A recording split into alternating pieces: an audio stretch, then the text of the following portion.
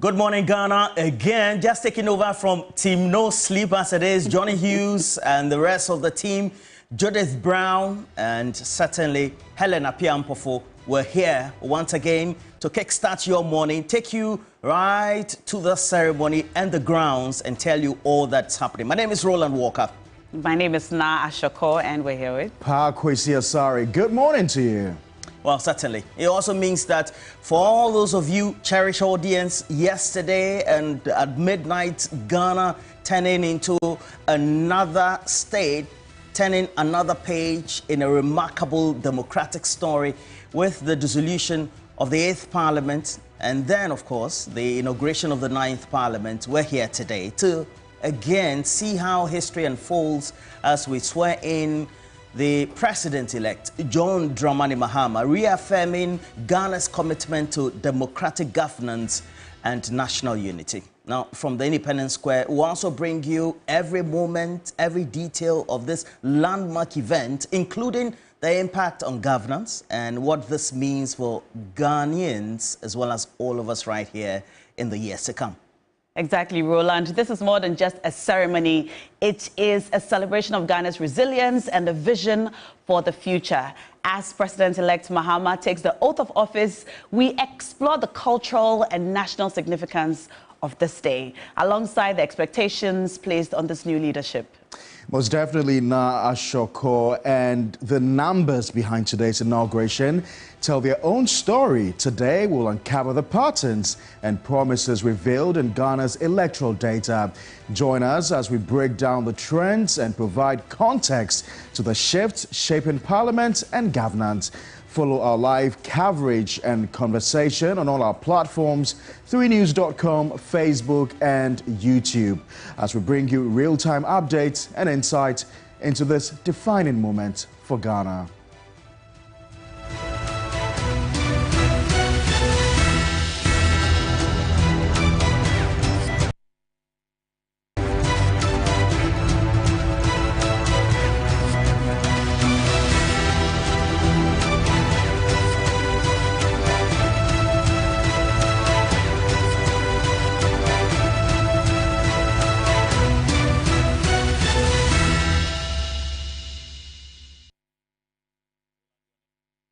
And as it's worth, you also know that we carry you along us. And Pakwesi already told you where you have to get our streams. A number of you have already joined us. We're grateful joining us over the last, I have to say, is it 36 hours, if it's possible, to give that as an emphasis, or 24 hours. And we're continuing this coverage till tomorrow, where eventually we wrap up after the morning. But I already can see Felagood Tete, who says he's not too happy we're showing old documentaries, etc., and old videos, but history has been made here, and all of us need to get educated as a media house, and our core responsibility all in the mix. Nicolas Abochi has also joined us and has already posted, says it is finished. I don't know what's finished for you, but make sure that you share the stream, because today's event is not just a national one, but a global moment with distinguished foreign dignitaries underscoring Ghana's role among the Committee of Nations. Now, as President Mahama-elect prepares to address the nation, expectations are also high for his commitment to Ghana's economic revival, social equity, and fostering global partnership. Make sure you stay with us as we also explore the promises, symbolism, and the broader implications of this historic event on all of us right here and now. We have deployed all our correspondents across the country to gauge expectations of people, but right here in Accra is where the main story is. Exactly, and since 3 a.m., our correspondent Armstrong has been on the ground bringing us details on exactly what's happening. At about 5 a.m., we saw that the Black Star Square was full with people coming from all across the country, and interestingly, some of our foreign dignitaries have already arrived and are at the Black Star Square. We encourage you to stay at home and watch the live stream on TV TV3 or listen to us on 3FM and across all social media platforms, there's really no need to go all the way to the Black Star Square because we will bring you up-to-the-minute comprehensive coverage of today's inauguration. We're going to cross over now to the Black Star Square to talk to Armstrong to bring us some details about what's happening right now. Armstrong? And is the popular stand where the entire place is already choked, and this is a security arrangement here where from the beginning you meet the first checkpoint where the police personnel check your pass. If you don't have pass on your vehicle, you are redirected to move from this place, and if you have, you are allowed to come in, and then you get to meet the national security personnel who are also positioned here. Behind them is where we have the soldiers who will give you the final pass to go into the main auditorium where the ceremony will be taking place. If you do not have the accredited or the accreditation that will give you permission to go into where the main dignitaries will be seated, you will be turned away by the soldiers who are currently seen in shorts. They will not listen. No amount of phone call coming from anybody will persuade them to allow you access. All they are in need of is your accreditation that permits you access into the main ceremony ground. Let me take you to the popular stand area where the place currently has you choked that if you are listening or watching us, it will be advisable for you to stay at home and watch here for you.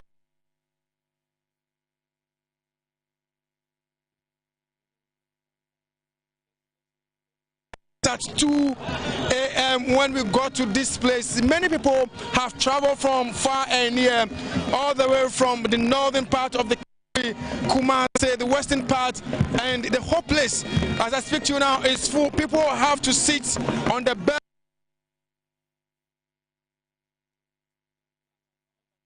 Are now beginning to complain. They came in earlier to grab a chair for themselves. Unfortunately, those that came in later are now sitting.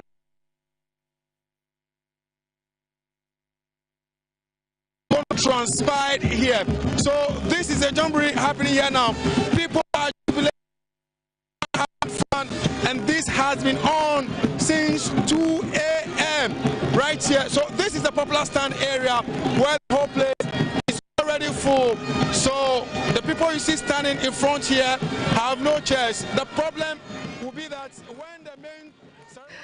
All right, I apologize for the breaking connection there, but you'd understand that at any place where there are large numbers and many people are gathered, the connection takes a hit. But we'll continue to bring you this live coverage of exactly what's happening at the Black Star Square. We've seen the numbers coming in. In fact, they started coming in, or we started reporting on this around 3 a.m., where we saw people coming from across the country to witness this very significant, symbolic day. And for those of you who are planning to go, I guess you know now to stay at home and watch us live on TV. I'll read some of your messages coming in. I see a lot of you messaging us already. Mr. Jewu says, Happy New Year. You all look so gorgeous on set today. I love what you're wearing. It's just appropriate for the occasion. Well, thank you so much, Mr. Jewu. Yes, we're representing in our Kente outfits today. Special shouts to Emanat Fashions for my outfit this morning, and to all of you who are sending us messages on how you'd like our coverage to go today. We appreciate it.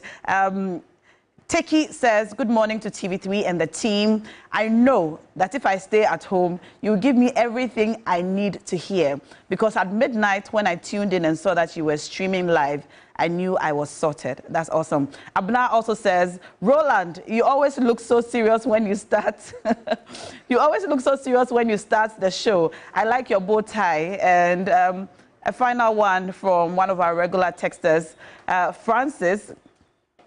Francis says, good morning, Na. I saw Johnny and the team are back to their no-sleep status. Please don't stop the 24-hour coverage even after the inauguration. It's a perfect start for the 24-hour economy suggestion. Let's do this now and always. Ghana for the win. All right, keep your messages coming in. We appreciate it. But Pakwesi, I was just saying earlier that I've never seen a thing like this happen before, that at 5 a.m. we have some of our foreign dignitaries already trooping in to attend the inauguration ceremony. I think it's very usual. It's very usual. Occasions, all yes. right. Even in 2016, 2017, I think, during the inauguration, you had people coming as early as foreign dignitaries. 5, 6, foreign dignitaries? Yes, foreign dignitaries. I'm not sure about that. Yeah, so at 5 a.m. we saw some of our foreign dignitaries during our coverage already trooping in, and I thought that was unusual, yes. But of course, it's an historic occasion. We've got the second coming of John Mahama. We've got the very first female vice president, of Ghana. So a lot of history to be made today. Roland Walker is here making history, yourself making history, So you can imagine. But let's talk a bit about Parliament yesterday. It was really, really exciting. Yes. Roland, you followed through the proceedings? Yeah, they followed through intermittently. You needed to also make time for some sleep. Yes. Yeah, so we could I was just telling you how difficult it was for her to catch a sleep. Yes, I was in and out of sleep trying to follow the proceedings. I was telling Roland earlier that you always expect to see our parliamentarians arriving in their all-white outfits as a sign of victory to start off their new term. It was nice to see John Dumelo in Parliament yesterday. He's been in this race for a while. A lot of people in the arts have been rooting for him and looking forward to seeing him in the House. So it was nice to actually see him there. Well, what was exciting for you yesterday? Yesterday, I witnessed, was it just a banter between Samuel Okudzeto-Ablakwa and the minority leader, It was quite interesting looking at it from the other side or each side of the aisle. But it also gives us a certain perspective and picture as to how formidable or not Afenyomakin is going to be in this parliament. And, he's a very vociferous person, very ferocious in the way he talks and makes his point and puts them across. And then Egbeta also had an interaction with a number of people, including A+, Kwame Asario, being Gomwa Central Member of Parliament. But he was earlier seen, he started yesterday with a lot of controversy on Facebook, about where he will be. So in that interaction, he sounded more sober, not the outside Parliament posture, and he sounded very parliamentary in his talk. I think had a daughter beside him as well. But again, went back to that controversial issue and reiterated that just after the win or the elections, when the declaration was made, Ato Forsen then made an overture to him. He had an interaction and he decided to go on Facebook. Listen, I've heard people say that it was absolutely unnecessary. This whole, this person is approaching me, trying to win me over. Yes. Because really the independent candidates are inconsequential to either of the two political parties. When you look at the numbers, they're inconsequential if you ask me. Even for the NDC. Even for the NDC. Because to get to thirds majority, I think they need one more or two more MPs two on of the independent candidates are traditional NDC people. And so you'd ordinarily think that they would want to shift towards the NDC. And they've got the numbers. When you look at the MPP side, 1-2 addition will mean nothing to them. There's not a situation we had in 2020 where you needed one person, to make a difference. And so a lot of people thought that, the hue and cry was just unnecessary. Well, it's Kwame A+, and Kwame A+ comes and always makes a statement. And I don't think that the way he behaved and his posture and his public utterances in the public domain prior to becoming or even contesting that seat in Goma Central is going to change. And I think that even the way he was able to make those bold statements on social media may be inconsequential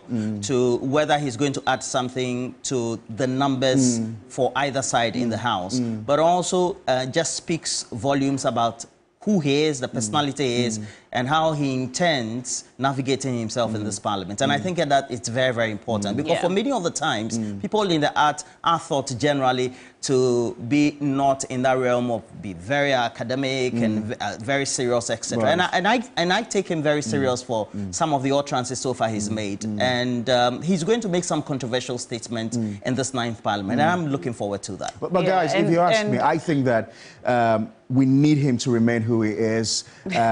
We do not need that overwhelming support for the majority side, which is the NDC, I mean, I'm beginning to hear, for instance, that all 4 independent candidates are towing towards the NDC. That's not what we need. We don't need a parliament that is just one-sided. We need that strong opposition. And I would have loved it if A+, had gone the way of, had gone the way to all the way to the opposition, because we need him to be critical of the National Democratic Congress government. That's what we need. Right. We need a strong opposition to be able to look government in the face when they go wrong and say, this is wrong, you cannot do this. Well, I think that it's interesting that as a first-timer, he's able to ruffle some feathers even before the House begins. And he said that beyond the majority or minority or even the arts which we have known him for before now, his focus will be representing the people of Gomara Central and focusing on their needs and what the people want beyond the politics. He's representing his people. And I think yesterday in a lot of our discussions,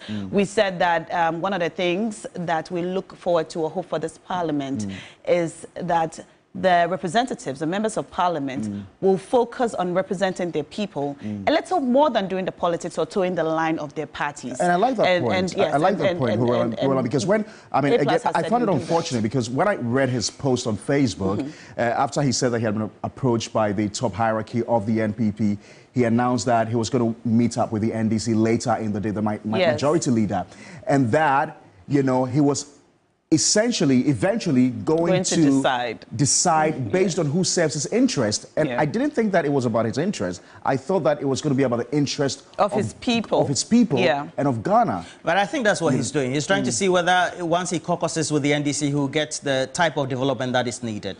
But also, it's also very important we take a look at history. In 1996, in that parliament, where J.H. Benson, a number of them as well, there were 200 seats. The NPP had 66 seats, but some of the best sound bites in the Fourth Republic came from that parliament. I mean, many have said that. So it is not true. That's arguably one of the strongest It is never true that in our history or in any parliament where you have strong personalities in small numbers in the minority, they are never heard. It depends on how you are able to network within the media, get your sound bites across, and make your point strongly. And I think that they have some strong personalities. Kujo Ponkroma is in there. There's Samia Uku, who has catched a niche for himself or also had a niche for himself when it comes to his public image as well. There's also, of course, the minority leader, Penyo Maki, and a number of personalities in there. So they make what the minority will be in this parliament. And would they be having that voice? Would they be poking into what policies and then what issues they have with the John Mahama government? They certainly would. Well,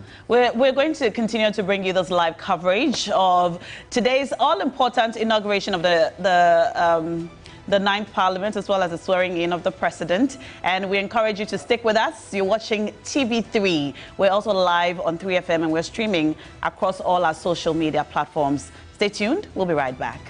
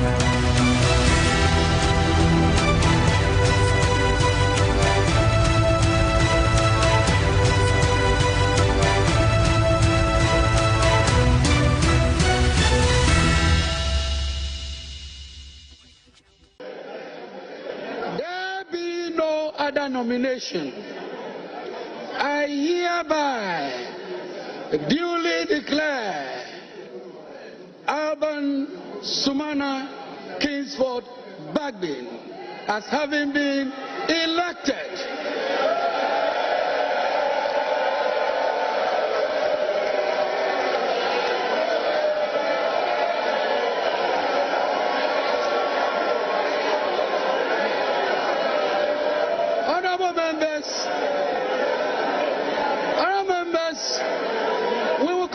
proceedings. I beg you humbly resume your seats. All members, please resume your seats.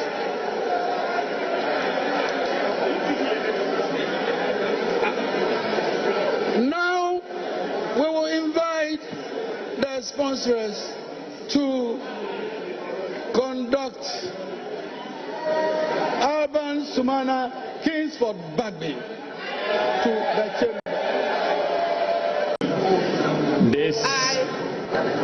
I, Alban Sumana Kingsford Bagby,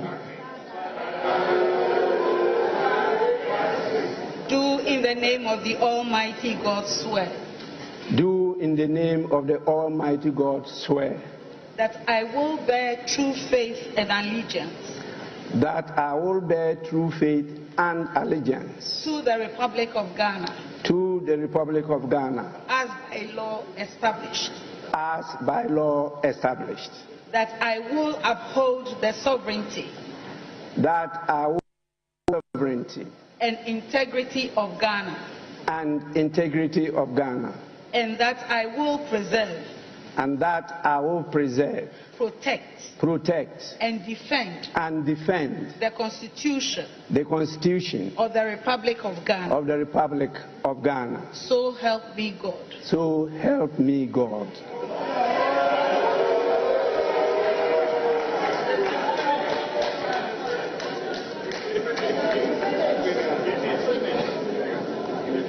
Now we will have the Speaker's oath.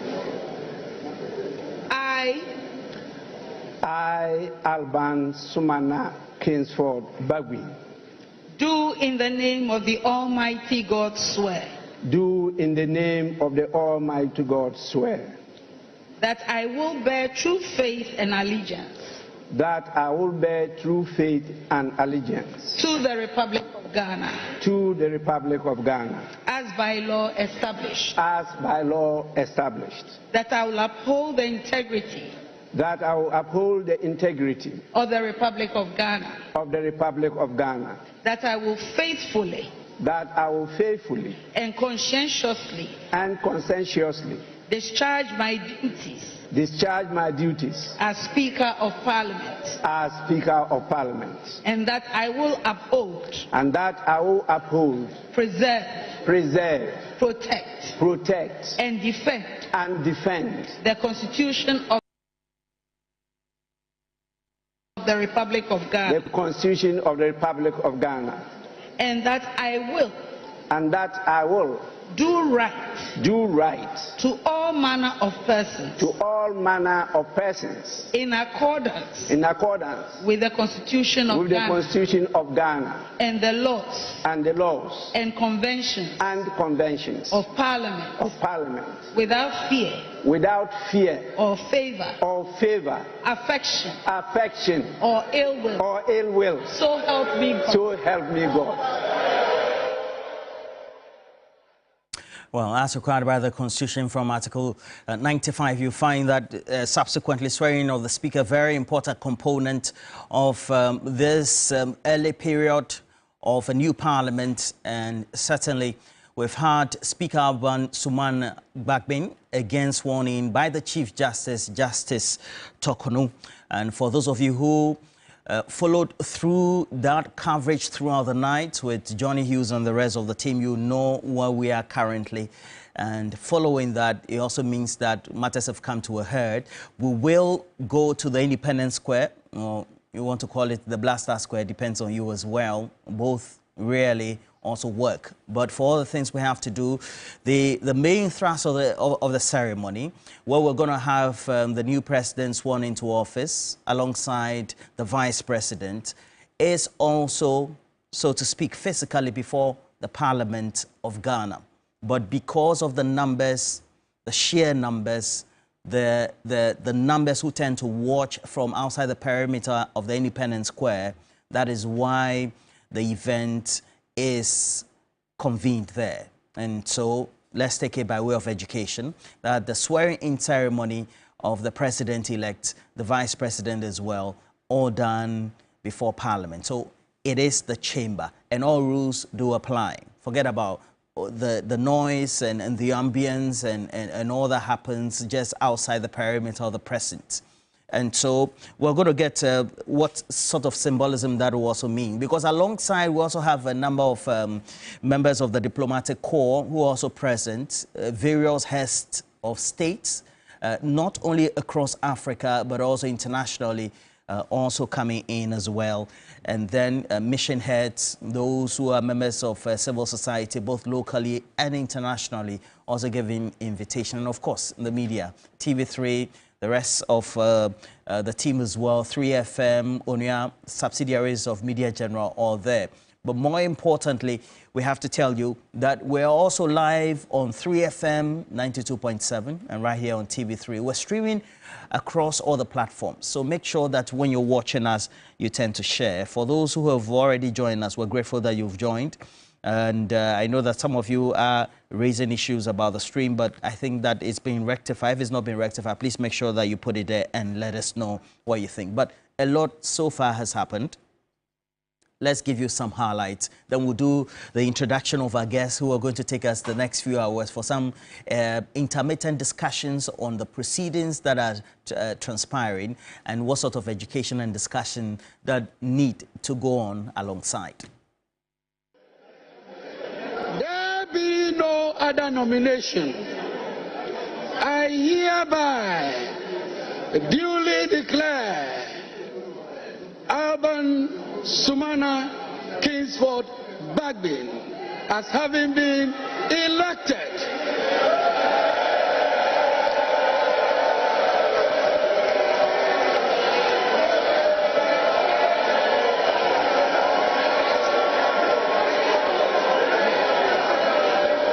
honorable members, we will continue with proceedings. Please resume your seats. All members, please resume your seats.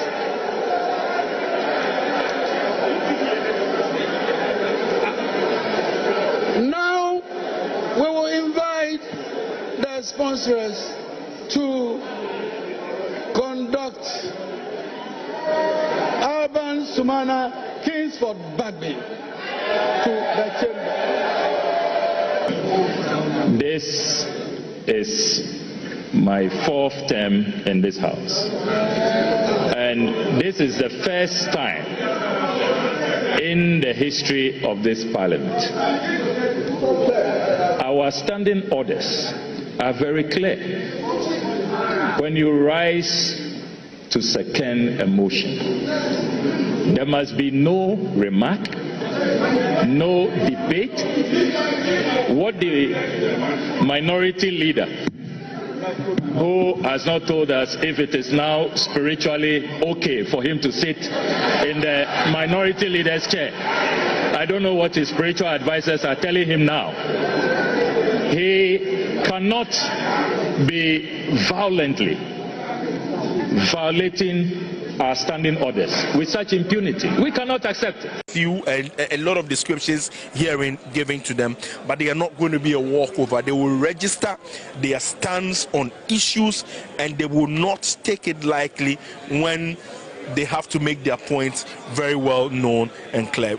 We were just seeing Sam George as well coming in some very traditional regalia at this particular point in time, much to the cheers of his colleagues. But just on that point, Komla makes as well with respect to the NPP, who will be the minority soon, not being a walkover. Their leader, Alexander Penyo-Markin, earlier today when he was delivering his speech towards the dissolution of the 8th Parliament, made it very categorical statement. You touch one, you've we've touched all, and that's the position they are taking into the 9th Parliament. We're still seeing a lot more of the clerk's pictures being taken here and there, and preparations really underway. We're going to be hearing from Roxy Nelson Dafiamepo shortly. He'll join us, and then we can perhaps also subject these latest we're getting with respect to the court bailiffs having serving the injunction applications and the likes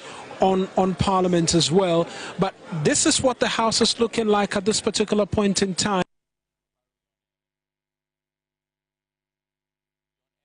And with the exception of two, we had every member of Parliament, of course, sworn into office, and subsequently they then undertook the processes that would lead to the swearing into office of the Speaker of Parliament, Alban Sumana Kingsford Bagbin, somebody who's been in the House since 1996, but it also means that, well, he knows the rules and the standing orders very well and has a great memory, institutional memory behind him. But let me just introduce some of our great guests right here. Their regulars right here have been with us throughout the year of 2024, always actually, and Election Command Center and transitioning for us to climax adequately this great coverage that we've brought you. Again, you're watching us right here, TV3, so go search for us, TV3 Ghana. You're also listening to us, 3FM 92.7, also streaming on same platforms, and make sure that you share the stream. I've seen a number of you are watching us from Dubai, Liberia, elsewhere. Please keep sharing the stream. Let's have some great conversations thereof. And I'll start from just right here, my extreme right, just more my immediate right, so to speak, Professor of Political Marketing at Mahama University of Ghana Business School, and Kobe Mensah, very controversial figure. If you follow his account on Facebook, he's always pumping up. How are you? Okay, yeah. Very well. Good morning. Morning. And then also, thanks for having me. And then also Dr. Palgrave Dankwa, in the Kufuor Bawumia-led government, was the immediate spokesperson on governance and security. And he's right here. Good morning to you, Dr. Palgrave Dankwa. Good morning, Roland, and it's good to be here. Yeah. The political aide to Alan Tremantin is also here, Nana Yao Sapong, with the Movement for Change. Good morning to you. Good morning. I love your white smoke. I like your kente tie. Thank you, yeah. but I have to thank Miss Nancy. Why big man? You say former? It's like, your hand over. Yes, I'm the son come here, graduate.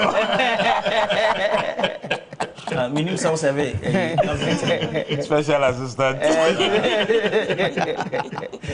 And with the Department of Political Studies and History, political scientist with the Kwame Nkrumah University of Science and Technology, again joining us for the second day running, Dr.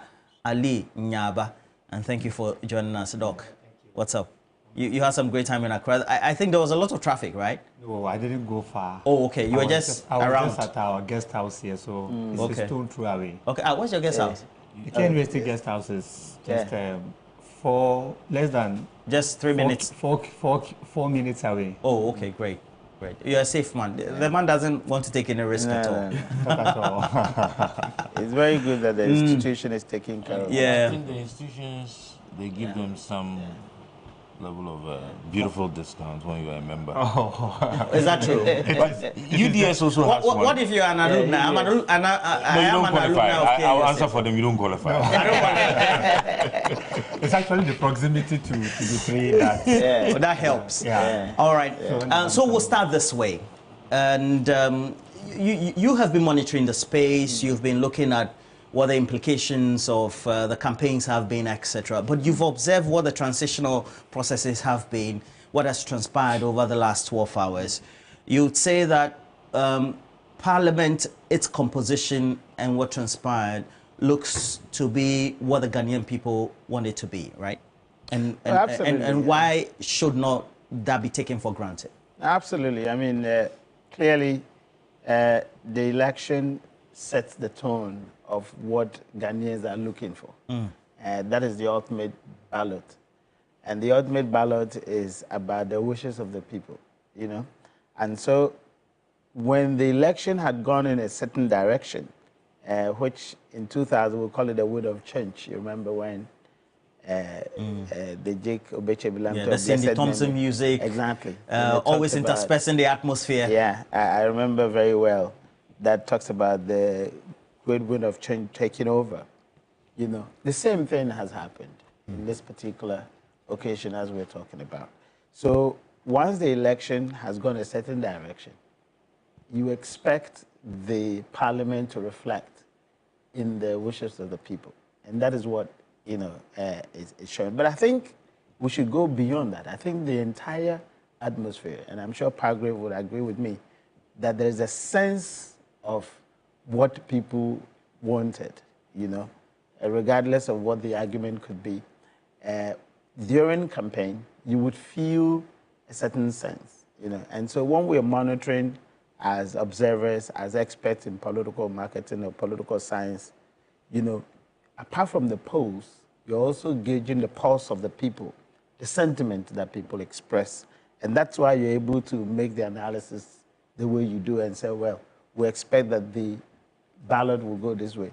And even the incumbents actually feel that. I remember when I was, you know, doing my PhD, Odoisai's great man, I used to visit him, and he tells me, look, I take trotro and I can feel how people want to vote. All right? He listens to the conversations, and he can tell that they were winning. That's the 2000 election. All right? And so the sentiment of the people, regardless of the statistics that you would poll, etc., the sentiment of the people is very much important to political analysis. All right? And that feel is what you're actually getting now, the post-election feel. People feel somehow, I don't want to use the word that people have used as it's our second independence. They feel liberated? Somehow. Why is that? I mean, because I've seen that replicated in comments and then commentary on social media. Yeah. You see, there is a reason why the Constitution keeps opposition party or gives opposition party a certain space, all right, in governance. And I keep telling people that opposition party, just like a governing party, must also deliver. You understand? The delivery is not only for a government, a party in government. The delivery is also in the hands of the opposition. Why? Because government or party in government, because of the interest that they have, even when they're doing things wrong, they might not readily admit that. And that is logical. I mean, they say nobody uses their left finger to point at their, father's house, all right? So that work has to be done by the opposition party. If there are excesses, it is the opposition party that has to keep the government in check and has to throw more light on the works of the government and tell the people that the government is doing things wrong. Just like us, the analyst, our job is not to praise government. Our job, and I keep telling people, you can have every position that you want about my style of critiquing.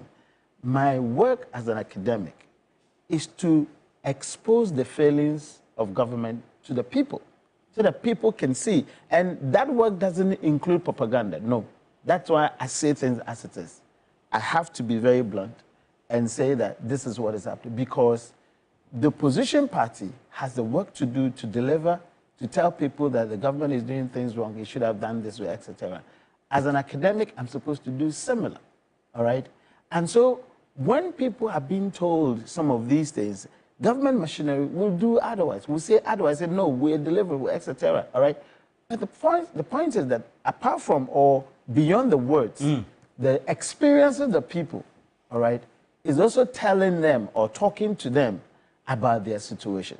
So they will take the experiences, and then they will take what the opposition party is saying, what the analyst is saying, and what the government is saying, and then confirm, all right, whether they are feeling better or they are feeling otherwise.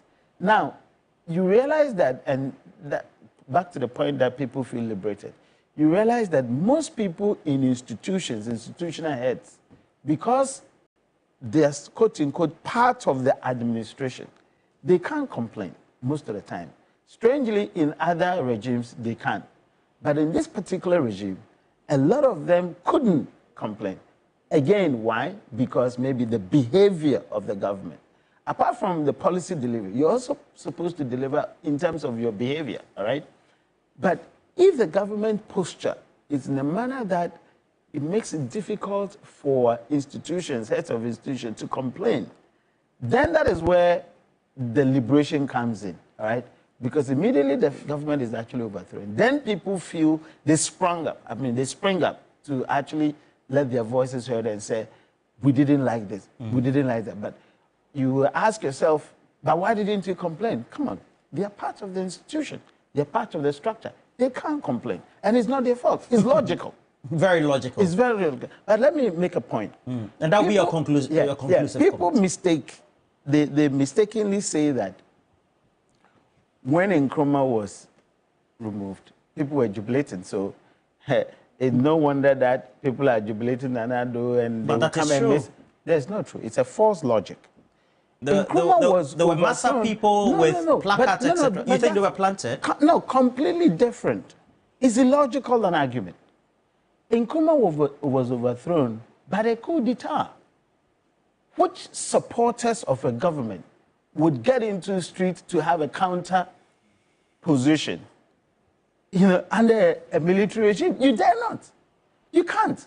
You can't get up and say, we are for Nkrumah, so we are against the coup, and as a result, we are having a counter. No, it is the backers of what? The regime, the coup d'etat, the backers of the coup d'etat that you will see jubilating. Ghanaians were not jubilating. Those who were jubilating were the backers of the coup d'etat. Why? Because any counter by backers of the government, you would see bloodshed.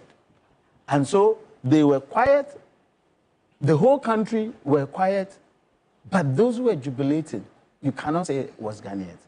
That's the difference. This is a democracy. And so the backers of the government, as well as the backers of the new elected government, they have freedom to express. But why don't you see the backers of the government expressing themselves?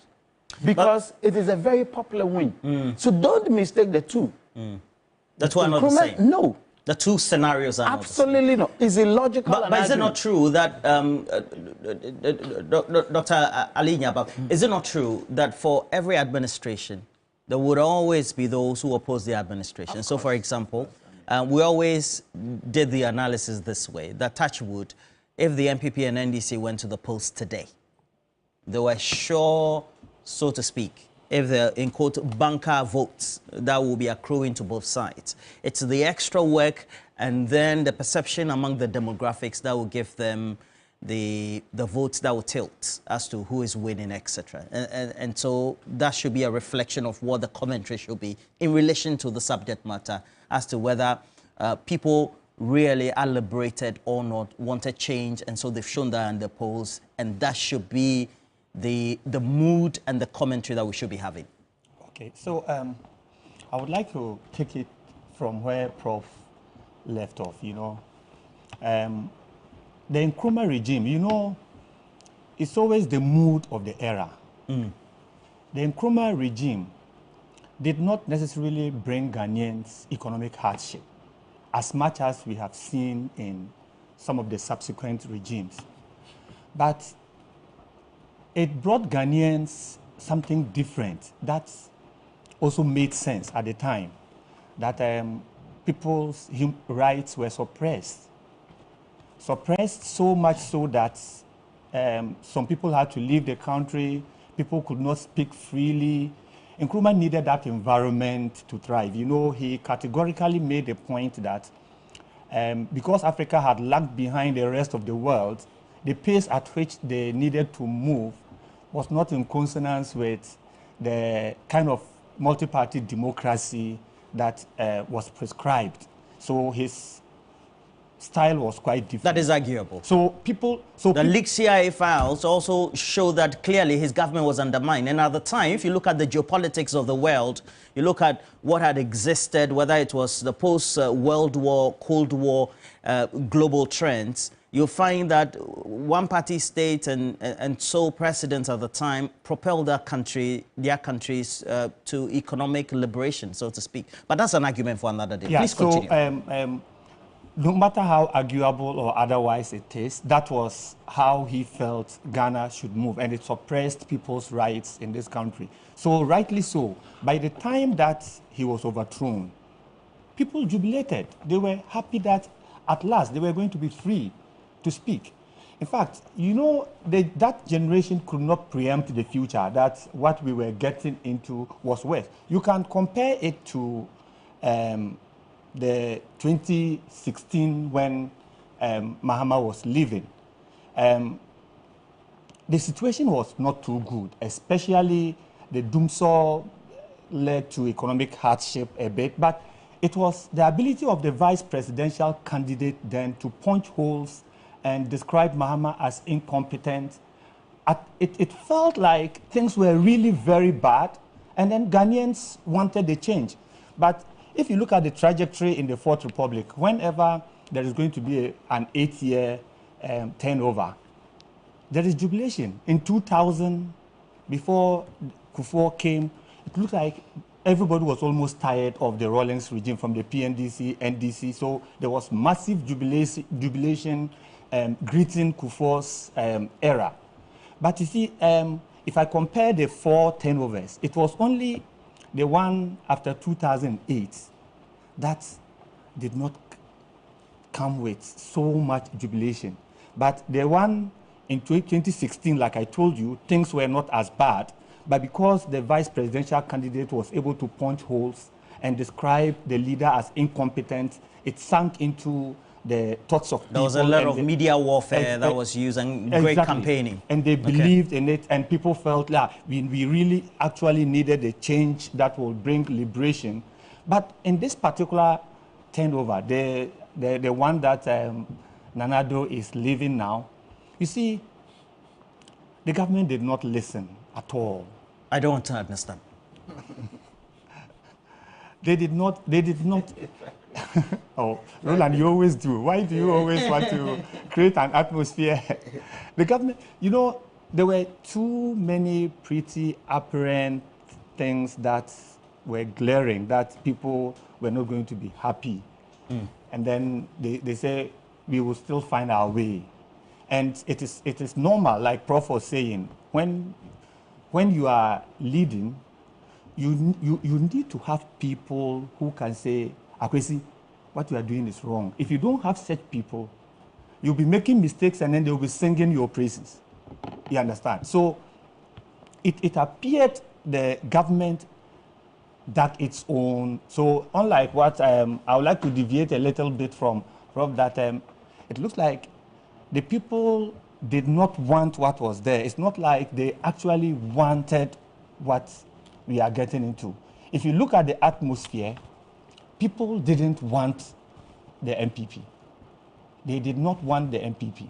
It's not like they were actually so convinced and enthused about the NDC either, but they didn't want. That is why it puts a lot of pressure on the NDC government that is coming to power now, because they have to prove that they were better.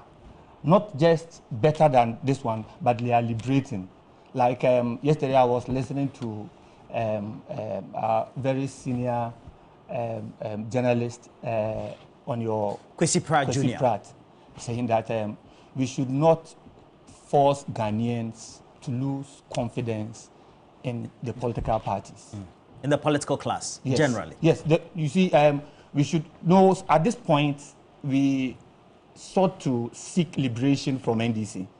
But he made a point from that... MPP? We are seeking liberation from NDC because we think that NDC can liberate us from the MPP shackles. You understand? It will get to a time that... Yeah, you know, people really felt suppressed. I like the choice of words in your lexicon. I mean, you came prepared. Please go ahead. People felt suppressed in various ways, and you see, yes. So it felt like we have an alternative. It is not in any of the independent parties, but this is a very credible alternative. Not that it is the best, but no matter how bad it is going to be better than this. So the comparison is with 2016? Yes, the comparison is with 2016. 2016, it wasn't the best, but this was worse. This was far worse than... Based on the outcome of the polls? Yeah. And not just the polls, but opinion. The reality. Okay. If you look at the reality of the two situations, 2016 was better. It was just that the vice presidential candidate then was able to punch real holes. And, you know, the Doomsor 2 brought hardships that people could relate with, the things that the vice president spoke about, incompetence of leadership. Yeah. So we are at a period where it is very crucial for us as Ghanaians, not just for the NDC. We want to preserve our democracy. So we expect, like somebody said here too, we have to compel the NDC to succeed. Not because we want NDC to continue to rule, but NDC to succeed, to sustain our democracy. Can I summarize what you've just said by saying that you've only indicated that there is cautious optimism for the NDC government coming into office? Is that what you're trying to... Exactly. Exactly. Now, Parkwave, then I have to, because you are transitioning out and, well, around you, you know, seeing the largesse of power and it going, and you also having been involved in the campaign somewhat, getting the feedback, etc. And ultimately, from Nana Akumi and the rest of the team, the confession that they had seen this coming months on, but they thought it was closer at the tail end. Would you say that the numbers in the House, in Parliament, as we've sworn now into office, is a signal that the Ghanaian people want to give the NDC government, led by John Dramani Mahama and Nana Jenopoku Agyemang, some free will to undertake their bidding? Roland, perhaps even correct wrongs of the Akufo-Addo-Bawumia government. Well, leader, interesting. Roland, see, let's be very real, okay? Contrary to what Dr. Naba describes as a shackling environment of our outgoing government or outgoing government, I beg to differ very constructively, because I can appreciate that our government had very teething challenges. But much as you praise the words of shackles, I praise the words of teething challenges. Those great phrases. I mean, we've had a very successful government. When you take all the liking skills, our security, our economy, food, infrastructure, road networks, lots of digitalized agendas that we have pursued, hospitalization, lots of it, you can name it. But, you know, the election of 2024 is what has given the mandate of the NDC to govern in the next few hours. But, I mean, obviously in Parliament, they have the majority. And for me, as an observer of democracy, it further deepens our democracy prowess. And also to state that in political campaigning, there are a lot of tensions and words that are used that in the rule of law and the respect of the Constitution, in terms of transitioning, when it comes, you realize that everyone lowers their guns. And be it as it may that we have lost the election, be it as it may that the president, Nana Akufo-Addo outgoing, has had a very successful transitional period for the incoming government. Very commendable. And also to state that if you look at the numbers in Parliament, yes, NDC has 183, we have 88, and a few independent members, about 4 of that. And the start off of this 9th Parliament clearly shows that as an opposition government, we would keep the government accountable. Absolutely. And I'm glad that we have Speaker Bagbin, who presided over presided over a hung parliament in the 8th parliament, and whom I'm sure would not allow the NDC to overwhelmingly bully their way through the democracy that we have. I mean, we wish NDC well. We want John Dramani Mahama to succeed as much as the Ghanaian people have wanted President Nana Addo Dankwa Akufo-Addo to succeed. And he succeeded in achieving all the policies and promises that he made to the Ghanaian people. The campaigns that he had in 2016, the campaigns that he had in 2020, succeeded in all of that. But to state it that a failure of an NDC government in no way will derail our democracy at all. I mean, our democracy is deepened based on the letter of the spirit of the Constitution, based on the people that are involved in it, and I'm not sure that the Ghanaian people will will themselves out of this democracy.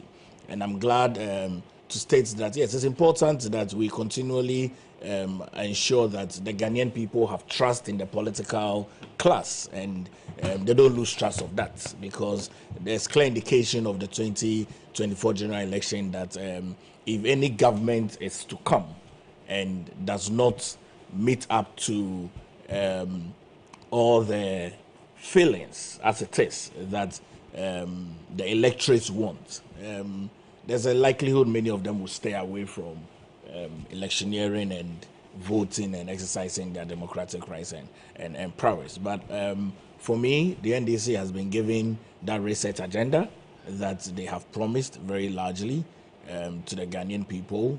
We would greatly wish them the best. We would support them where it need be. We would constructively make inputs from an opposition government and some suggestions into some policies that we feel that might not augur well for the generality of the Ghanaian people. We would also admonish that government is a continuum, and so much as President-elect John Dramani Mahama would have his own policies to implement for his political agenda and government, it would be good to look in light of some very good projects and policies that were begun by the outgoing government of President Nana Addo Dankwa Akufo-Addo and H.E. Alhaji Dr. Mahmoud Bawumia. Those policies for me would be good because it's in the interest of the Ghanaian people. A continuity of Agenda 111 would be key for the Ghanaian people. Gold for oil policy would be key because it impacts the economy. Our gold for purchase, gold purchase program, and all of that for me would be key. And it is important that whilst we look at the successes of President Nana Addo Dankwa Akufo-Addo, we are minded really of the sacrifices that the government had to make in very difficult times. And I mean, H.E. John Dramani Mahama is here to experience his own leadership in terms of second term in the next few hours, and we'll wish him the best. But I don't think that we put the Ghanaian people in shackles or in bondage as it is in the days of the roots where slavery was involved. We have liberated the Ghanaian people in many ways. That right. We have Nana Sapong, and I know that when he was talking, you were just on your phone and you're trying to also put down your points as well. But the reality of the question that I asked was that you look at the composition of the parliament is a reflection of the mindset, the perception, and the choices that the Ghanaian people have made. And I asked the specific question whether it is to give a free hand to the John Mahama government in trust that, look, we trusted the previous government, but it looks like we have to trust you a little more. And so if you don't do our bidding, you're going to fall by your own sword. I mean, that's basically was the thrust of my question. Do you think that is it, and how should that be done? Yeah, Roland, thank you very much. And a good morning to your viewers. And also, congratulations to every single Ghanaian. I believe that the entire of Africa and the entire of the world were looking to us on the 7th of December. As the Black Star of Africa, and indeed we proved that we indeed are the Black Star of Africa, and today would climax it all. It was an interesting moment yesterday when I was home watching the proceedings in Parliament, and I told my wife, I said that this is one of the problems of Ghana. We play around with words and with English, and we waste time and do not work for our motherland. When they were playing around as to who seconds what and whether or not to make a debate or to make a remark before, and I said that I do not see this as democracy. I realized people were typing on WhatsApp and on Facebook saying this is indeed democracy. It was practically a waste of time. We could have just gone straight away because it was printed in black and white. I mean, if you read the standing orders of Parliament, all right? And so back to your question. You see, Ghana was handed over to Nana Addo Dankwa Akufo-Addo and the NPP. Overwhelmingly at the time. In 2016, with an overwhelming majority in Parliament. They gave a lot of excuses for their inabilities to perform to an extent. Then in 2020, we went to the polls and we had a 50-50 in Parliament. During the 2024 election campaign, the explanations we're hearing was that it is so because Parliament is divided. We do not have absolute control.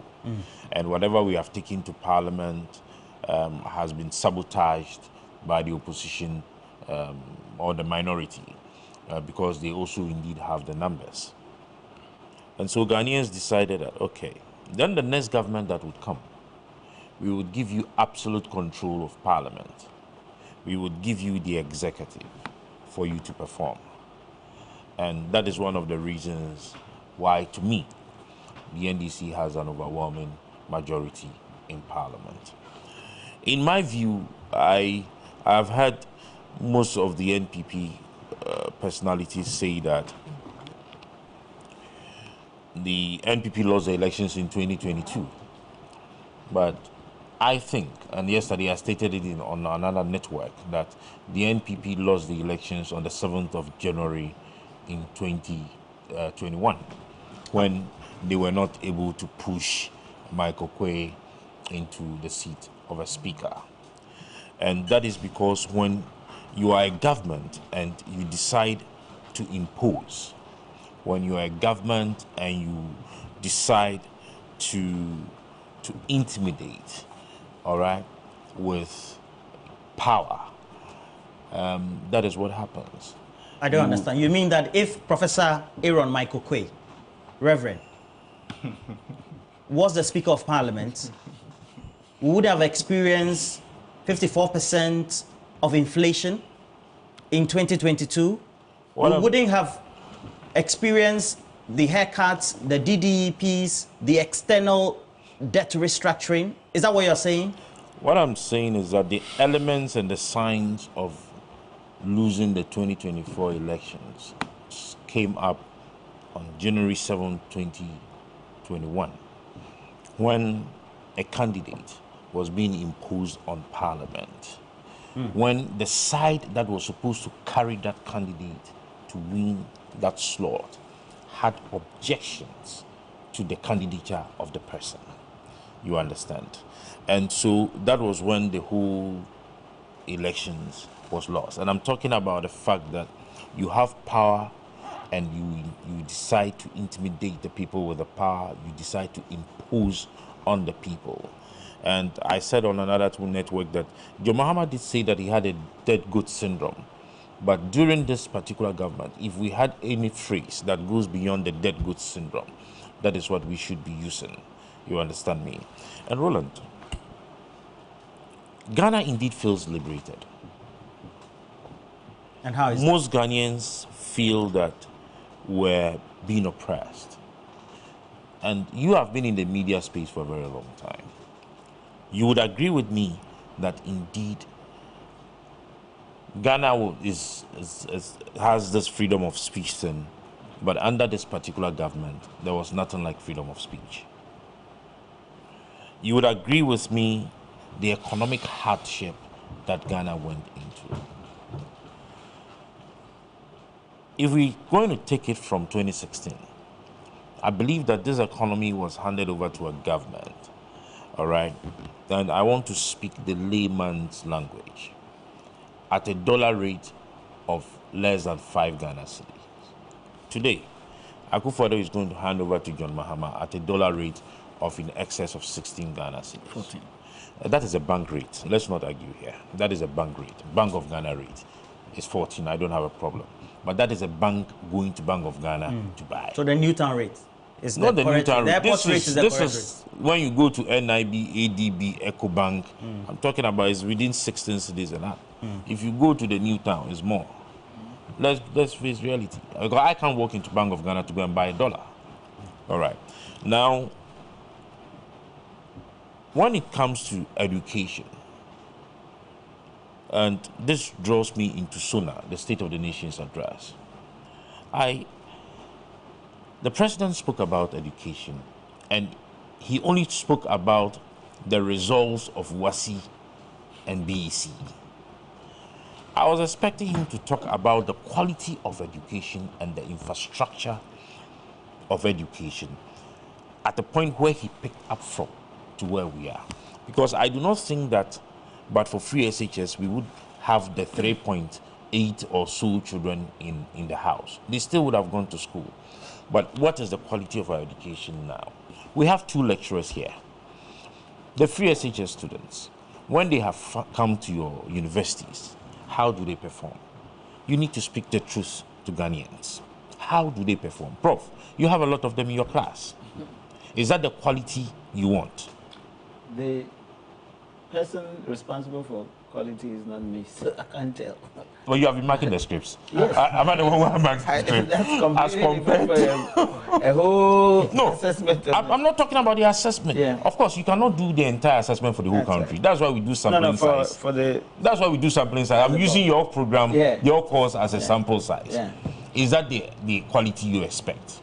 Well, I can't tell whether they are. Well, let me move on. It is too simplistic to use the senior high school graduates in the class. The quality of the senior high school graduates to do analysis to assess the quality of education under the senior. And then you see, we always want to. They always want to play around with words and be economical with the truth. I'm sorry, but that is the truth of the matter. Because they think that is their field. All right. So if you have a banker seated here right now, all right, the banker will tell you that, the loans, we're still giving out loans at the rate of 35 to 45%, and you think a business can strive? No, it doesn't work that way. So you see, Roland, in my view, Nana Addo Dankwa Akufo-Addo is going to be remembered for 2 things. Handing over a broken economy and handing over a broken party. He's handing over a broken economy and he's handing over a broken political party. That's true. Now, there has been so much political persecution, internally and externally. He had single-handedly chased out almost every single hard-working founding member of his political party out of the party. If you read the letters Boache Jakun has written, the Alan Chomantins, the Nana Ohini-Ntobos, even President Kufuor is not able to speak freely and willingly. You mean lack of freedom of the press has affected him? I'm talking about political persecution. You're a former member of the party, so when you make some of these... It is only under this president, who is touted for his role in human rights, that you would have a person like Gregory Afuku still in remand over 80 years. And no court in Ghana, no judge in Ghana is willing to grant him bail, even when he has met all the bail conditions. Roland, so I do not think I am wrong if I say he is handing over a broken economy and a broken political party. And in my view, that is what he'll be remembered for. if you look at what he has done, his performance on the streets of Ghana, the expectations and the hope we had in him. Indeed, if he had not been a president, we would say that Akufo-Addo was a president Ghana never had. His performance as an individual, to me, was just that maybe he wanted to fulfill his childhood dream of becoming a president. And Ghana would say thank you to him. He has done well. He has been able to sustain us for the past 8 years. We are survivors. And this, in my view, should not put pressure on John Dramani Mahama to overdo himself. Ghana is broken. It's just like when you have a broken car and you're on the motorway. You take your time to drive home. So we need stability. If you take the Great Transformational Plan, now we anticipated the level of breakage or brokenness of the economy. And so we spoke about the fact that we ought to be able to stabilize, then we grow, and we take it up from there. If he does not take his time to fix the broken economy, if he does not take his time to put in measures, even if harsh, for the economy to stabilize, it will be broken than it is now. He should not be forced to do things beyond himself. You see, we've given him so much of support, and we have given him our hope that he is the one who will be able to liberate us or take us from this muddy clay. But he should be cautious. I mean, I have read some Facebook posts of some people even suggesting that taxes like the e-levy should be left. I would add my voice to it that even the road tolls should be reintroduced. For us to be able to gather resources to build this nation. Okay. What lies ahead for the president-elect now going to be sworn into office? Professor Kobi-Mensah. Well, I think that a lot. I mean, clearly, from what Nana Sapon just said about, the road ahead for the incoming president, and I agree with him, likening to a broken vehicle, and said that you have to sort of tread cautiously. I'm surprised. Well, it is the fact. It's an opinion, actually. It's a fact. You see, I keep saying that. For me, whether Nanado delivered or not, obviously it's up to the statistics to look at what is functioning, what didn't, etc. So you can go into that. But I take him on his word. I will fix Ghana in 18 months to look like, is it Malaysia or Singapore? Singapore. Is this the Singapore that you are sitting in? Are you sitting in Singapore? No. What we are leaving for... No, I'm asking. It's closer. To Singapore? Not as it is. You see, I take words seriously. I don't do political rhetoric. Like people say, oh, this is political talk. No, it can't be political talk. Nanado, a consummate politician. If I go somewhere, and as Nana was asking me whether the students in my class, I hesitated because I don't use words just like that.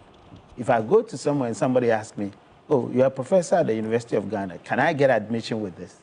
And I said, yes. On what basis has that young person to disbelieve me? Or to say that it's not possible? Because one, you're a professor at the university. Two, that young person has no clue what goes on there. So they will take my word.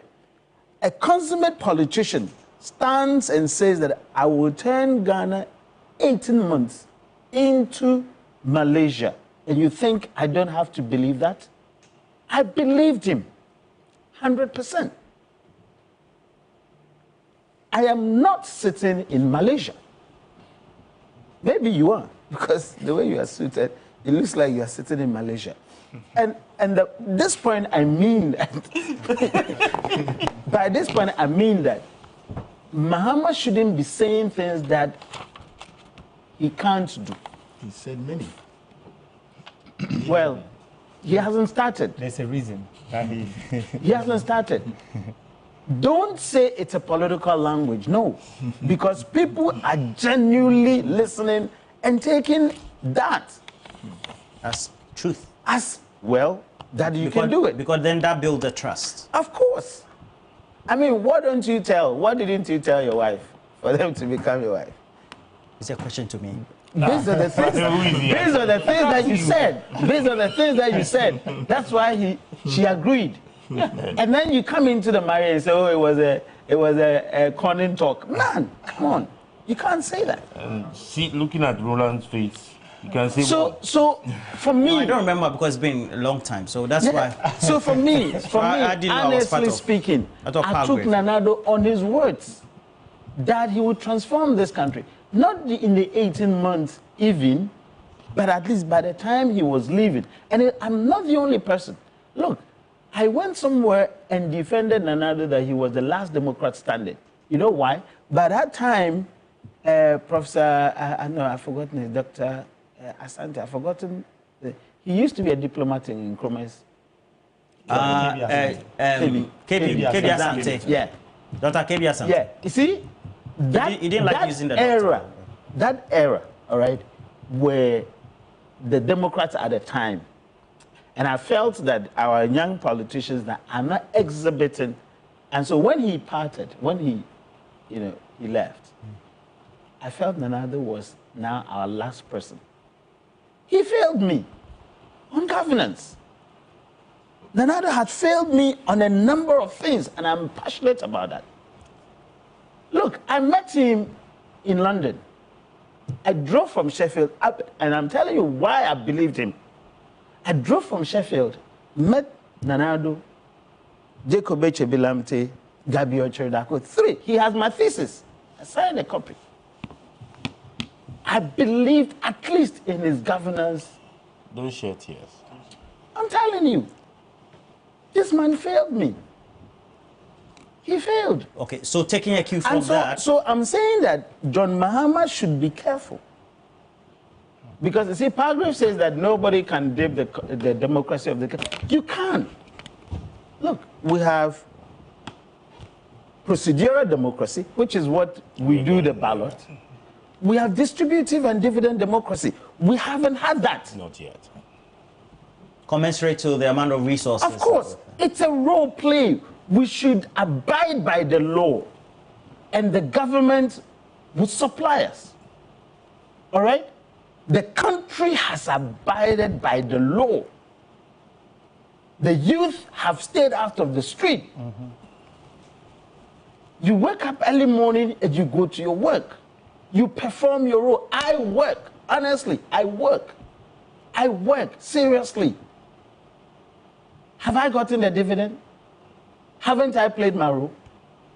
The youth have played their role, but they haven't gotten the dividend. The distributive nature of democracy is that play your role, we will share the cake. I won't say Paragraph, but a lot of them there have taken more than they can chew with the cake. They've taken it. And the reason why I'm so terribly angry about some of these things, and people say, if Nanado appoints 10 people in his government, are they not Ghanaians? Don't they qualify? That is illogical argument.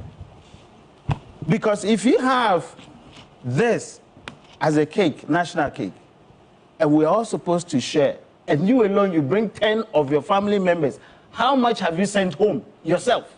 Well, the argument was that they qualified. Have the best of it's like the appointment to the Electoral Commission. There is nowhere in ethics that talks about it's about qualification. It is not about qualification. It's about the morality. It's about the principle of conflict of interest. It's about the principle of you taking more chunk than others. So if you appoint 120, you have taken 120 of the cake, and I have none. would I be happy? Don't bring in that argument that your grandfather managed to educate a lot of people. That's nonsense. Absolute blunt nonsense. So somebody wasn't educated, so they shouldn't have the national cake? When God planted the gold, did he plant according to education levels? No. We all are supposed to have a copy of the cake. So your expectation of JM then... So I'm saying it should be guided by Nanado's words. Wow. Don't say things to heighten people's expectation that you can't do it. Wow. And when you say it, deliver. I believe in Mahama's 24-hour. I strongly believe. I lived it. I mean, I just came from Sheffield yesterday. All right? I have worked. I used to work at French Connection, and I'm putting it in public. 9 to 5. From there, I'll come and sleep a little bit, and then go to Excel exhibition, go and clean. I was a student. What were you cleaning? Cleaning, Excel exhibition. The vice president said he was washing taxis. No, I'm taking a cue from Mr. Happiness, who cleans. I go to Excel exhibition. Excel exhibition. They do exhibition there, you know. So yeah, you've been there before. Yeah, sometimes they do wine. The best one that I used to love is when they do the wine. So you're saying that the 24-hour works? It works. It works. It does work. Yes. Of course. So I go between 9. Yeah, between. Yeah, it's logical. You know, I go between 9 to 1. From Excel exhibition, I go to Hainault. Underground train. 3 jobs? Yes. I go and wash train. 2 trucks. You know, Central Line. Yeah. I go and wash. One day, some Zimbabwe guy told me, because I was so tired, I was sleeping in there. And my friend, myself and my friend, Professor Zuma, he's in Sheffield, you know, were the ones, and she was calling me, and I didn't hear the walkie. So the guy came and saw me. Charlie, I was so tired. So the point I'm making is that I was working 3 times, right? Because of 24-hour economy. Yeah. That's why I believed it. And when people say they don't understand it, I just marvel. I say, look, stop the propaganda. If you really tell me genuinely, and I'm not talking about ordinary people because I know we have different variations, but if a colleague of mine should tell me that he doesn't understand 24-hour, you're a joke. You understand it? Because it is evident largely in most places, all right? And the argument of, oh, there's no demand. Come on, man. Demand is created. You see? So the caution here is that, please, we're begging President Mahama, be truthful with Ghanaians. And stay in margins of what he can do. Everybody knows that he's a very honest man, all right? Stay in the margins of what he can do and do it. Crack the whip. When people are not performing, let it be known, because Nanado shielded a lot of people. Yeah. And in the end, he's the one supposed to take the brunt. You know, all right. Roland, so for me, let me go to. So taking a cue from that, what will be, if you look at taking one by one, his 100 and, is it 20-day promises that he's made? Some of the things he quickly needs to do to give that confidence based on the trust that already has been reposed in him. Yes, sir. By the way, sorry, Professor Tinababi said he can do the free SHS assessment. Yes. So I should tell you. He wants to begin Okay. Yes, I think Mahama doesn't have the luxury of time. The luxury of pragmatism that even characterized his first regime.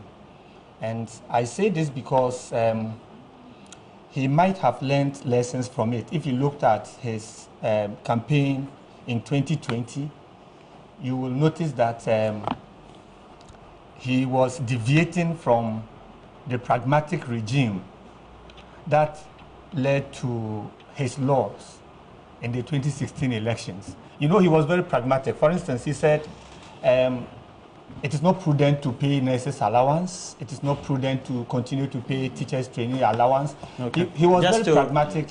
Just to break in, so we're bringing to you also alongside live pictures from the Independence Square right here in Accra. It's where we're going to have the official swearing ceremony of the president-elect and then the vice president coming in. That's Professor Nana Jane Opoku-Agyeman. And so everything all set.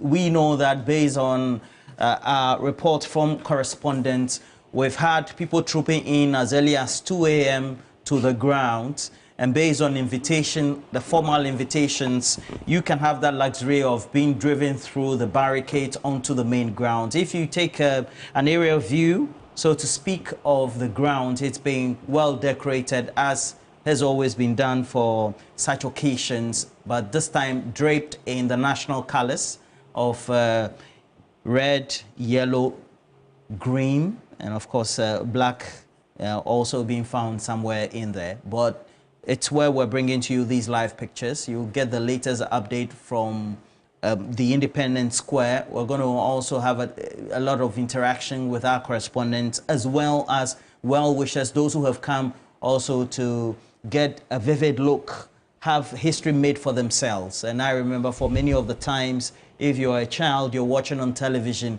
you always felt that you needed to go there. The only time you get to go to the Independence Square is when the events are over and the ground is empty. But this time you're watching it on TV, and right here on TV3, also listening to us on 3FM 92.7. And great arena, great decoration and setup as well. And I did tell you, all draped in the national colors, live from the Blaster Square or Independence Square. It is the inauguration, president-elect and the vice president-elect as well. The swearing ceremony also follows that Article 57 subsequently. You just go through and then you also get to know what really it entails. But once you swear that oath of office, subsequently, you also tend to give your inaugural speech. And this will be the third inaugural speech, I believe, of the president. He had one when he was sworn in the parliament after the passing on of Professor John Evans Atta-Mills, and subsequently following the 2012 presidential election. In January 2013, sworn into office, same grounds. And so we're going to have the third from him.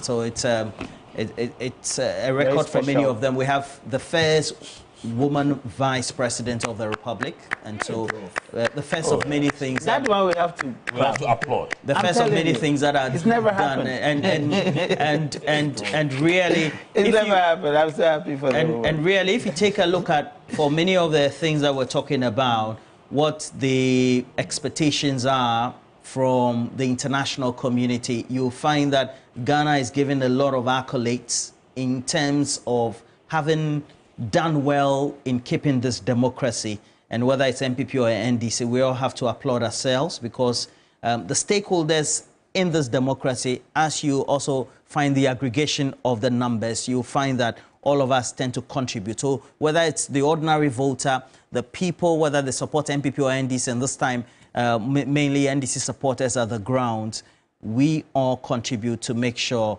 that we have this democracy ongoing. And so far, the president-elect has made a number of appointments to the office that he holds. Julius Deborah is Chief of Staff. Dr. Callistus Mahama, Executive Secretary to incoming President John Dramani Mahama. He will be at the Jubilee House. That will be transitioned to the Flagstaff House. Prosper Douglas Bunny is going to be the head of the Interim Security Task Force. Dr. Valerie Sawyer, Senior Presidential Advisor for Governmental Affairs. We have Guzitano, Augustus Guzitano, is going to be the Presidential Advisor responsible for the 24-hour economy and accelerated export development. Indeed, you listen to what he said and espoused about the 24-hour economic policy, And you see that he put the icing on the cake really in explaining what detail will go into such a policy. Marietta Ejewabru is the legal counsel to the president of Ghana. And then Felix Kwachiofosu is going to be the acting spokesperson for the president in the meantime. We also expect a number of individuals to be at this event. And so we'll bring you up to speed with those latest numbers coming in as it is. And it looks like a number of individuals will be coming from various countries across the globe, as well as in Africa. And so we'll bring you up to speed with those numbers when we have them. But we expect a number of them from not only locally, the diplomatic corps, a number of heads of states have already arrived in Ghana. And you can find that apart from they will be interacting already with a number of these key personalities, as you can find on your screens. I know that the president of the Federal Republic of Nigeria is already in, but Julius Deborah, Dr. Callistus Mahama, and then also Prosper Bani, all appointed to various positions respectively. And then Dr. Valerie Sawyer, Gozitano, Marietta Brew, all in the various positions as appointed. And of course, spokesperson acting in that position now is going to be Felix Kwachiofosu for the president of the Republic of. Again, we'll take you to the grounds because we want to do more of the feet from the ground and then talk over. So very much live pictures from the Black Star Square as designated. And you look at the design in terms of the draping of the trusses as well as the podium as we have it in the colors of Ghana, the national flag, red, gold, green, and black interspersed in between. Also gets to give you a certain vivid description about how auspicious today is. We already have on the ground a number of our reporters. They will consequently be giving us a number of feats, speaking to a number of the patrons who will be coming in to witness the event at the stands, and those formal dignitaries, if we can, who have been given the invitation to attend. More importantly, as you're watching us, you can also give us your views. What do you make of this? And this one is overlooking from the NDK side, just overlooking towards the stadium, so to speak, but a number of people from all walks of life, particularly draped in the colors of the NDC, making their way through onto the ground. Live pictures, Black Star Square. You're watching TV3, listening to us on 3FM 92.7. And as you share the stream and also keep your taps on, let us know what you think about how auspicious do you think today is.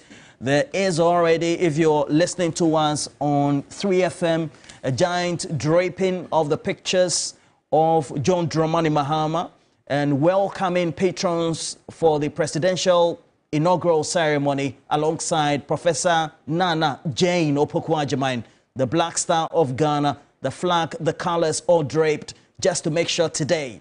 What is very also prominent is the presence of the various security detail personnel, and of course, the state protocol have made sure that their coordination with a committee that has been tasked to make sure that this event takes place is also well in place. So we have the police with their armory to make sure that the crowd are well put in check. But more importantly also, it is the security of the entourage, the president-elect, the vice president-elect, and enthusiastic supporters of the NDC in picture.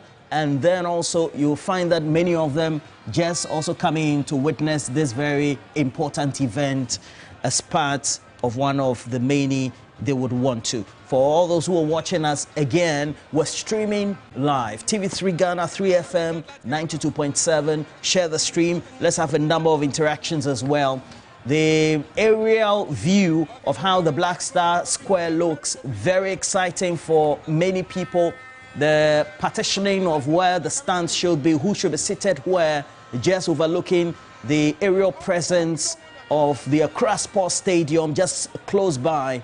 And just to have that view also gives a certain sense of how important today is. Again, ordinary Ghanaians from all walks of life making their presence felt. I remember back in the day when you look at not only the videos as shown by Ghana Films at the time, 1957, the Polo Grounds, where we had that inaugural speech by Dr. Kwame Nkrumah alongside the members of his party as well, just to usher in our independence. And subsequently, we've had a number of republics since then, transitioning from 1969 to 1972, and then going to the Liman period, the Rawlings period, and here we are today. The Fourth Republic had seen, apart from Rawlings, the year 2000, transitioning to the Kufuor Aliu Mahama administration, the John Evans Atta Mills, John Dramani Mahama administration, and then, of course, John Dramani Mahama, Emisa Arthur administration, and now we're seeing what we have today after Nana Addo Dankwa Akufo-Addo, Dr. Mahamudu Bawumia. Auspicious, historic, also speaks volumes about how far we have come as a democracy, in excess of over 30 million people, making sure that those numbers who get to the polls on the register, over 18.7 million, making sure that they make those choices. And the choice they've made this time around is the choice of John Dramani Mahama, who is on the ticket or was on the ticket with Professor Nana Jane Opoku-Agyeman. Excitement all over, and you can find that a lot of people waiting anxiously to make sure that the ceremony takes place. Well, that's what we're also doing here live across the various streams, 3FM 92.7, also right here in the studios, TV3. Make sure that you tell us your own experiences so far. But Dr. Alinyaba, I was asking you, the task ahead for these excited people waiting anxiously, bated breath for John Dramani Mahama to take office also means that there's a certain sense of responsibility. He has to hit the ground running, you say. Exactly. And why is that? And then let me quickly make the point that he's at the best point in his career to take up the responsibility. Why? Because he has seen it all. Hitherto, even before he became president, we said he had risen through the ranks. Now he has gone beyond just rising through the ranks. He's been in the position before. He's experienced how to win and how to lose. And he has come back as a statesman than a budding politician who is seeking to grow in the industry. He has nothing to lose than doing the right thing. But it comes with the right choice of people. You understand? So somebody said he has no doubt about Mahama's ability, but he can't tell about the people he will appoint. But it is his responsibility to appoint the right persons. Absolutely. So your failure starts from that. So he should be very wary of the fact that the onus lies on him to select people who have the ambition to serve this nation, people who are not seeking just to build a political career, but who thinks that when you govern well, you grow yourself, you grow the country, and then you grow your political party. I expect John Dramani Mahama not necessarily to renege on, he has already made the promises. Prof, unfortunately, it is not time for John Dramani Mahama to begin to renege on most of the things that he has said that he will do in 120 days. It is late for him to go back to do that. That would be suicidal. He should rather be very, very, very objective in putting up the structures. At least, if he's able to put firm structures about all the things he has promised to do within the 120 days, they will begin to bear fruits. Absolutely. And then as they begin to bear fruits, he can make a case for... All right, let me just take a break from here. Armstrong is on the ground giving us some feedback, interacting with some of the patrons. Armstrong, what do you have for us? Asane. Okay. Asane Ga. Okay. So, what are some of your expectations as you come to this ceremony? What are some of your expectations? Well, my expectation is a bright future and prosperous, future for Ghana.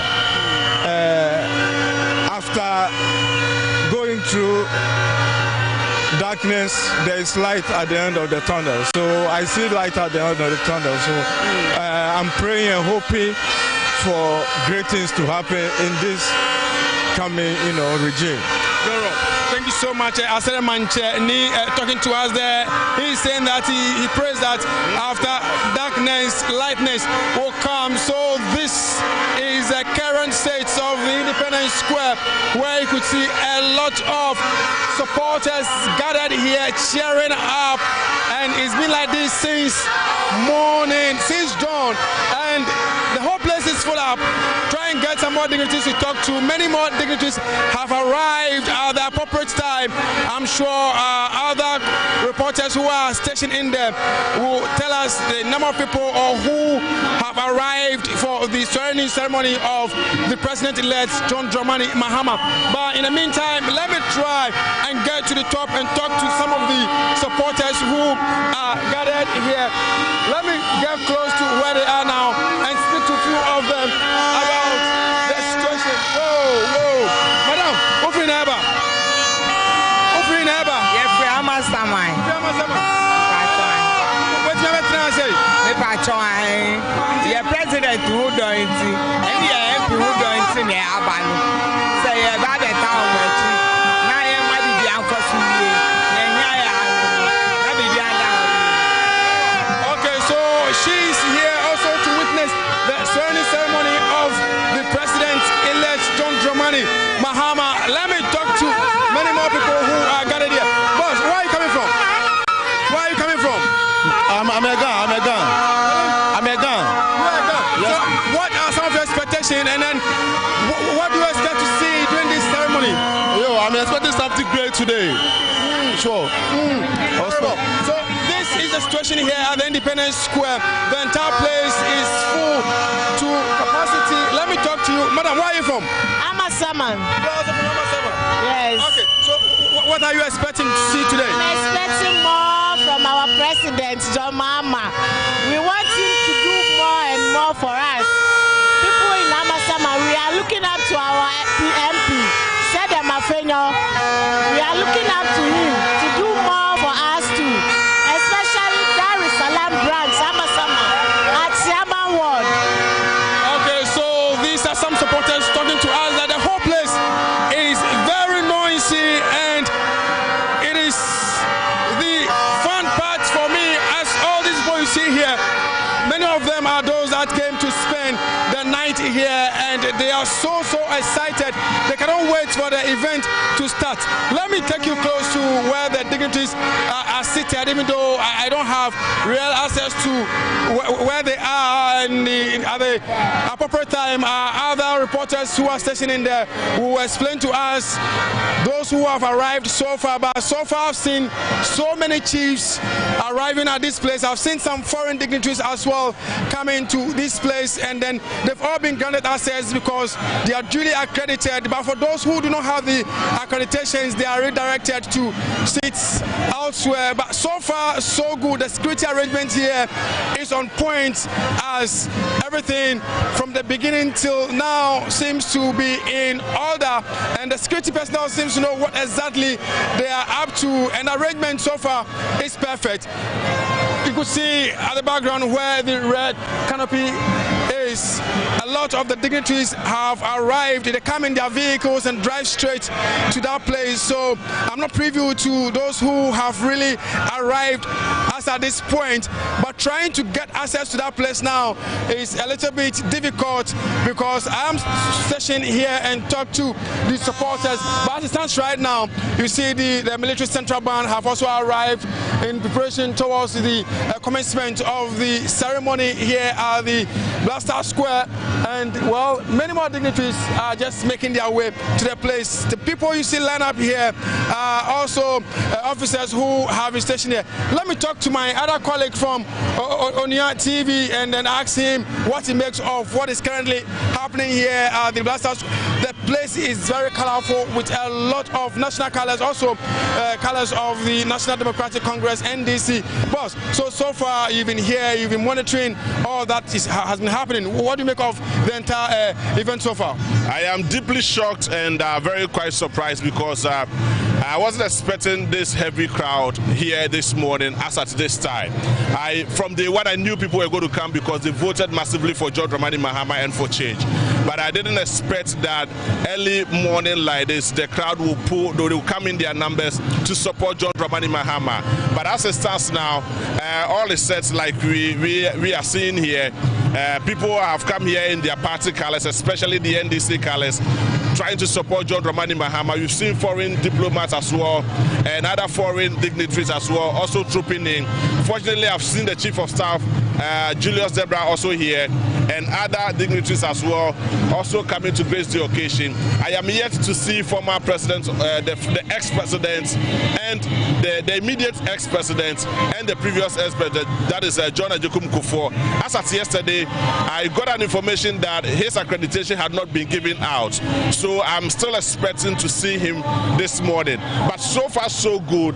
One thing I like about the arrangement here is the level of security deployment that has come here this morning. You can see the military doing their work very, very well. The police are also doing their work as expected, and other security personnel are also up to the task.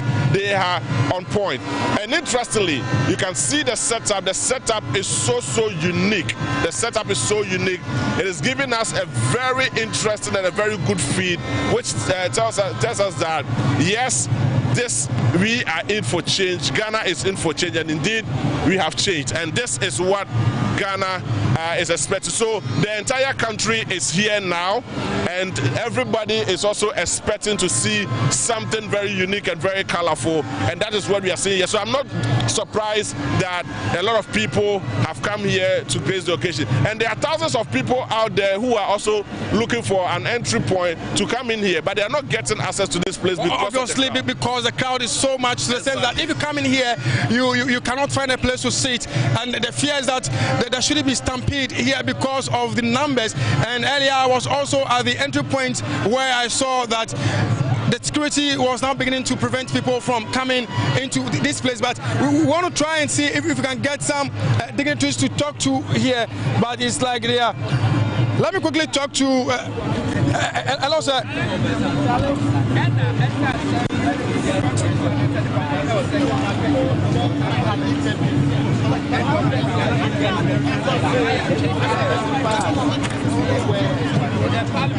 Let me feel that you are not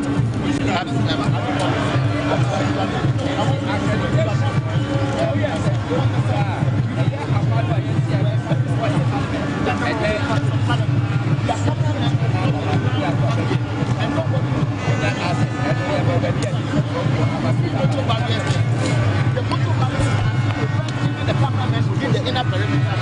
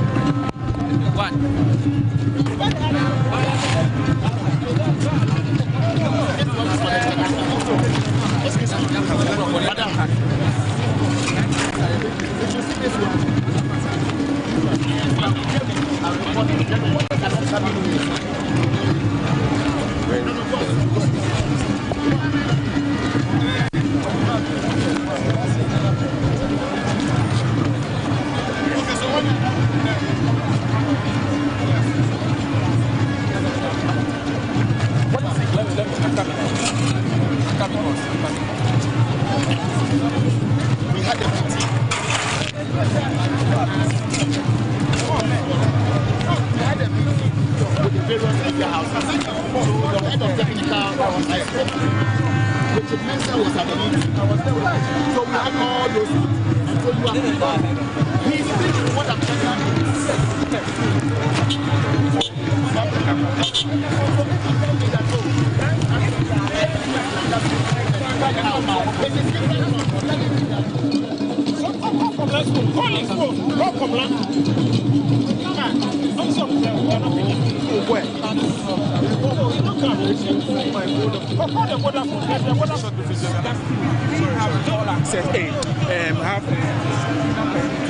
one person has.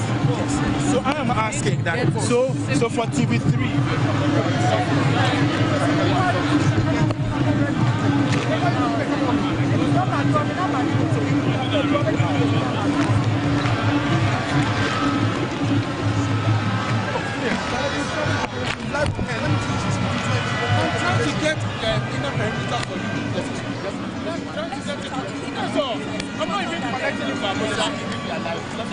Live pictures from the Blaster Square right here in Accra, and it's where we're having the inaugural presidential ceremony for John Dramani Mahama, and then also Professor Nana Jane Opoku-Agyeman. And as you know, a number of dignitaries, according to what we know so far from official sources, have made their presence felt based on notification about coming to this event this morning. So far, we do know that there will be 21.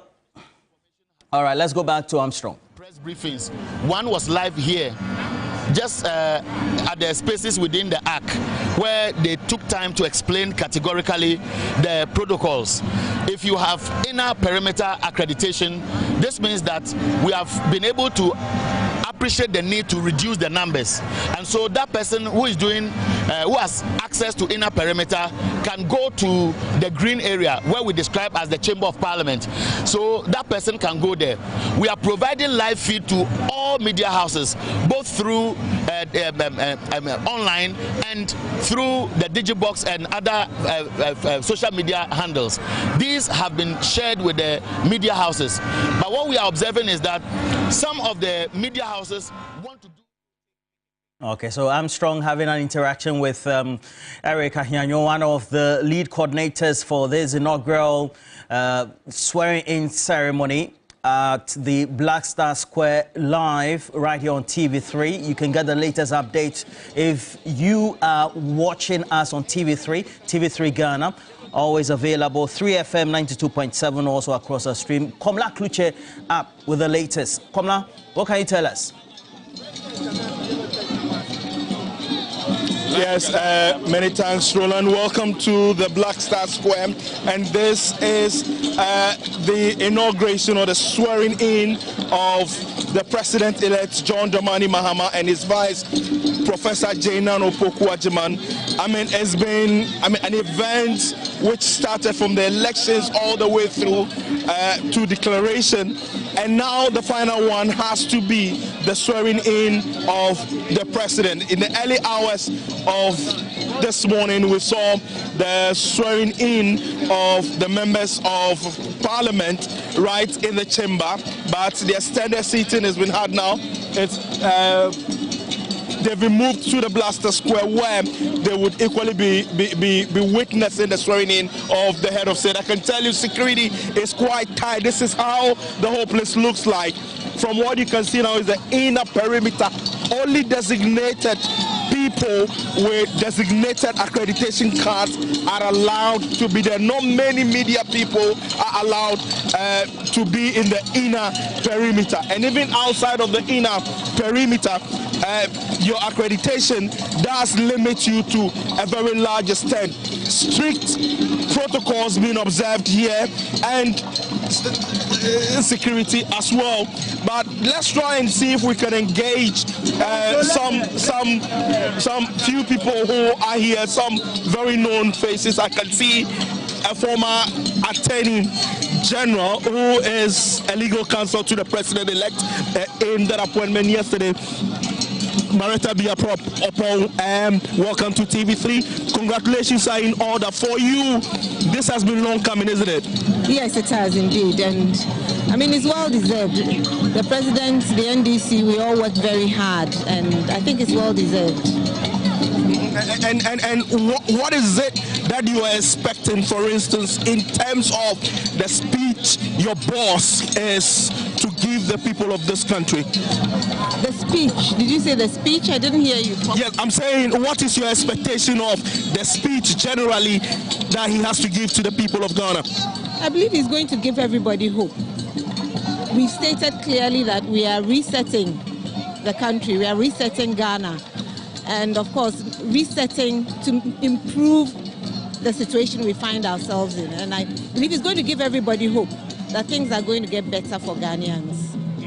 A quick one from you on this whole thing about oral. Many say, well, he should leave it to state institutions. What's your take on the oral?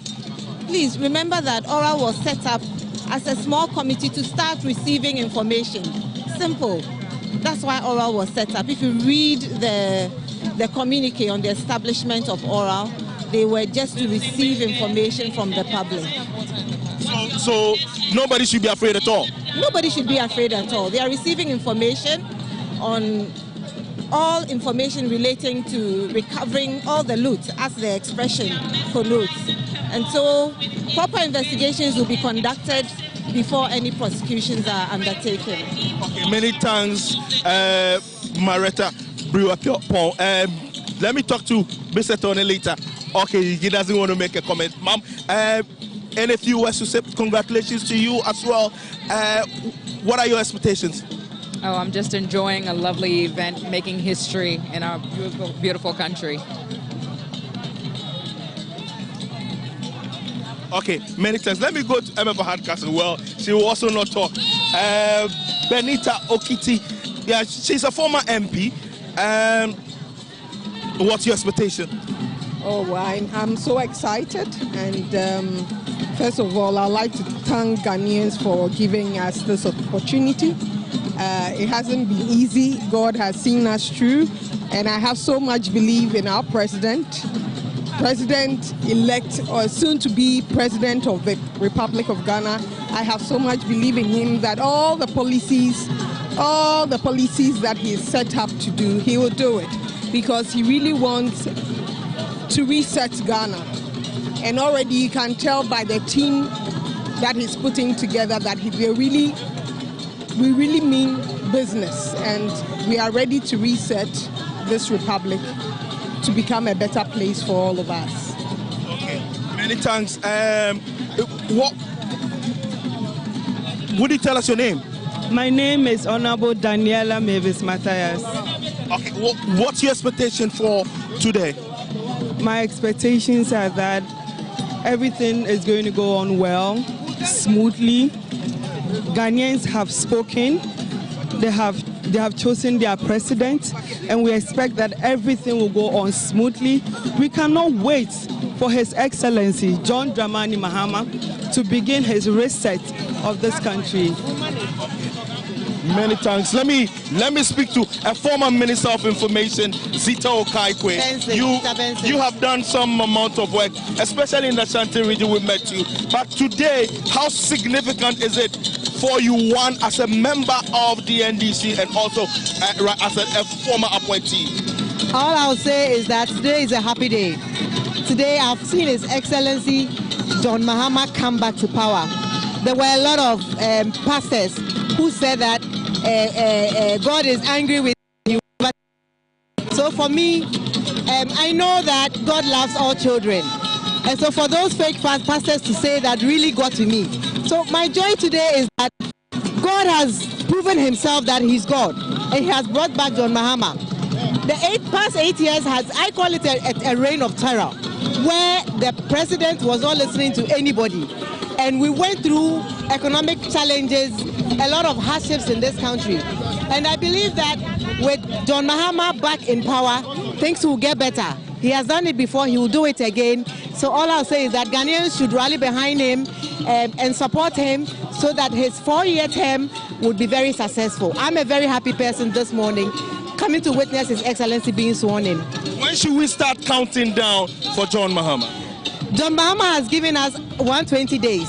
120 days where he has promised to do certain things, like putting in place his cabinet, making sure that certain draconian taxes are cancelled and so forth. So I think that within the days, and I can tell you that he has already hit the ground running even before this day, because as you are aware, immediately the transition team was put in place. So I know for once that the oral is already in progress. So I know His Excellency is going to deliver massively. Okay. All right, many thanks, Zita Okaikwe.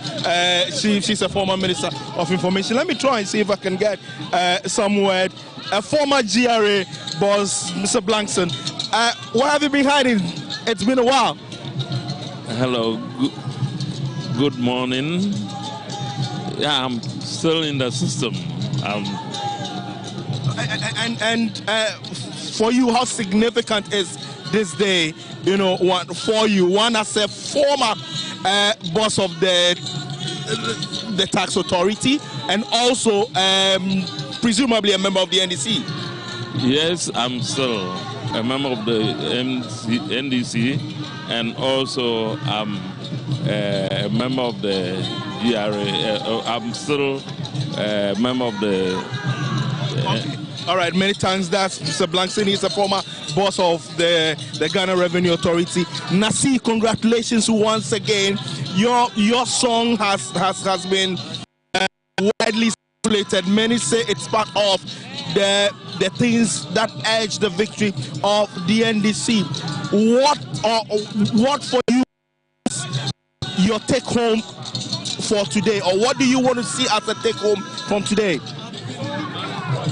Major take home that I would like to see is President Mahama is being sworn in, and then also today is more like the second Independence Day, and as today I'm fortunate to be part of this, because Kwame Nkrumah's time I wasn't there, but today I really wanted to be part of this, so today I'm here. So yeah.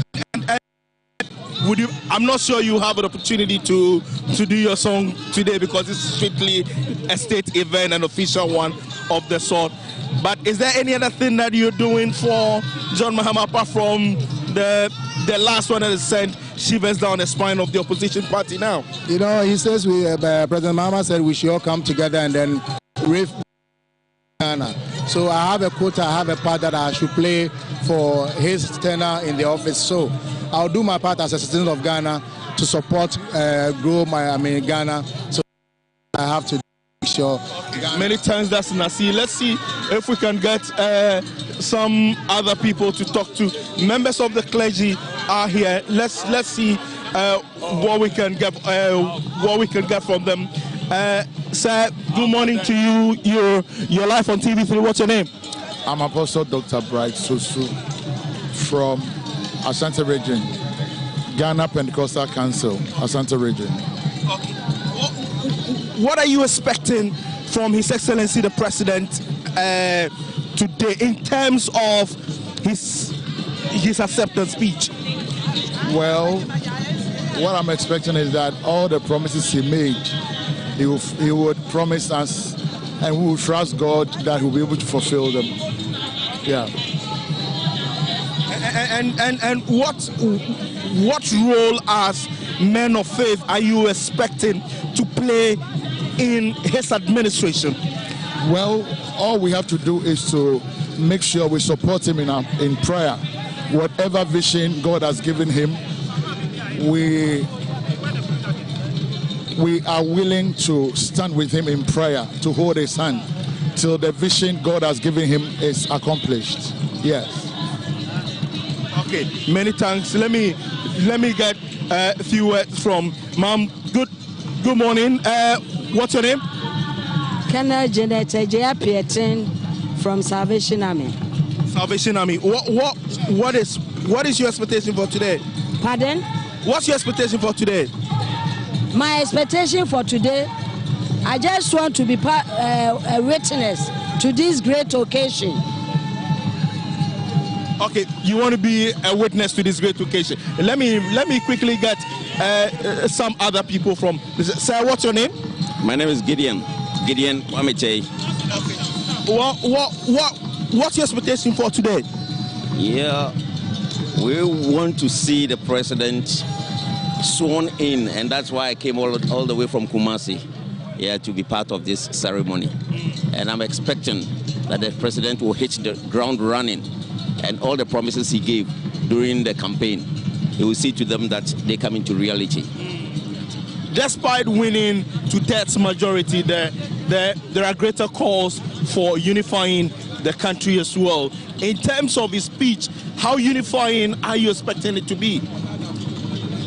He's already started. If you have seen the invitation for this ceremony, it cuts across all political divide and religious divide.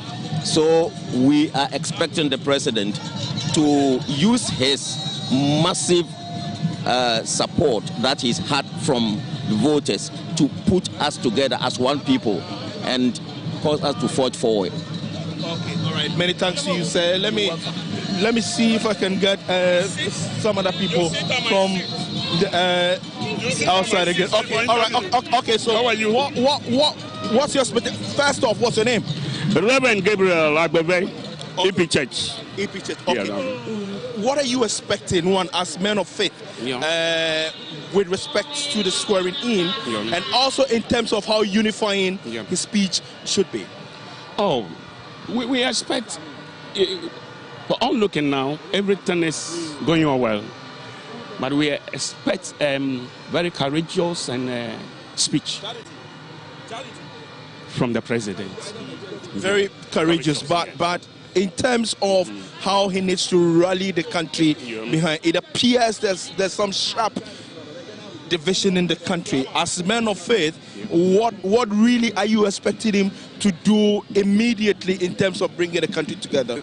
That one God himself is in control, will take control. He will give him the wisdom and understanding to rule this country. Yes. All right, many thanks, Reverend Agbeve of the EP Church. Let me see if I can get some other people to talk to. Few people. Say, what's your name? My name is Alhaji Idris Maila Scones. Okay. What for you remains very key in terms of how you expect the president elected in few hours, His Excellency the President of the Republic, in rallying the country behind the flag? Thank you very much. My expectation is not different from other people's expectations because His Excellency John Dramani Mahama is a unifier. He's very peaceful and lovely. And I know that top on his agenda will be unifying the country. I have no doubt about that. In fact, this is one of the greatest inauguration ceremonies ever to be recorded in this country. Recording a whooping 22 visiting presidents from Africa and across the world. This is a feat that he has chalked for himself. It's my expectation that his governance, he comes with peace and also focus in his development agenda for the country. I have no doubt in my mind that the president is going to deliver. And at the end of the day, Ghanaians will be very happy and proud that we once have a president who has come and gone and has come again and has delivered to the expectations of Ghanaians.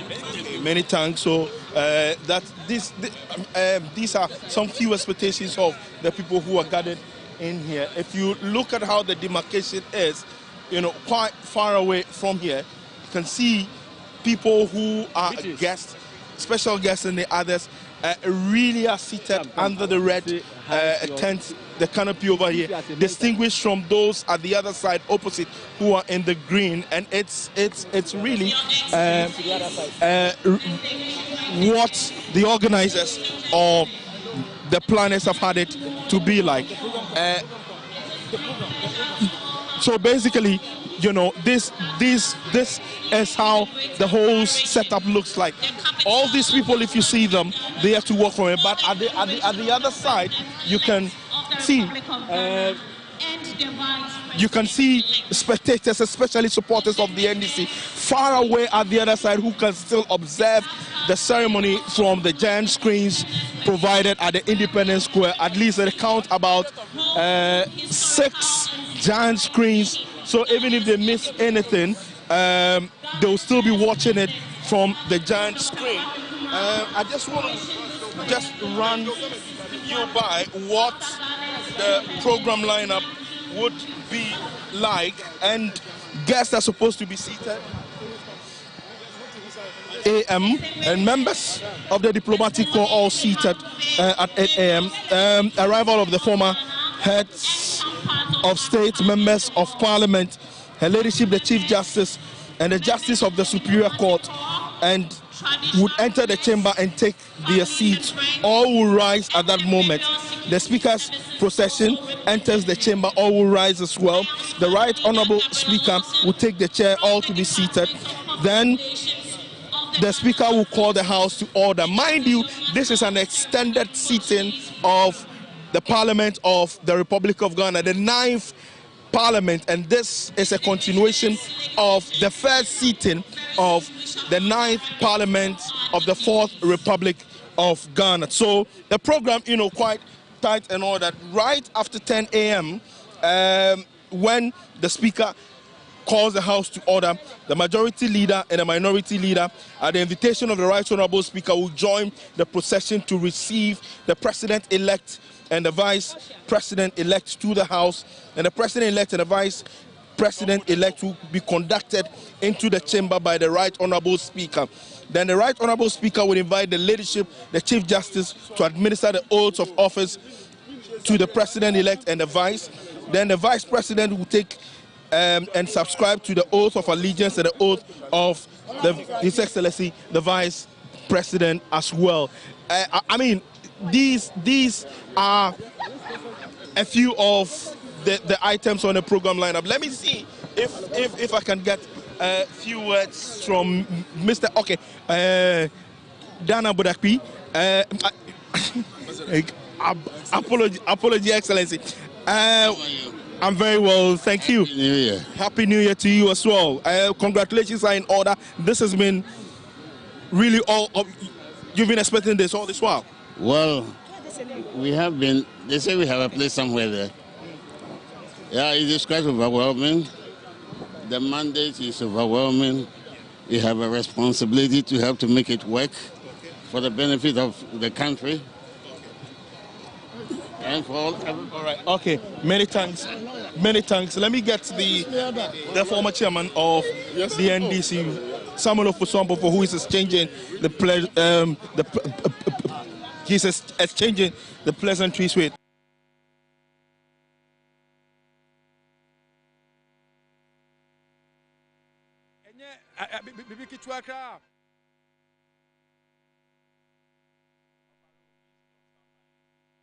The day the Lord has made, and we should rejoice and be glad in it. The NDC has been in opposition for 8 years by the grace of God and by the kind mandate that our victory is not a victory.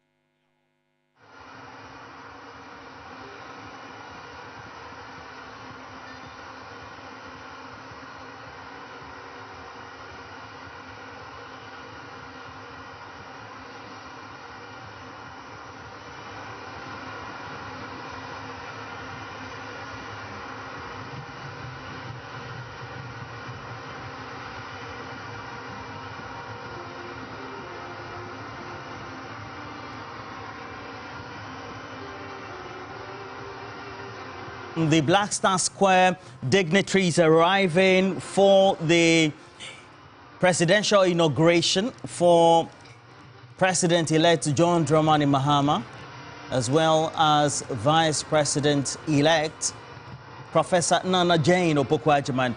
Aerial view of the Black Star Square just superimposed over the whole arena just overlooking the Accra Sports Stadium. The Blaster Square in itself also gives you a vivid picture of what is transpiring. And now it looks like you look at this and certainly quite history be made. Yes, it's a historical day. And Trump sanctioned it. Now they've created the office. He said it on Twitter. He wants to be the director of government. Some comments on social media have suggested that too. The Black Star Square, as we know, it is usually a terrazzo ground, but we see that the entire grounds have been covered with a green carpet.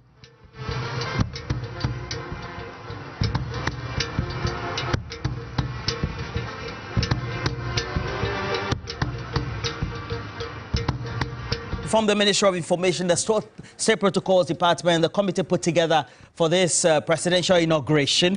The expectation is to have about 21 heads of state from Africa and beyond. Already we know that a number of the heads of state across the sub-region, the rest of sub-Saharan Africa and the world have arrived. 3 vice presidents from across the continent are also expected, and at least 4 others who will be ministers representing their various governments also in. Some 24 envoys are expected today just to be part of this an historic occasion.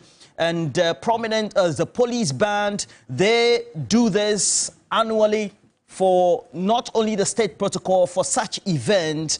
And I, again, will do a great recall within the period over the years in the Fourth Republic. The police band as well as the army band have played critical roles for such national assignments of importance.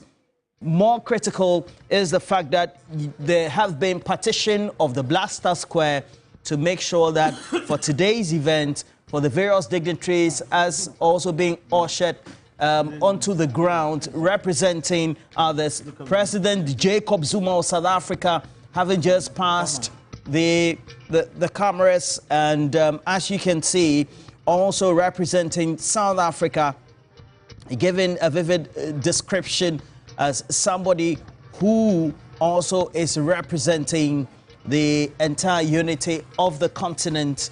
And then also Julius Deborah, a number of the dignitaries of the John Mahama, Nana Jane Opoku-Agyeman administration, and Julius Deborah has been appointed the Chief of Staff for the Mahama administration. Already, we have a number of interactions being undertaken by Komala Kluche. And Komala, what have they been saying? In terms of uniting the country? Oh, I think the country is really united. We are very peaceful people. And all that we need to do is that we need to put God first in everything that we do. And as a country, God is the ultimate. And as we seek the face of God in all things, I'm sure that the country will be a better place for all of us. Most great, Mr. Eric. Reverend Stephen Wengam.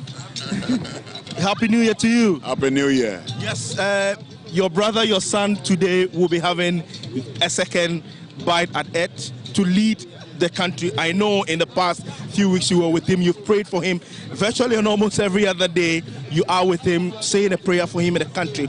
For you, what's your expectation of his inaugural speech? Well, incidentally, I'm here with my global chairman, the global chairman of Assemblies of God, Reverend Dominic Yo. You know, Assemblies of God has 85 million members worldwide now. Well, my expectation, we are confident that the good Lord will guide him. He has the experience, he's been there before, and we are confident. He went out, I'm sure he has reflected, and he can only do better and become better. And our prayers are with him. He's indicated his resolve to open the seat of government to men of faith. You know, you can come in anytime to offer advice, to criticize him as well. What role specifically are you expecting men of faith to play in his administration? Well, I'm thinking that men of faith, we need to redefine our role. In the past, it's been unfortunate how the public have viewed us, but we need to be fair, we need to be balanced, we need to put the interests of the nation first. And I believe that once we do that, and then we will advise. Of course, our duty is to counsel. It is not everything we can say in public. And even in this, under the previous administration, several times we had the opportunity to engage with them and to share our thoughts. Yeah, so we'll do our best. Okay. Many thanks, Reverend Stephen Wingam, who is the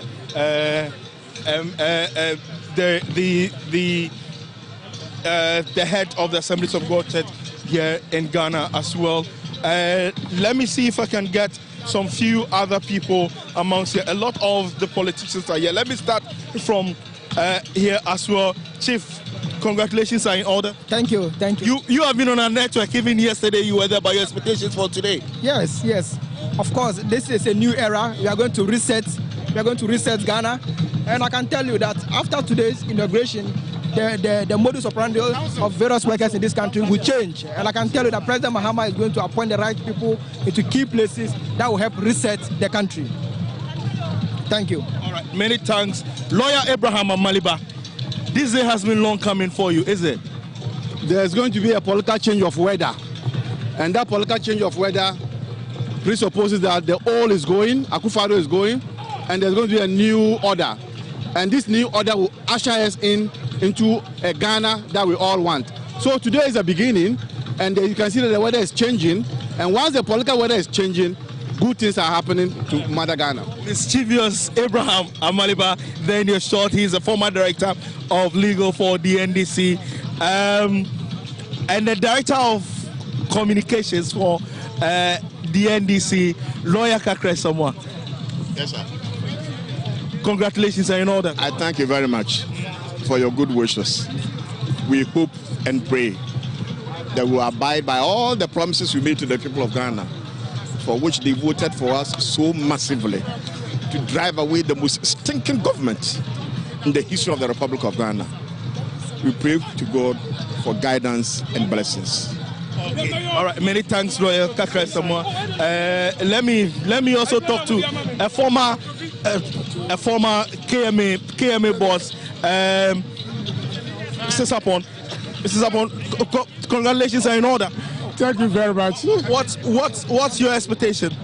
Oh, my expectation is that everybody should be happy, because the wind has changed, and it has actually changed for the better. So everybody should be happy. Everybody should be happy. Yes. Sorry, in terms of governance and the speech John Mahama is going to be giving, his inaugural speech or the sort, what's your expectation? Oh, to be very honest with you, I'm pretty sure that President John Mahama is going to appoint expertise, people who actually know the job. And I'm pretty sure that they will perform to the benefit of the government. Okay, all right.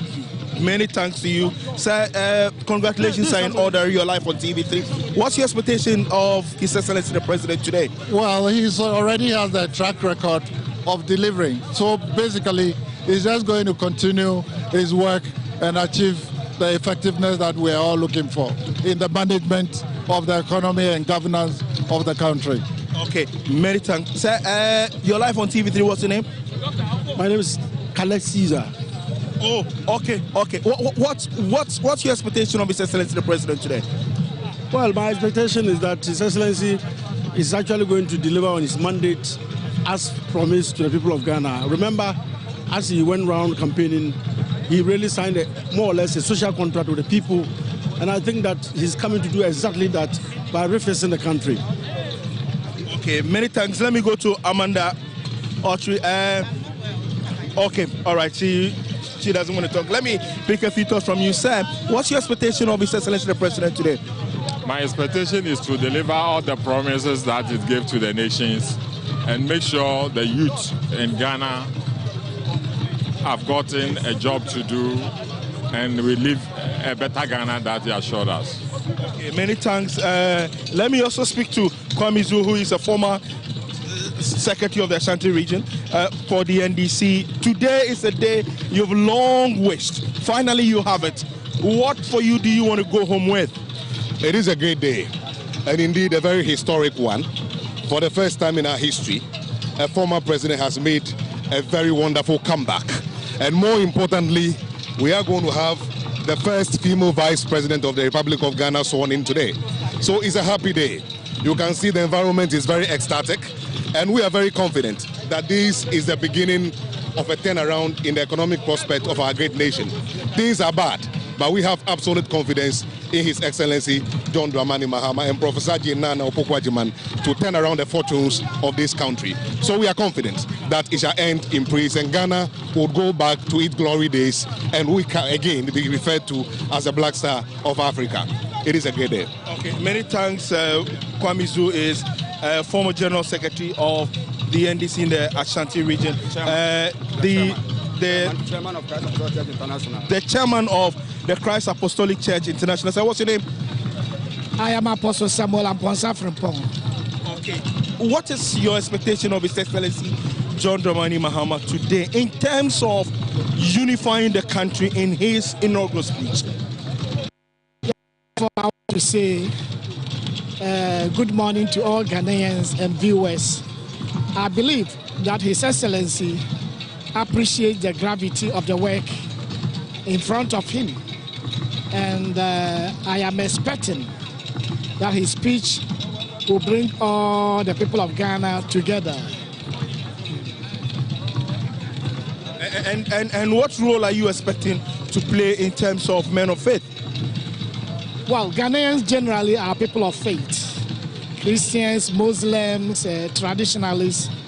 We don't have many people in Ghana who don't believe in God. So we are expecting that all of us together will stand with the president and his government, and we work together for the building of this beautiful country. Okay, many thanks is the chairman of the Apostolic Church Ghana. Let me try and get some other people. I've seen Justice Sremsai here. Justice Sremsai, let me pick your thoughts on this one. Yesterday, we saw the swearing in of the MPs. Even those who were injuncted, we saw them being sworn in. Were you surprised? Well, I wasn't surprised, but I believe that it goes back to the process of service and whether the injunction has been brought to the attention of them. There's one person who acknowledged service and yet chose to go and face the consequences of contempt. And I am particularly interested in seeing how that plays out. And as you saw in the proceedings, the speaker, then the chairman, that's the clerk, made him aware of the consequences of sitting in Parliament when one, knew that he wasn't supposed to be there. And the minority leader said he's ready to face the consequences. So he offered himself to face the consequences. And I think that I would be very interested personally to see how that plays out in subsequent days. And in terms of the base of your party, a good number of them have said that the current majority should have been combative because, it's been pure politics played by the NPP within their administration. Were you expecting the NDC majority to play to the demands of the base? Well, I wouldn't say that they are refusing to play to the demands of the base. There are so many ways of doing something. So I think the ultimate goal that the grassroots wants is for the party to make use of the majority that we have. And I think from yesterday's proceedings, it was clear that even though it wasn't combative as you would expect, it wasn't combative as you say some of the members would expect, but I think the purpose was achieved. And most importantly, what matters is that the business of the day should be done, and the thing should be done in accordance to the will of the people. And I think that happened yesterday. As for combative, it is necessary when there is a need for it. When people, when the need arises, I'm sure they will see that. But mostly what matters is that the target or the goal should be achieved. And yesterday, I think it was a peaceful transition. And don't forget, we need a peaceful tranquility and a peaceful transition for today's event to happen. So I think what happened yesterday was beautiful, and it was something that should be commended. Many thanks, Justice Femsai. He's a member of the NDC's legal team. Let's make a thought of economists as well. Professor John Gachi is here. Let's see if we can get a quick word from him. Prof, congratulations are in order.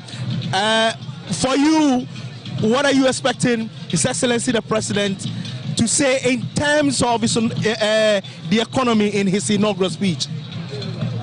Well, I think he will give hope to the people of Ghana about how ready he is to reset the economy, to put things in place, to marshal a commitment from his team to deal with the debt crisis that we have, how to address food inflation, to address the difficulties that households are going through.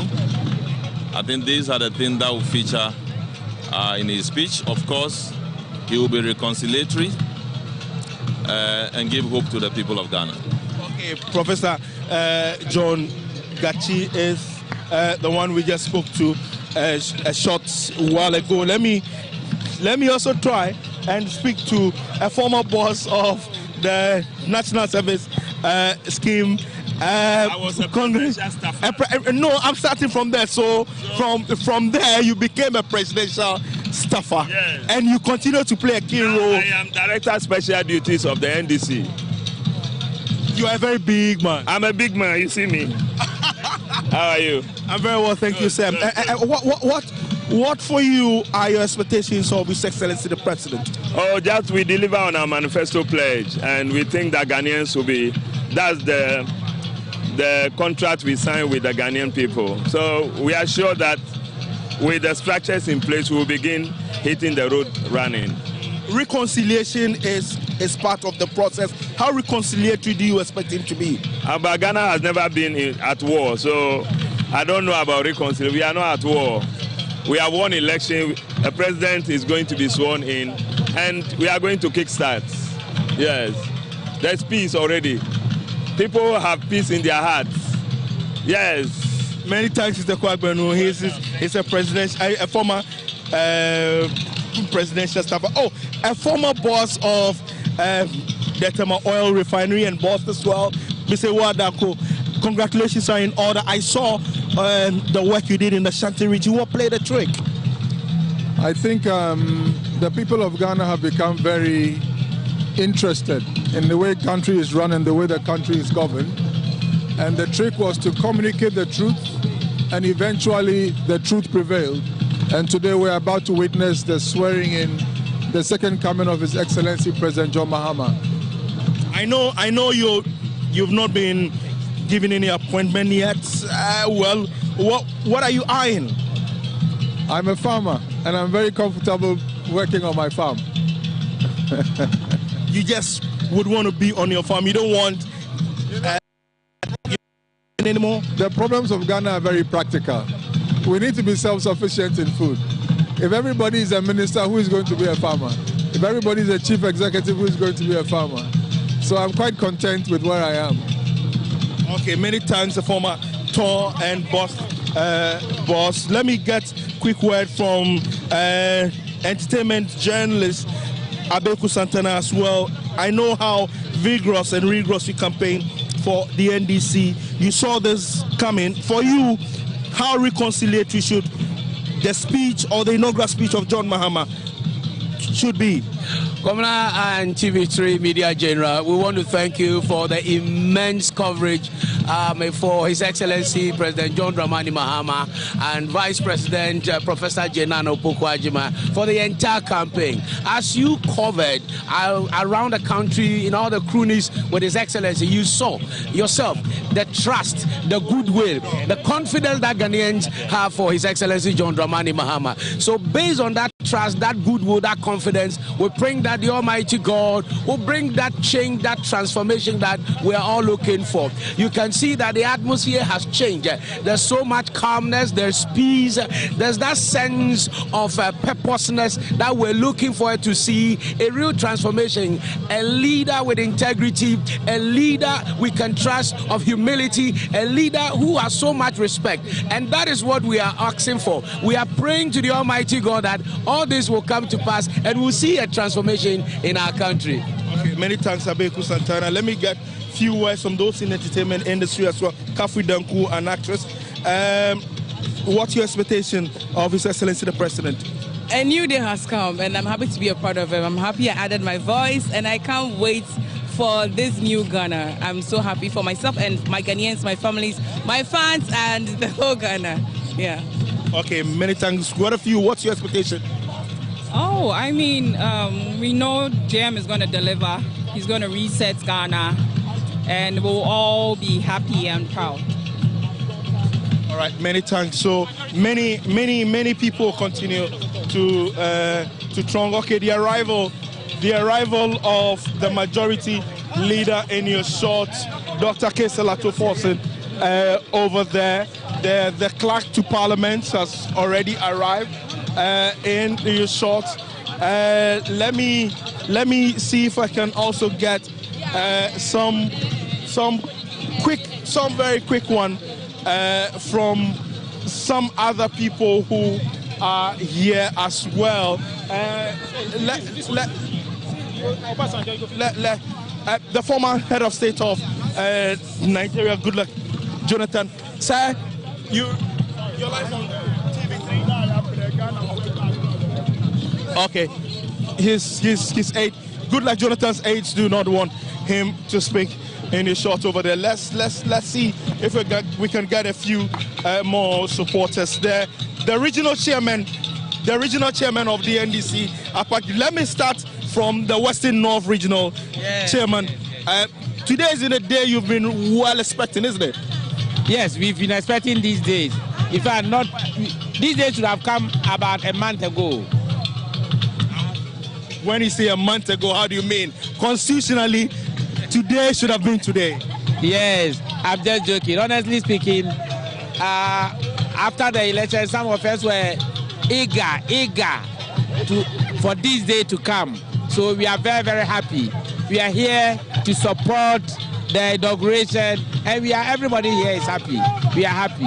I'm sure my people are watching me, and honestly speaking, everybody who is watching me from Western North is happy, very happy.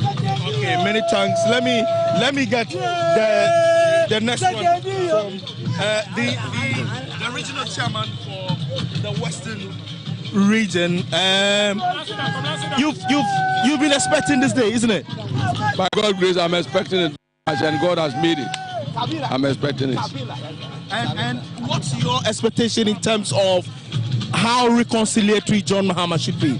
The reconciliatory is very nice, and I think that essentially the president is come to reset Ghana, and all of us, our agenda is that whatever has gone wrong, we need to put together as a country and make sure the dreams and aspirations of the president will deliver what the Ghanaians want him to do. Many thanks. Let me go to the Eastern region, Dr. Oliver Kevo. Today has been really a day that you've been expecting. Yeah. Most of the NDC people kept saying 7th of January, 7th, the day is right here. Yeah. What is it about it? Yeah, I feel like how our forebears felt in 1957. I wasn't there, but how I feel they are feeling the same. This is the second independence for Ghana. This past 8 years has been horrible for every Ghanaian. Nobody was left out. The rich, the poor, the middle income, workers, unemployed, everybody was hard hit by the harsh government of this MPP administration. So today is a great relief. We've all been waiting for this day, and I think you can see the excitement all over. Everybody is happy, and we are looking forward for a better governance. We are looking forward for a 24-hour economy that will generate jobs for the young people of Ghana, and bring prosperity to all Ghanaians. Okay, many thanks. Let me go to the Volta Regional Chairman Agbavito. For you, I will take it from the leadership of the majority. Are you satisfied with the leadership of the majority and also the speakership? Definitely, we are happy. Every member of parliament or anybody appointed by the leadership or the people in charge of the party, they are fit.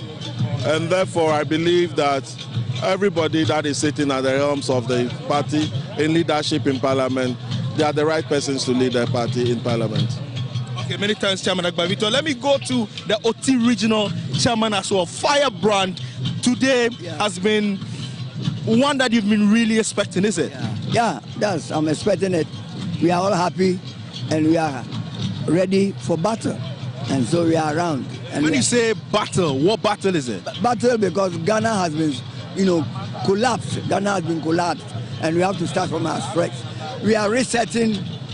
We are resetting Ghana, and we are taking it as a war, and we have to fight a battle to win the battle and to set. Yeah. Okay. Many thanks, Mr.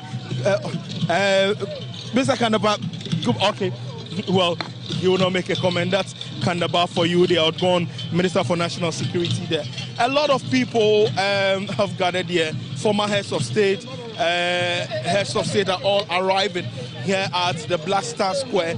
And shortly, once Parliament sits and the proceedings start, then the inaugural ceremony will kickstart officially. But the expectation is that John Mahama's speech, most especially, quite apart from the swearing in, would be that which will be reconciliatory, will be that which will give hope, will be that which will rally everyone around the Black Star and to give a semblance of hope to the many people who have reposed confidence in him, not just from his party, but from really across the political divide as well. Back to you in the studios.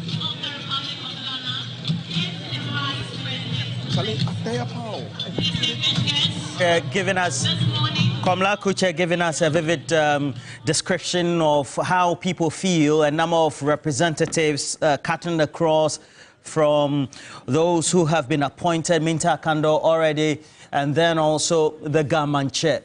Also in your shots there, but also giving you what the main issues are, the sight and sound, their expectations are. We already do know that the number of foreign dignitaries, various presidents, vice presidents, as well as representatives of various governments are already in the country. And from formal sources and what we've checked on the ground, we have former president of South Africa, Jacob Zuma, already in the country. And the U.S., through Joe Biden, the president, and the administration, they've sent a delegation as well. Virginia Palmer is leading that, but also from the U.S. itself, Shalanda Young, who is the officer in charge of the U.S. office for budgeting as well. The mayor of Los Angeles is part of that delegation. And then the European Union have also sent a delegation as well. Very important for us to put these into perspective. And we know that when it comes to the U.S., we also know that some of our bilateral as well as multilateral donors come from among them as well, apart from just having one-on-one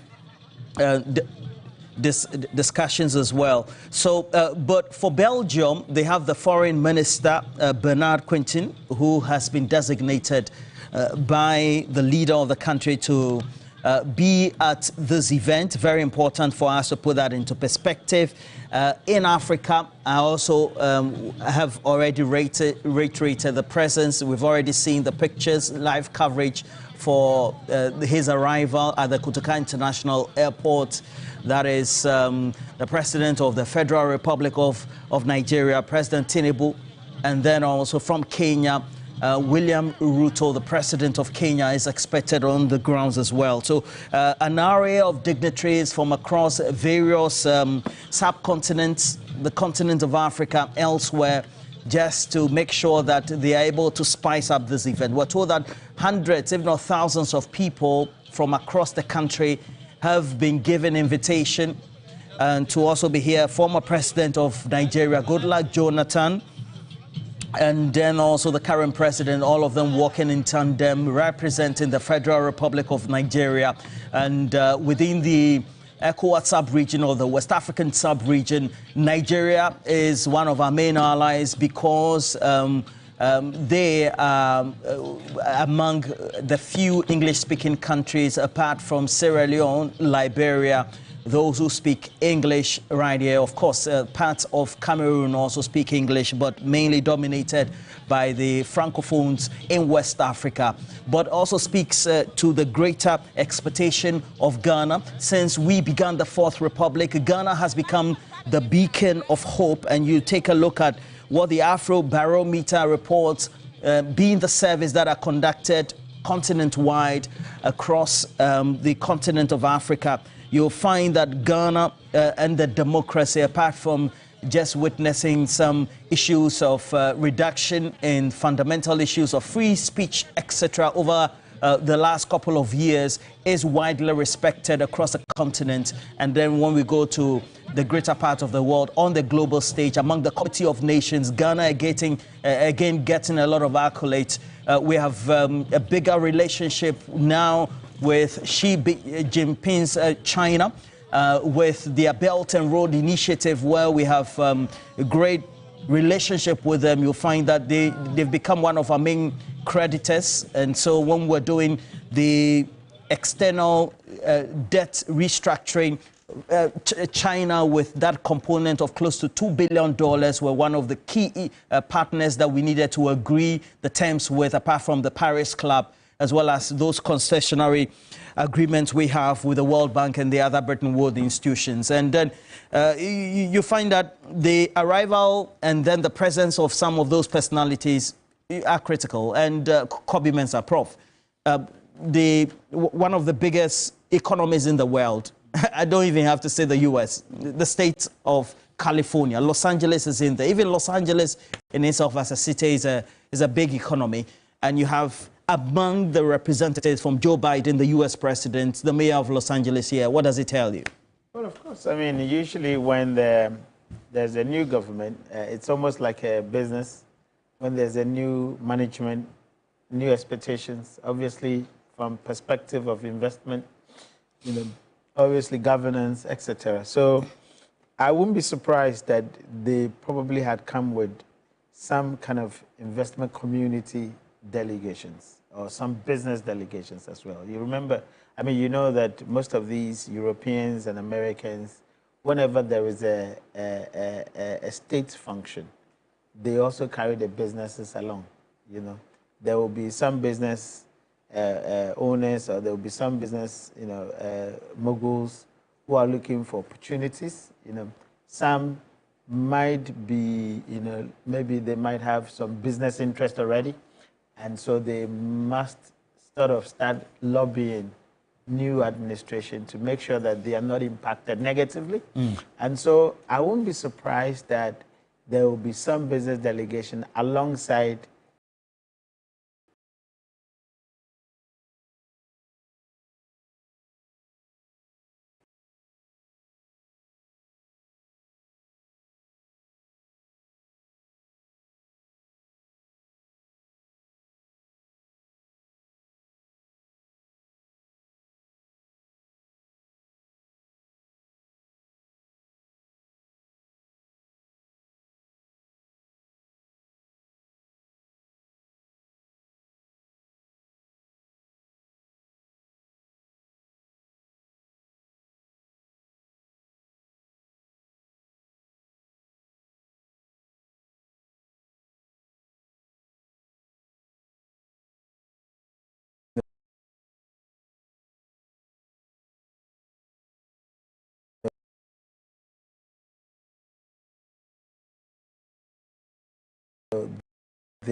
talking about strong institutions that need to have, and the build-up, great presence of Akufo-Addo, especially in relation to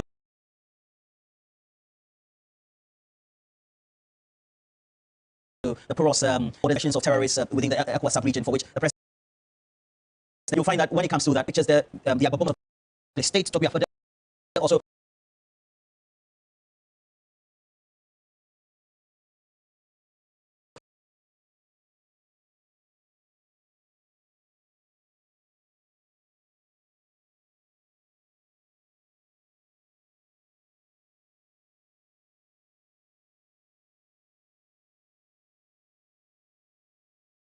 arriving in his official vehicle. And again, massive enthusiasm for this inaugural event at the Black Stars Democracy is being consolidated. How it has to be a continuation for the sub-region, for Africa. Yes, you know, Ghana should be a light for the rest of West Africa, if not the whole of the continent, when it comes to maintaining the kind of governance that the West seems to prescribe. So usually when we are having occasions like this, it attracts people from, or heads of states from Africa, and then beyond to the European Union, and then that of the United States of America. It's an endorsement of what we have been able to achieve as a budding democracy over the years.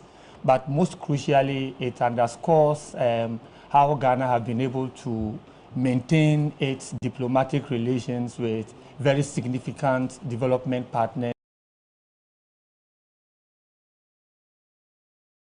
and then other African countries. So it's when it is buzzing like this, then your introduction this morning, you said it is almost unprecedented the number of states and other diplomats who have confirmed to attend this occasion. It's just a testament of how we have been able to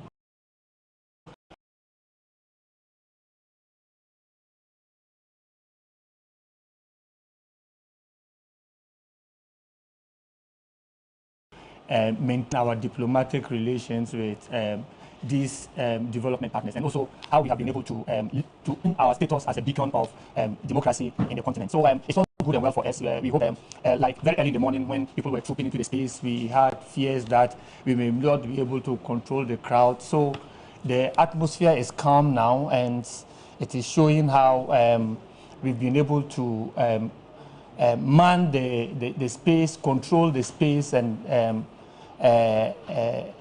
I am thrilled by the number of people who have subscribed to this occasion. All right, yes. And so live pictures from the Black Star Square. If you are watching right here on TV3, you know that we're streaming across social media, YouTube, Facebook, share the stream. What do you make of this presidential inauguration already underway? You're listening to us live, 3FM 92.7. Security topmost, a number of the delegates also arriving in a formal bus, just also being shepherded by security. You'll find that when the delegations arrive, depending on whether they are representing various heads of government, among others, you also find in their mix the chiefs and the various traditional leaders of our country who also intersperse this live coverage we're giving to you. TV3, 3FM, live coverage, live from the Black Star Square. It is the presidential inauguration of John Dramani Mahama, second time coming alongside his vice presidential candidate or vice president-elect, Professor Nana Jane Opoku-Agyeman. And as you know, since 1993, we've done this to make sure that the Fourth Republic has been a beacon of hope, not only for Ghana, but for the rest of the continent. And since then, apart from President Jerry John Rawlings, we've had John Ejekon Kufuor from 2001, subsequently Professor Evans Atta-Mills post-2009. Then we had also John Dramani Mahama and Nana Addo Dankwa Akufo-Addo, the return again as we're witnessing the swearing ceremony or inauguration of John Dramani Mahama. And look, and earlier on I talked about the discussions that President Nana Addo Dankwa Akufo-Addo has had with the various leaders across the continent, but more so even with the US, etc. But you take a look at the the subcontinent where we are, the incursions by the terrorists, you come from the Sahelian regions, the concerns that have been raised by those countries in there, and then also how we need to consolidate that peace. You see that despite our differences, we're doing right by ourselves. Pargrave. Yes, very much. President Nana Danko Akufo-Addo set a very good precedence, chairing the sub-region of ECOWAS. 2-term. You are aware as well that the President-elect John Dramani Mahama was also a chair of the ECOWAS Heads of State. There's clear indications of solidarity from the sub-region, and I'm glad to see that President Tinubu is here. He is now the chair of ECOWAS. So it's going to be a very interesting rendition of our democracy. I've received indications that our sitting Vice President, Alhaji Dr. Mahmoud Bawumia, and flag bearer in the 2024 general elections would also be at the swearing-in, which goes a lot more into deepening of the democracy and the fact that we are one people, the fact that we have been able to transition from one government onto another government, the fact that we have one country to govern, and despite our different political persuasions and orientations, we want to be able to see that Ghana works. We want to be able to see that the vision Ghana is achieved and accomplished by everyone that is so given the opportunity. And His Excellency John Dramani Mahama hasn't got a lot of time to waste. He has to hit the ground running almost immediately. Prof was talking about the 24-hour economy.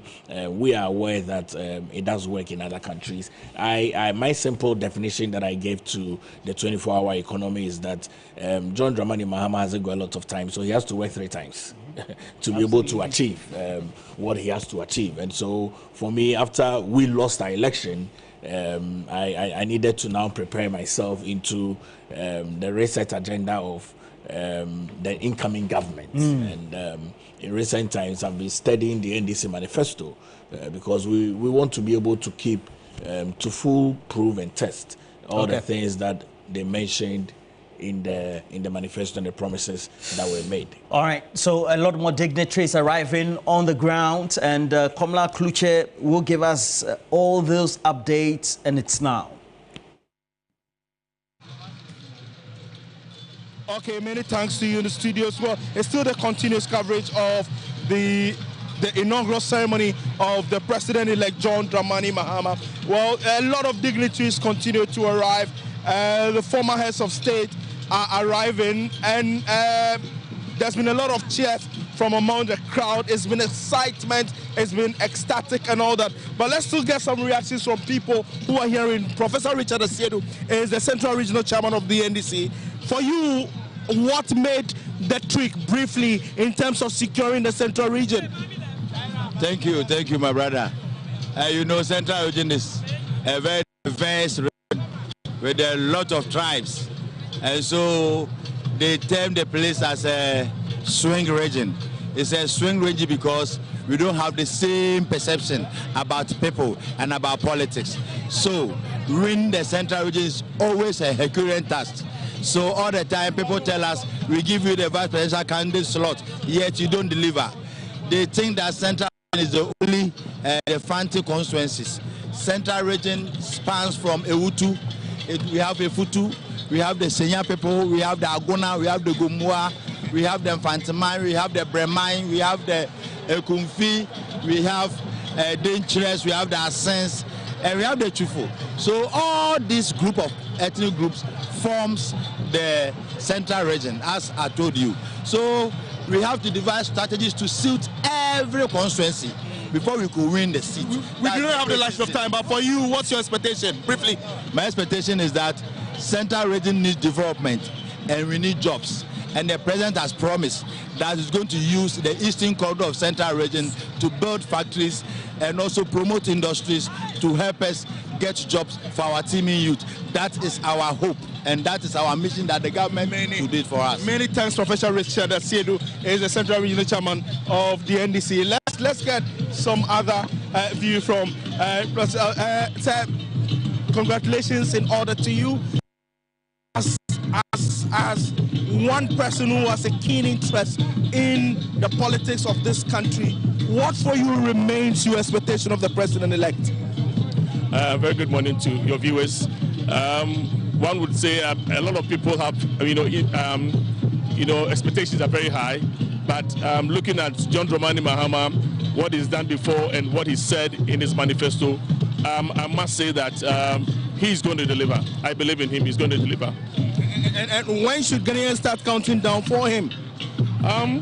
Today is the first day, and so he gave us about 120 days promise.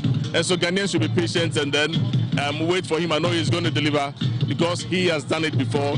This is not the first time he is going to sit on this seat. He's seen it before.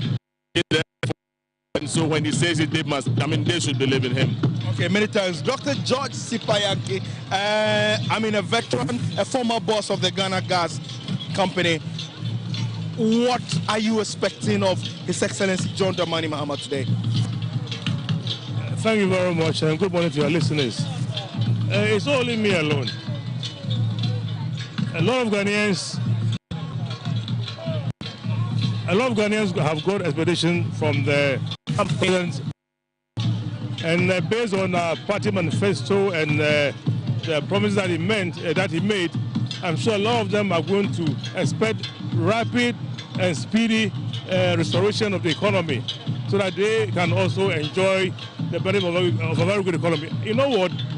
President Mahama has lined up a solid team of people who are ready to move and shake the foundations of our economy so that they can reset the economy by removing all the structural bottlenecks so that Ghana will begin to grow.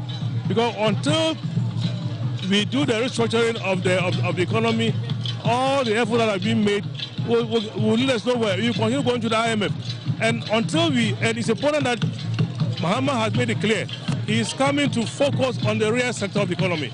Because that is the way we can grow the economy. Real sector of the economy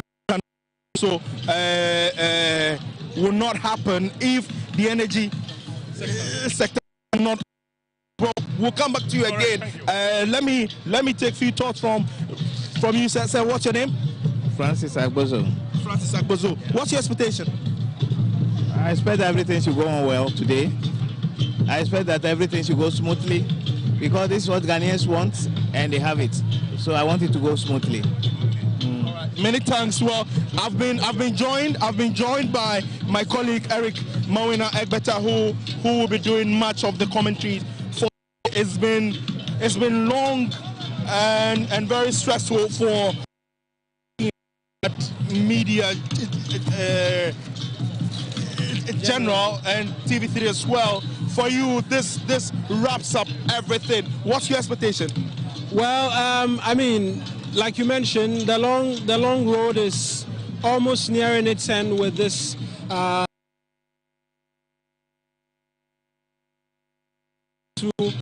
And the anticipation continuing to build up.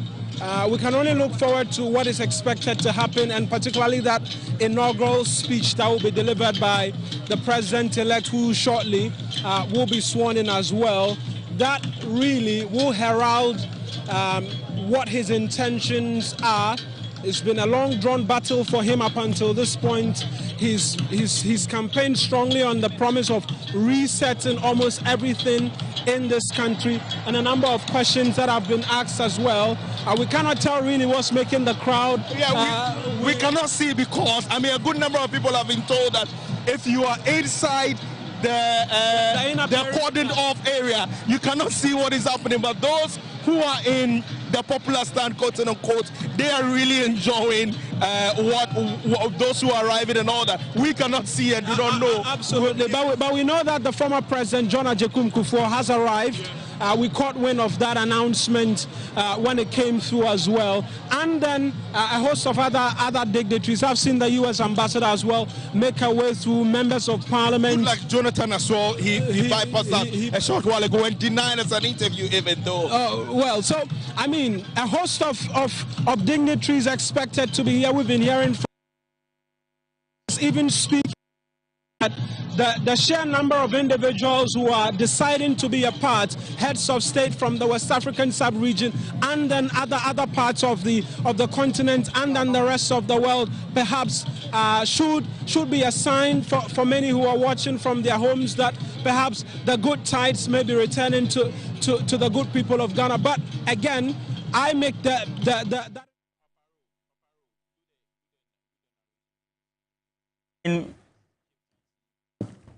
traditional rulers, especially key paramount chiefs across the length and breadth of the country, making their way onto the ground, the Black Star Square, live coverage of these events. And we're hoping that this will be one of them. The Asante Hene also leading that entourage there from the Kingdom of Asante.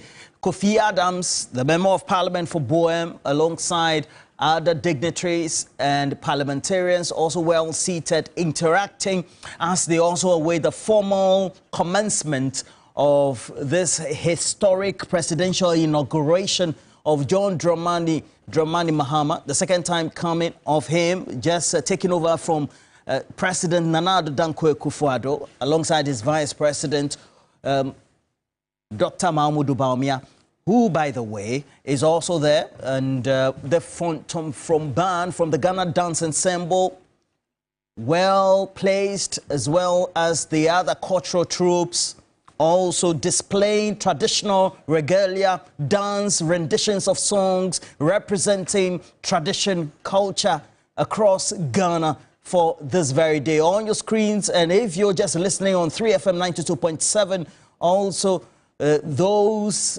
Noche dancers walking back, representing when the herds of the Volta region migrated from Noche in the present-day Togoland to Ghana, all be represented right here at the Black Star Square.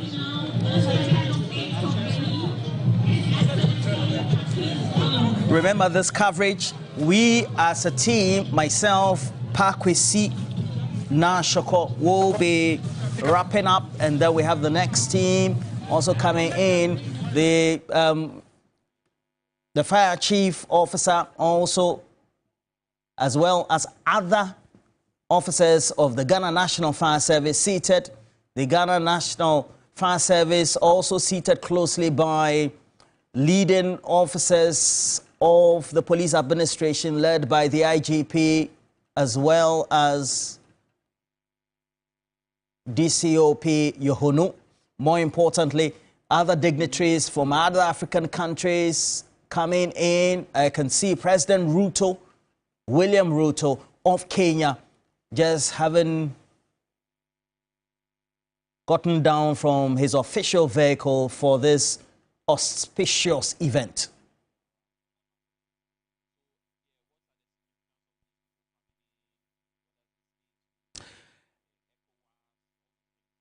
And Dr. Alinyaba, the presence of these important dignitaries, especially the heads of state, what does it signify for us for this important day? Yeah, I already said that it's just a sign of how Ghana have been able to maintain its diplomatic relations with other countries in Africa and beyond. And it is credit to all the regimes from the beginning of the Fourth Republic and beyond up to this day. So it is something that is testament of how we have carried ourselves as a nation, as a beacon of democracy, so they say, in the continent. Yeah.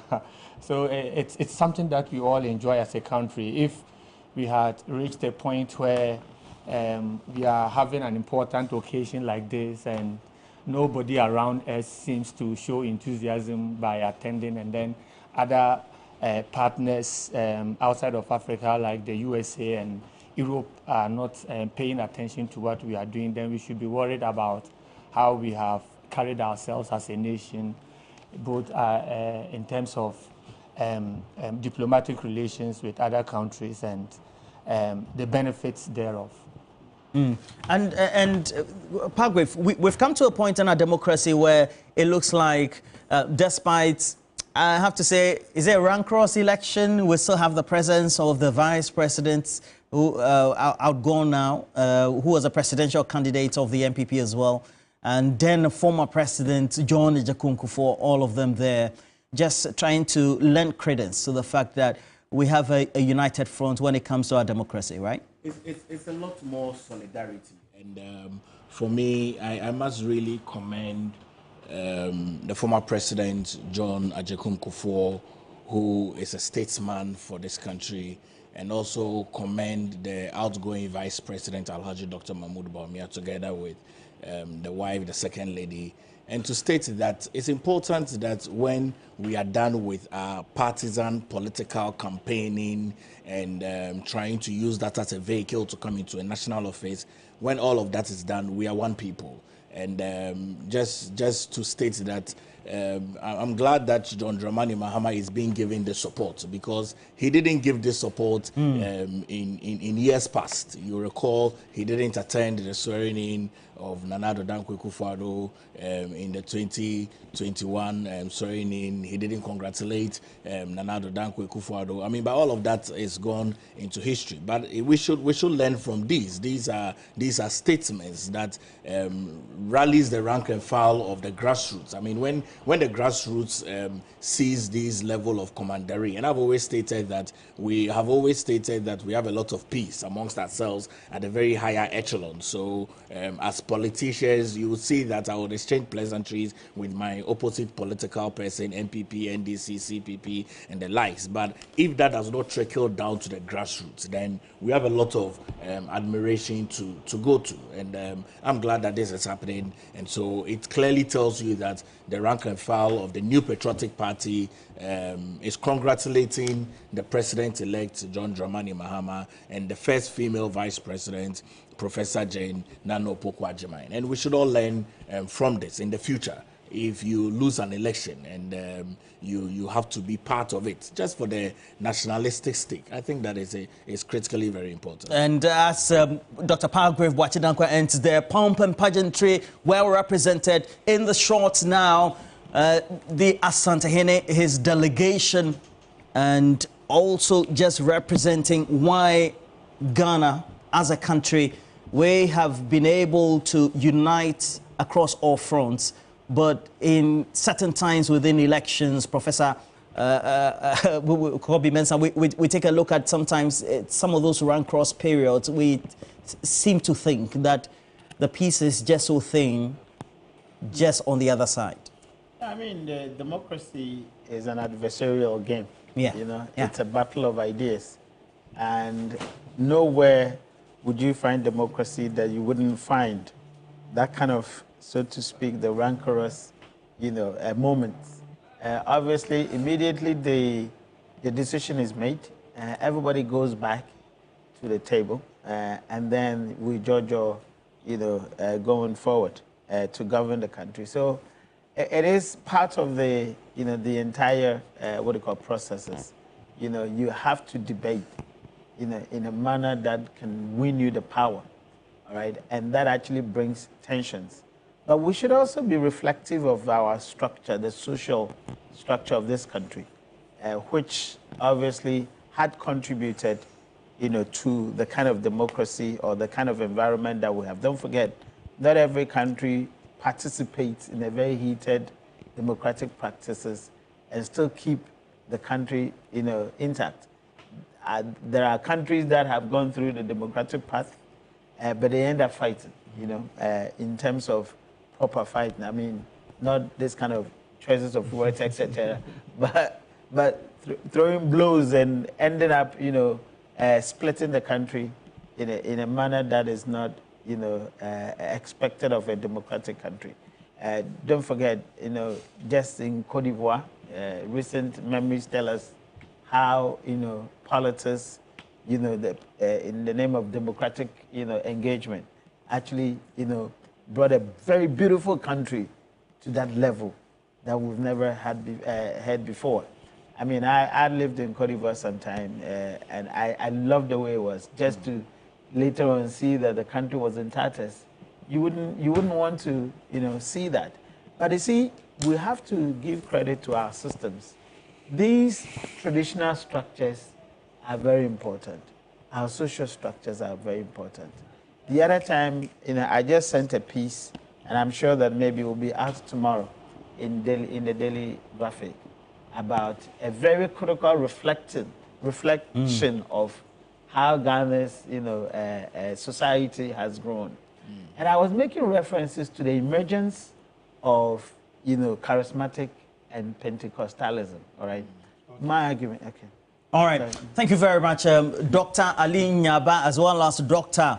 Pargrave Wachidankwa, Professor Kobe Mensah as well. But again, just to give you a recap, currently the motorcade of the president-elect, again, just being interspersed in the short, but also a number of dignitaries already also arriving. You have he himself also coming onto the ground, John Dramani Mahama, already also Professor Nana Jane Opoku-Agyeman, also with the entourage making themselves present, making their way onto the ground. But just by way of recap, to tell you that traditional regalia, well represented, Yotumfo Setu II, the entourage he's leading, already on the ground there, making way to find their seats, has to be ushered, well coordinated by the committee alongside the State Protocols Department. And we also do know the king of the Asogli State, the Agbogbomafia, and we also have him coming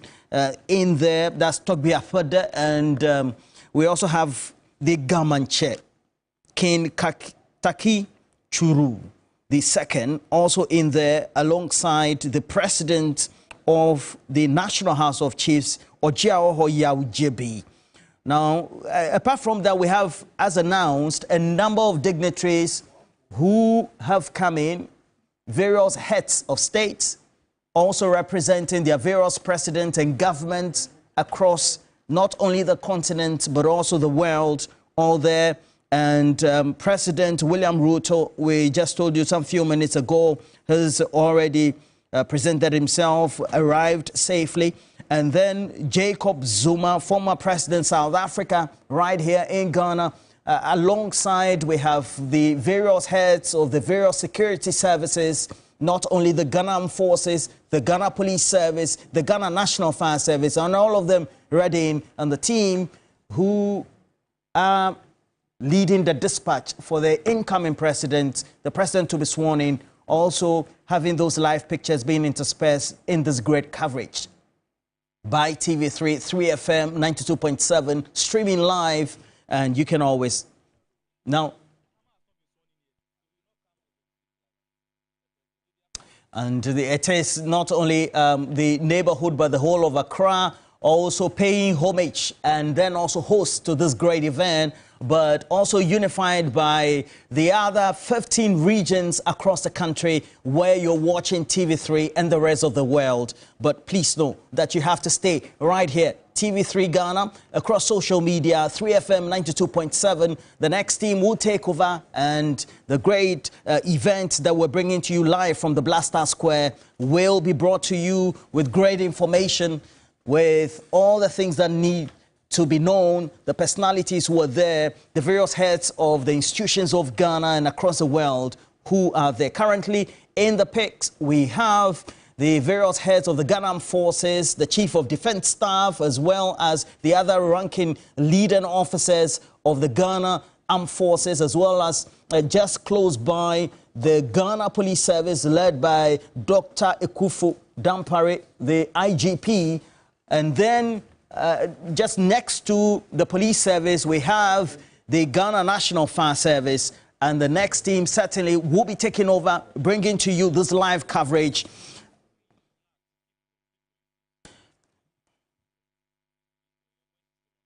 This live coverage from TV3, and then we also are informing you about all that you need to do by sharing our stream. Let us know what you think about this event.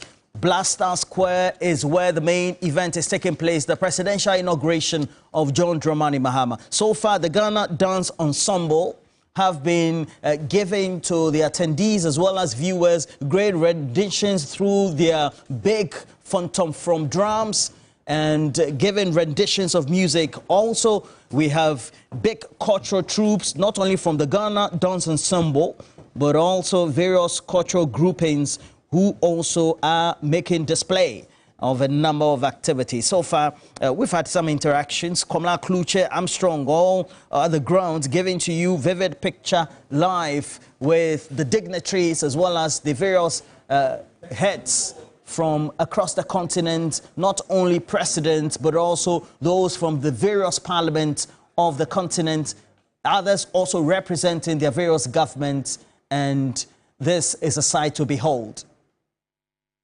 The Ghana Police Service, the State Protocol Department, the National Security, making sure today is secured and well served to make sure that the security of state, the democracy for the Fourth Republic is well consolidated, well represented through this historic event. So far, a number of dignitaries in there, 21 heads of state, vice presidents, representing also various parliaments across the African continent and the world, all right here.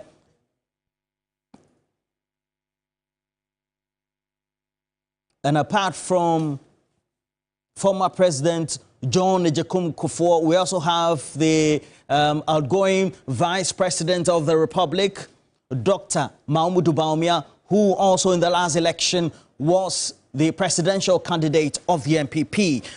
He is there alongside the former Second Lady, or the outgoing Second Lady, Samira Bawumia. A number of important events also taking place alongside this very great event at the Blaster Square. Now, for the U.S. delegation sent by the U.S. President Joe Biden, it's led by Virginia Palmer, who is the resident ambassador representing the government of the United States, Virginia Palmer, and then also having representatives and from the Los Angeles mayoral office, and then also the U.S. budgetary office led by Shalanda Young, among others who are also at this great event. The European Union, they've sent a delegation as well. You can find also in your pictures Akuya Sana Danswa, a former member of parliament for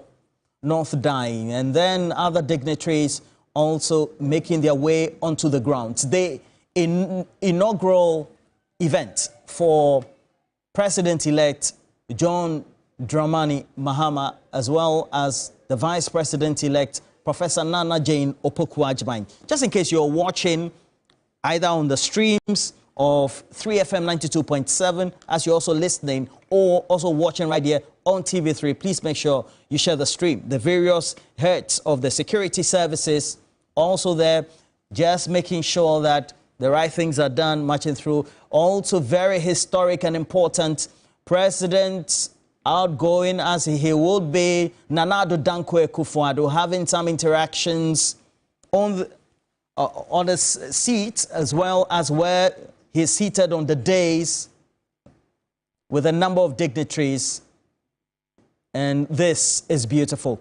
Ghana's Fourth Republic being heralded, being historically shepherded by great security, great event right here for this event that is taking place. The outgoing president, Nana Addo Dankwa Akufo-Addo, the incoming president, President-elect John Dramani Mahama, and where else can you get it than right here on TV3, also listening on 3FM. If you're watching the streams, please make sure you share.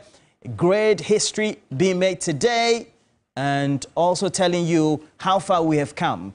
Since 1992, following the ushering in of the 1992 Constitution as promulgated and again put together by the Consultative Assembly, we've had since 1993 great history made with the first president of the Fourth Republic, who had transitioned from being chairman of the Provisional National Defense Council, the PNDC, to be the presidential candidate of the NDC, to be elected and then sworn in as president, Flight Lieutenant Jerry John Rawlings, and subsequently John Agyekum Kufuor at the turn of the millennium, the year 2000, winning that election, sworn into office January 7, 2001, succeeded by Professor John Evans Atta Mills, again January 7, 2009, and then subsequently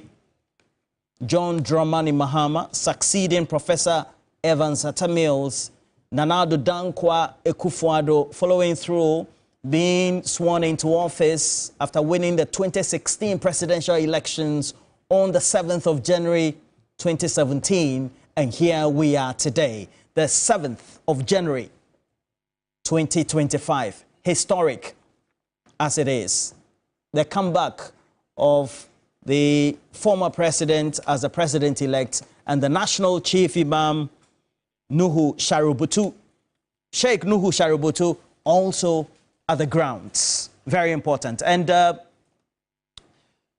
Joseph Akable, historic. You take a look at where we have traveled from in the Fourth Republic, you'd say that the numbers count, but also the events are very important, and how we've been able to, as a country, maintain these events up to today, the 7th of January 2025, the presidential inauguration.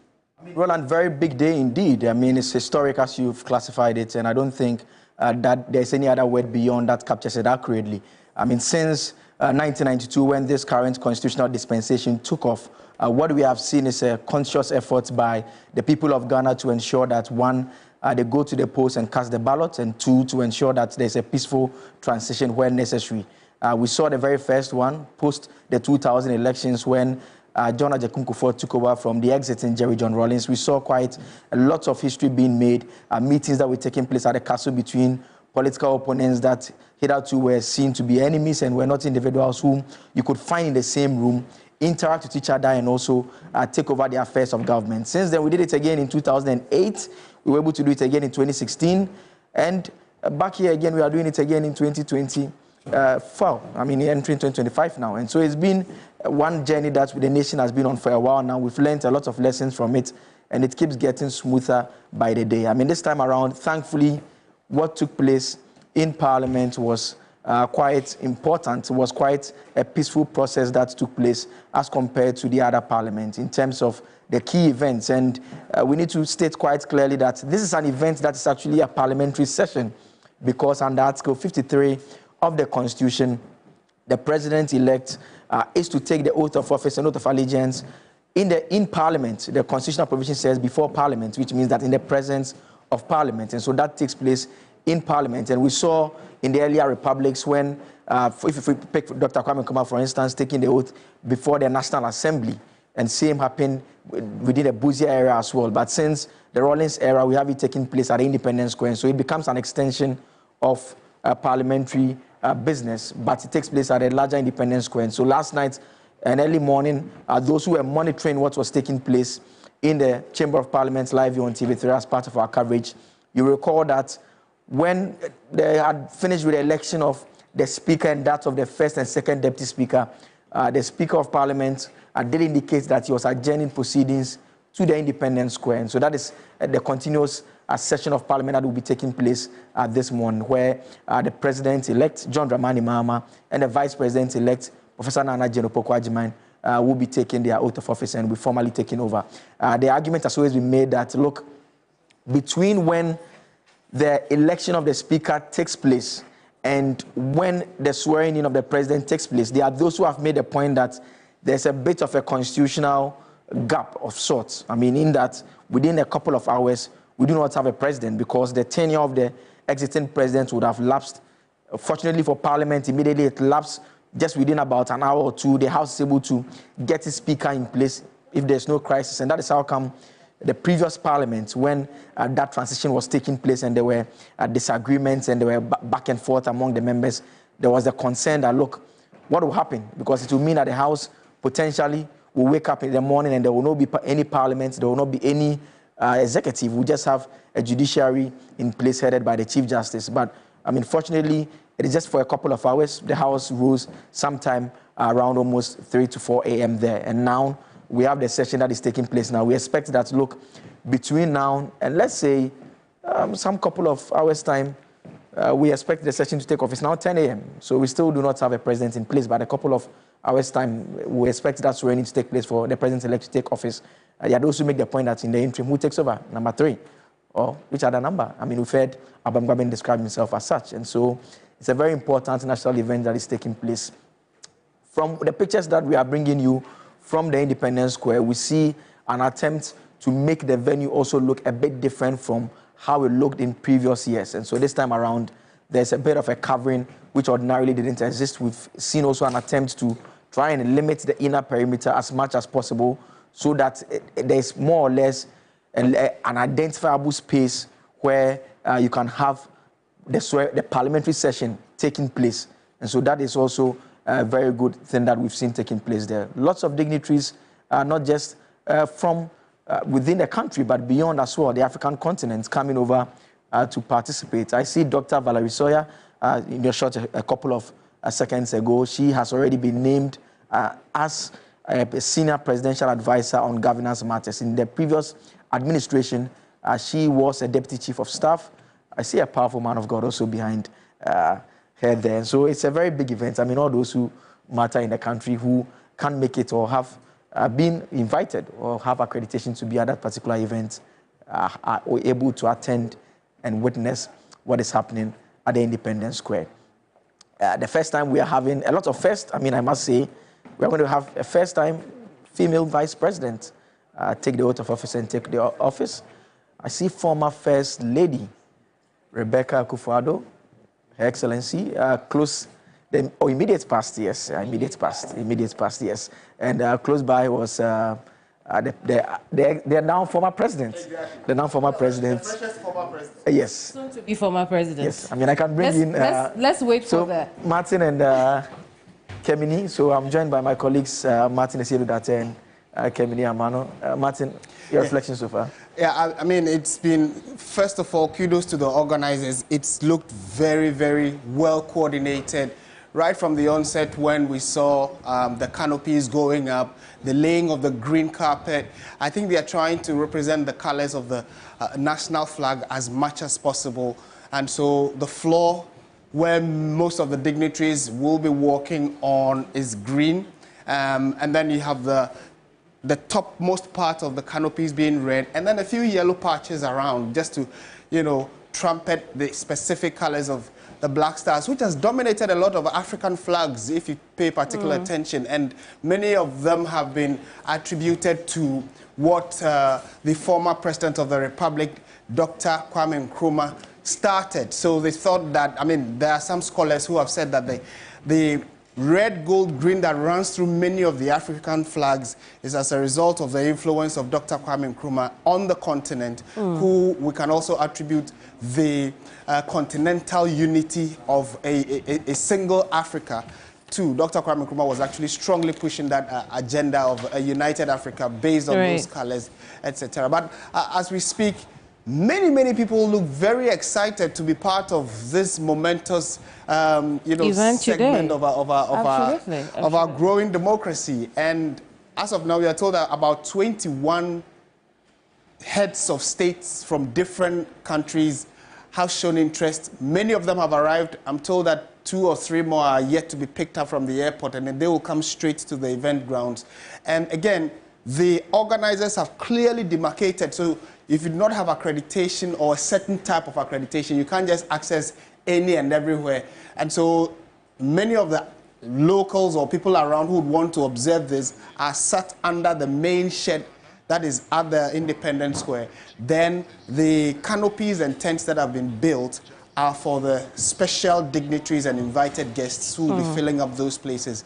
And so on your screens now, you can see the members of the judiciary going to take their seats, filing to go take their seats. Again, the head of the judiciary, that is Her Ladyship Gertrude Tokonu, yesterday was in Parliament to swear in the Speaker.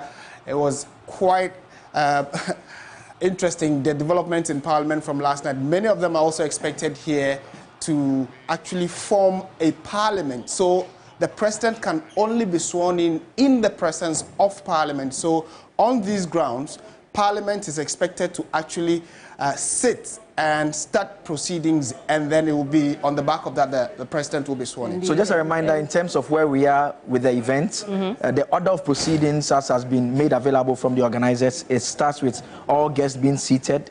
The members of the diplomatic corps, they are also seated as well. Then you have members of parliament seated. Then from there, there is the arrival of the former presidents, then arrival of invited heads of state. Then the next step becomes Her Ladyship, the Chief Justice and Justice of the Superior Court, enter the chamber and take their seats. And so that is where we are currently in terms of the event. And so from it's also this stage, safe to say that the event is about 21 minutes late, because based on the brochure, at 10 a.m. we should see the Right Honourable Speaker calling the House to order. We expect that to take place in a tad. And you were talking about, Martin, about the colour coding, and the colour coding is meant to also direct the dignitaries where they should sit. Right. We know that one of the yellow tents will be for the incoming First Lady and her family, you know, the first family, so to speak. On the other hand, will be where the parliamentarians will also sit when the Speaker calls the House to order. We know that the other tents are also for the dignitaries, depending on where you're coming from, whether it's a mission or you know, it's an embassy, so to speak. And so the color coding, very much like the flag, but it's also specific to direct people where they will sit today. As they have already packed the place, you can see that, listen, we are almost there with the new government. Once that swearing in takes place, it's a different era for this country. And you know, when people talk about the history, the historic nature of the event, it's a lot of attention on the return of a former president. We don't talk a lot about the fact that there is also a very first female vice president. You're absolutely right. You know? Because it's absolutely huge deal for this continent. It is. A continent where many women are emerging as leaders of the country. It's good to know that we are inching closer to that. We have our very first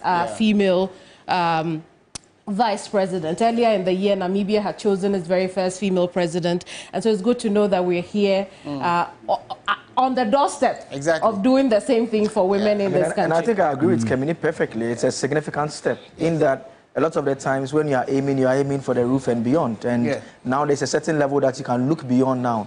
You can't wake up and think that, look, I want to be the first female president. You know that that is the level that you have to take us to. You know that the issue of the first female vice president is done and dusted. Indeed. We're going to have her in a couple of hours. And so it's a very significant step, and it should always be a shining example for a lot of young girls across the country. I don't know what, Alfred, you think of that? Alfred Okansi? Welcome to the party. That, really, thank you guys. We always have this conversation about female representation in politics after the horse has bolted, really.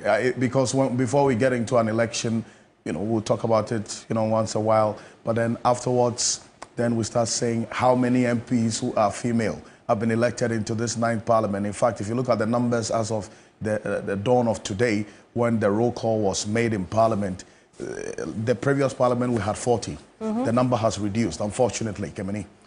In this 9th parliament, even though there's an additional seat increasing the number of seats there to 276, the number of female representation, or the female MPs in this 9th parliament has also reduced, and that's one thing that is not quite encouraging for us. You know, but then again, the most important aspect of all of this, as we're talking about today, is to see Professor Nana Jane Opoku-Agyeman become the first female vice president. That is a boost to our democratic credentials as a country and as a people, if you look at the continent as well. And as we're seeing right now on the screen, a number of the dignitaries still arriving. We have a number of the heads of states and then also their vice presidents in town. And one to look out for as well, as we're seeing, we have a former president of the People's Republic of Nigeria also there. We have the president of Nigeria himself as well, and there the former president of South Africa, Jacob Zuma, is also here in present. We also have the Belgian foreign minister also present in there, and the delegation of the United States President Joe Biden.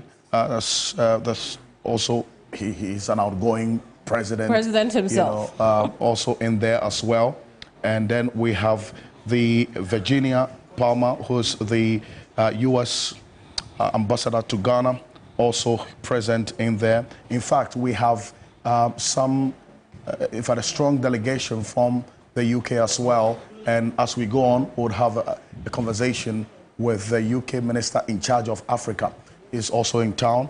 And we'll be having a conversation with him as we go on here on your election command center. And on your screen at the moment is the Chief Justice who will be swearing in the President-elect. And, you know, over the years, in moments like this, you hardly see the activities of the outgoing President. We saw him a while ago with his, as he refers to her, my beautiful wife, Rebecca. And... You need the cue card. You need a cue card. Well, so, I mean, Martin, we are currently at the stage where we are expecting the Right Honourable Speaker's procession to enter the chamber. And so that is the stage where we are now. We already completed the other stage in terms of the Chief Justice and the Justice of the Superior Courts coming in to take their seats. And so the next step that we expect to happen is that the Speaker will come in, will enter the chamber. All members were expected to rise to receive him. Then the Speaker will take his chair. Then he will call the House to order. And so then that becomes a formal parliamentary session. Then the majority and minority leaders at the invitation of the Speaker will join the procession to receive HE, the President-elect, and HE, the Vice President-elect, to the House. Then the next step will be that the President-elect and the Vice President-elect will be conducted into the chamber. Then the oaths administration goes on as well. And so that is it by way of what we can expect within the next maybe 15 to 20 minutes. Oh, you forgot the first, speech to the people. Yes. The president would have to speak to us for the very first time. 8 years ago, we had a rather terrible experience after enjoying such a beautiful speech. We know what took place afterwards, and so we'll be very keen on marking. You want to say that we later found out that half the speech was plagiarized. You didn't want to go there. but I mean, the point I'm making is we'll be very keen on listening to the incoming president, because whatever he says on that at that moment will set the tone very significant for how his government goes. And it becomes the key speech that we are going to look out for at the end of the 4-year tenure. I mean, this is a president who will be doing one term. And I say so because if you remember that speech, beyond the concerns about the plagiarism that had taken place, that speech many thought was a defining moment because it was the speech that the Ghana Beyond Aid was loudly trumpeted. I mean, the verdict is out there. 8 years on, the verdict is out there. I mean, we don't have to argue about it at all. I mean, we know how things have been. It was also the speech that encouraged the people to be citizens and not spectators. Well, that falls within the plagiarized text, and so you can understand if you are still not, you have some concerns about it. If we were not allowed to be citizens. Well, it depends on how you want to look at it. But I mean, the keys, the significance of this particular address cannot be overemphasized. I mean, absolutely. We expect him to state quite clearly what his focus will be. And Mr. Mahama, in terms of His Excellency, I mean, during the campaign period, he had made a point strongly that he's an experienced hand. He's an experienced hand. He had been described by his political opponents as a second-hand driver. But the fact of the matter is that for the first time, we are going to have someone who is taking the oath, who has been president before. Mind you, he was at the presidency for 8 years, 4 as vice, 4 as president, then 8 years in opposition to see how Ghana has been managed, which in his opinion was mismanaged. He comes across with lots of experience. I'm not sure it's just in his opinion, is it? I mean, like, the verdict is out there, especially after the last. Let's just put it out. The Speaker of Parliament, Right Honourable Alban Sumana Kingsford Bagwin, has just arrived at the Independence Square where a parliamentary session is taking place right now. It's safe to say that he is the one who is going to preside over the parliamentary sitting today. Aside from the president-elect who's going to be sworn in today, he is the most important person at this gathering. If the Speaker hadn't arrived, we still cannot proceed with this particular swearing-in ceremony. So with the arrival of the Speaker, what you see there is the maze, and that has been set right before the Speaker's seat. The maze is standing upright. What that means is that all is well and the session can take place. If the maze had been swung anywhere beyond the middle, then we would have an issue. Exactly. Because the positioning of the maze communicates a particular situation. So as we see it now, the maze is standing upright. What that means is that parliamentary business is set to take place. The Speaker of Parliament went round and beckoned on his deputies as well. As we do know, yesterday, in fact, this the early hours of this morning, we had Bernard Ahiafo, who is the Akachi South Member of Parliament, sworn in as the first Deputy Speaker, and also the Member of Parliament in the Ashanti region, Fomena constituency specifically, Andrew Esiama Amoako, also sworn in as the second Deputy Speaker. In fact, he retained that particular position as second Deputy Speaker of Parliament from the 8th Parliament. He is the second Deputy Speaker of Parliament for this 9th Parliament as well. We're seeing as well Kofi Boakye, who was recently announced as part of the preparatory team for the Operation Recover All Loot Oral. He's also part of the security team as well. He has a lot to do in this administration.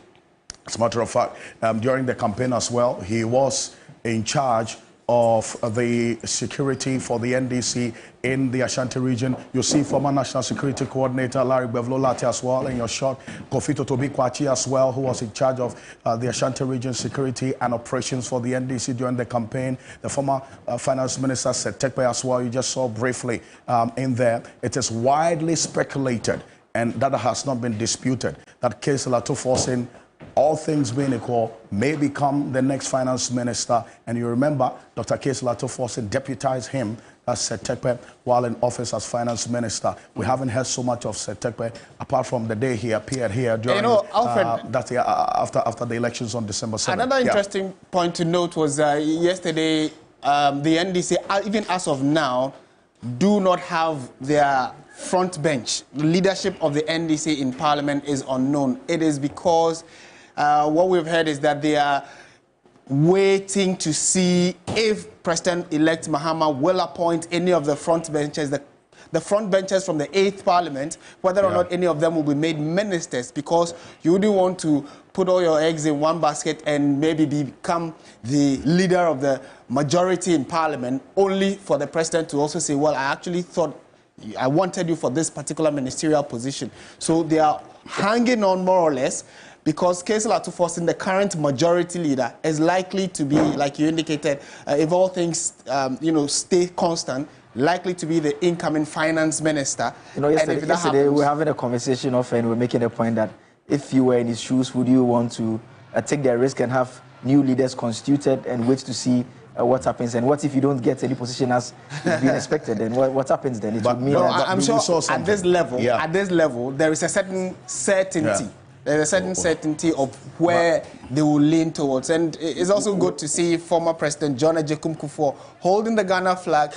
Some people are saying he seems rather more excited about the fact that the John Dramani Mahama and the NDC are going to be managing the affairs of the country at least for the next 4 years. Why is that? Because he's smiling. He had his own issues with the outgoing government. He had serious issues with the MPP. And even in terms of the incoming government, you recall when he had endorsed Dr. Baumia in the build-up. Yes. One of, if I could describe him as his protege of sorts. Yes. Absolutely. That was that interview that some 2 journalists had with him. A number of people thought that, look, that was a plan one that didn't really work according to plan. Many thought that he really descended into the background of that kind of politics that then drew him into the arena of insults. And he was really berated for what he did during that particular period.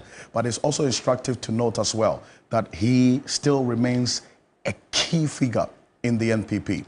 And going forward, as the NPP is talking about rebuilding, reorganizing into 2028, he's one person that you cannot overlook. He has his own caucus in this particular NPP as we have it. There are many who thought that the Nana Addo Dankwa Akufo-Addo-led NPP caucus did not treat the Kufuor caucus that well. So a number of persons who identified with his caucus really did not have a good time over the last 8-year period. With Nana Addo Dankwa Akufo-Addo at the helm of affairs. You've heard Boakye Jaku as well, the former energy minister, in that statement that he released. He says that there is this mindset that the party had been hijacked by one person who was behaving more like a Caesar.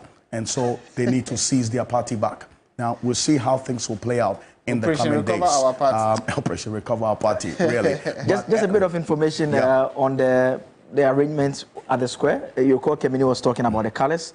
And so we understand that the red branded canopy is for the judiciary invited guests, which includes outgoing ministers, party executives, and the diplomatic corps. And in terms of the green branded canopy, special envoys, invited presidents, former presidents, and governors. Then there are 3 other black branded ones. Those are for the parliamentarians and spouses and parliamentarian staff. Then there is also 3 other yellow canopies. The first one is for the NDC Functional Executive Committee members.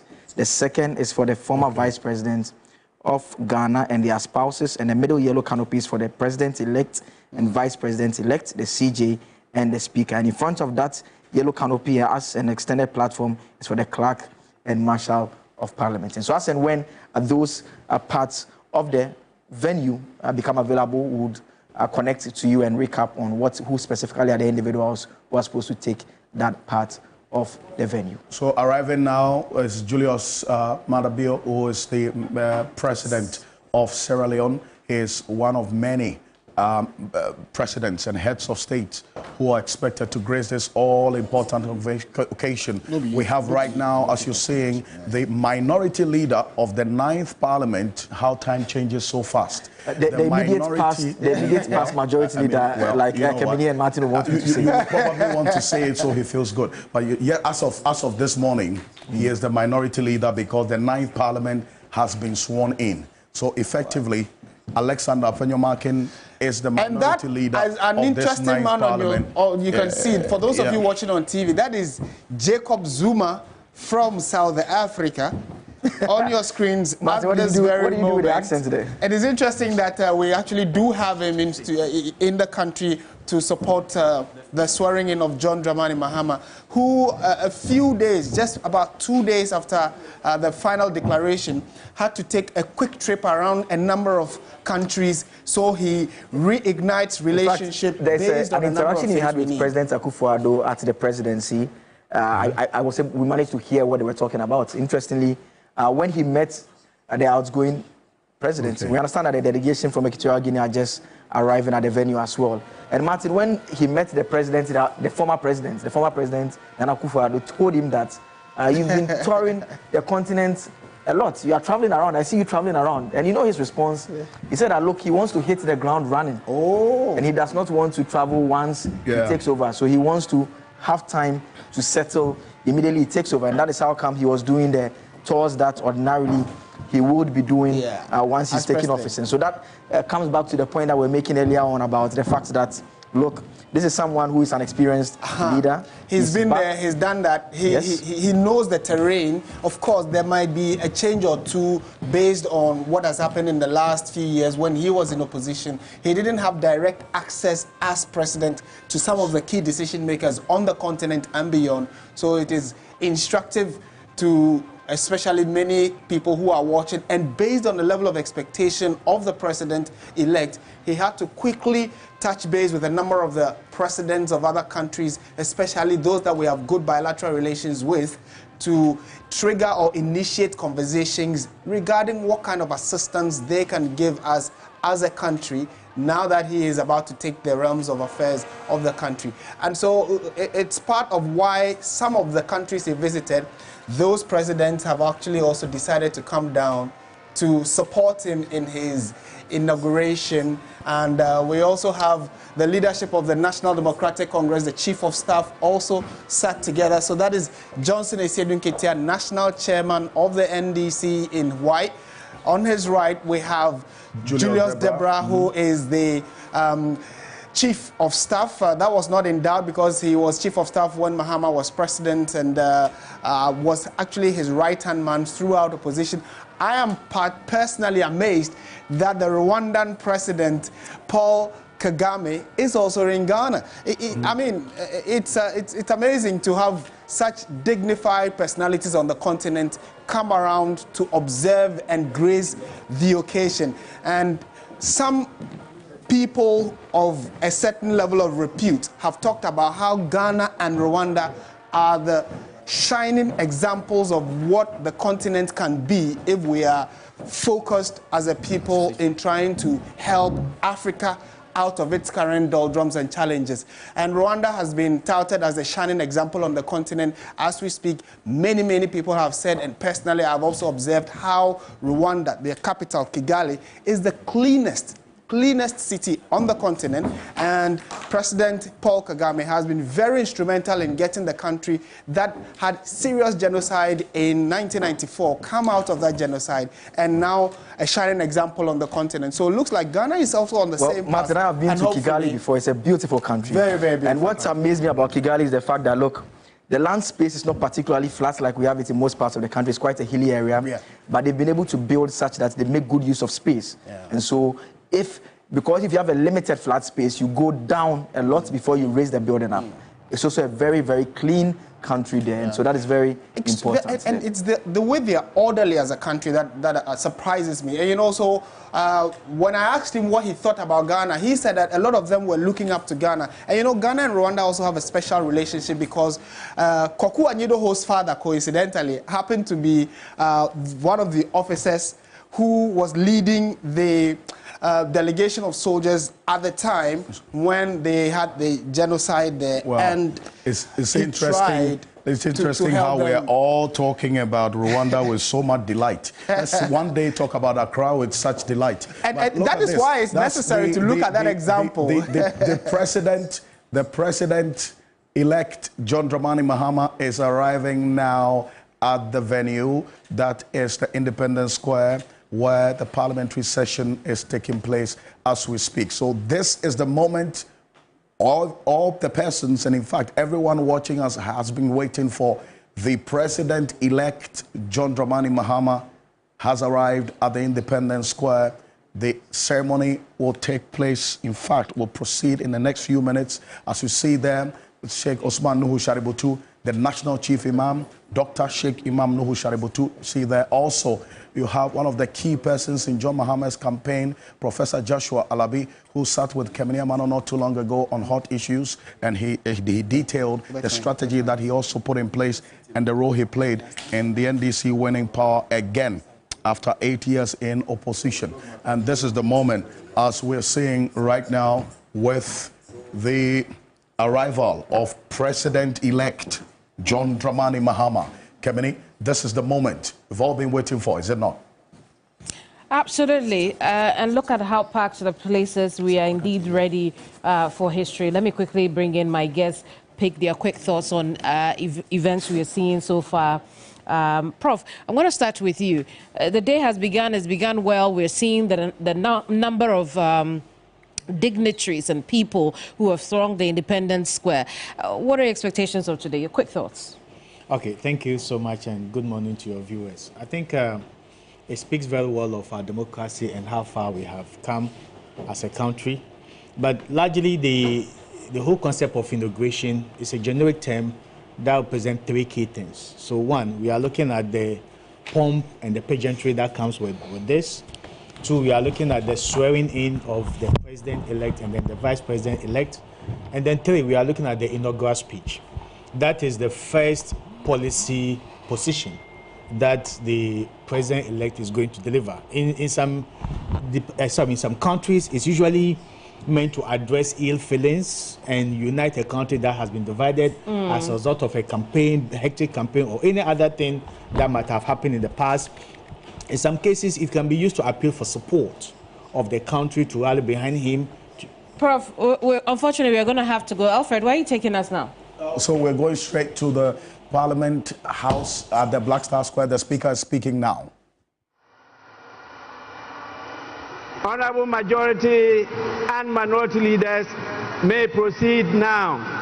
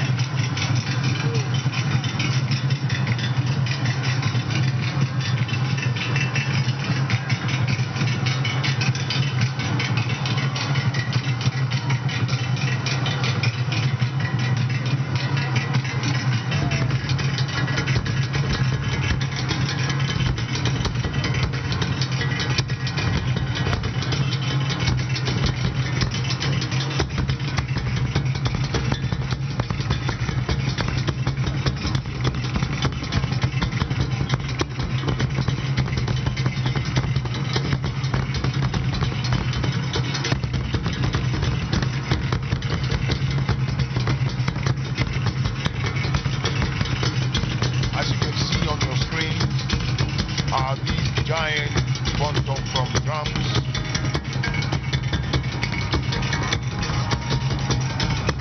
Sounding out the rhythm of Ghana. And now we have on our screens the police mounted squadron escorting, I believe, the Vice President-elect to the ground. The crowd is ecstatic. The noise here is deafening, but it is all for happiness and for joy. We are witnessing a momentous occasion, Ghana having its first female vice president.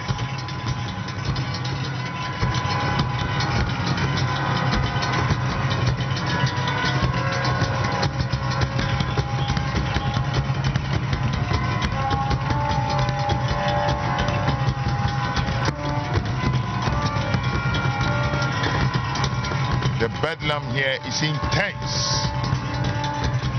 It is intense. There is much joy, happiness, excitement, all in readiness for what we are about to witness. And security is also in full force. We have various security personnel deployed to ensure the total safety and security of personnel. They are all playing critical roles to ensure that this event goes seamlessly, devoid of any major hitches. We have rich display of culture.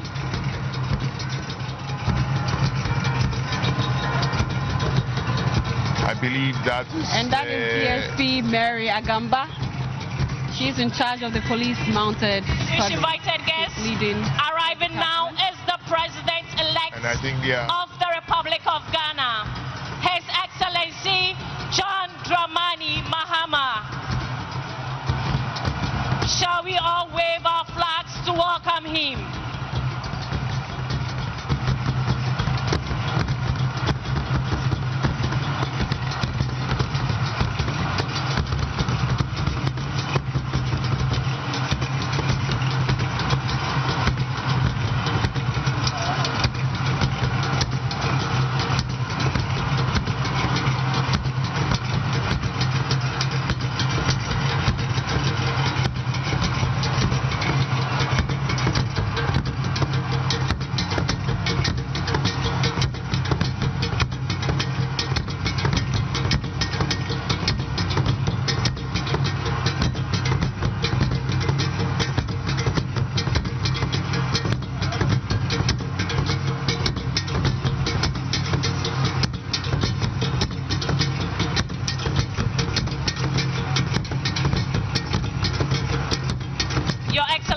Distinguished invited guests, arriving now is the President-elect, John Dramani Mahama. He is accompanied by his spouse, soon-to-be First Lady, Her Excellency Lordina Dramani Mahama. Shall we all wave our flags to welcome him?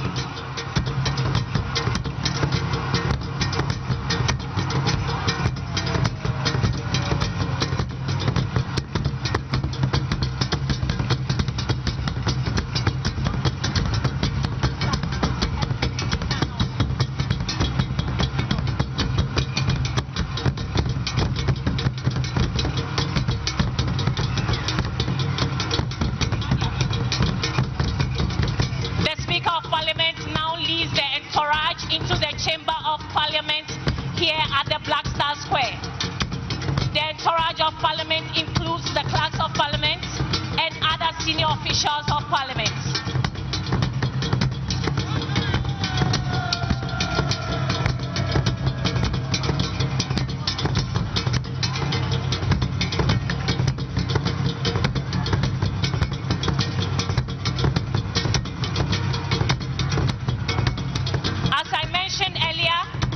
We will soon enter the Chamber of Parliament, and so the Speaker of Parliament will shortly take over. Shall we please rise as they process into the chamber?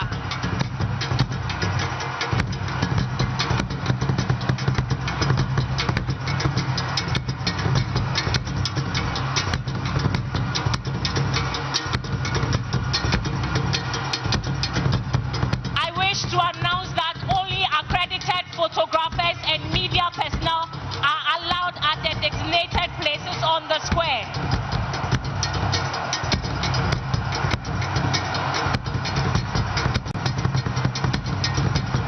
Please, if you are not authorized to be on the square, kindly move back.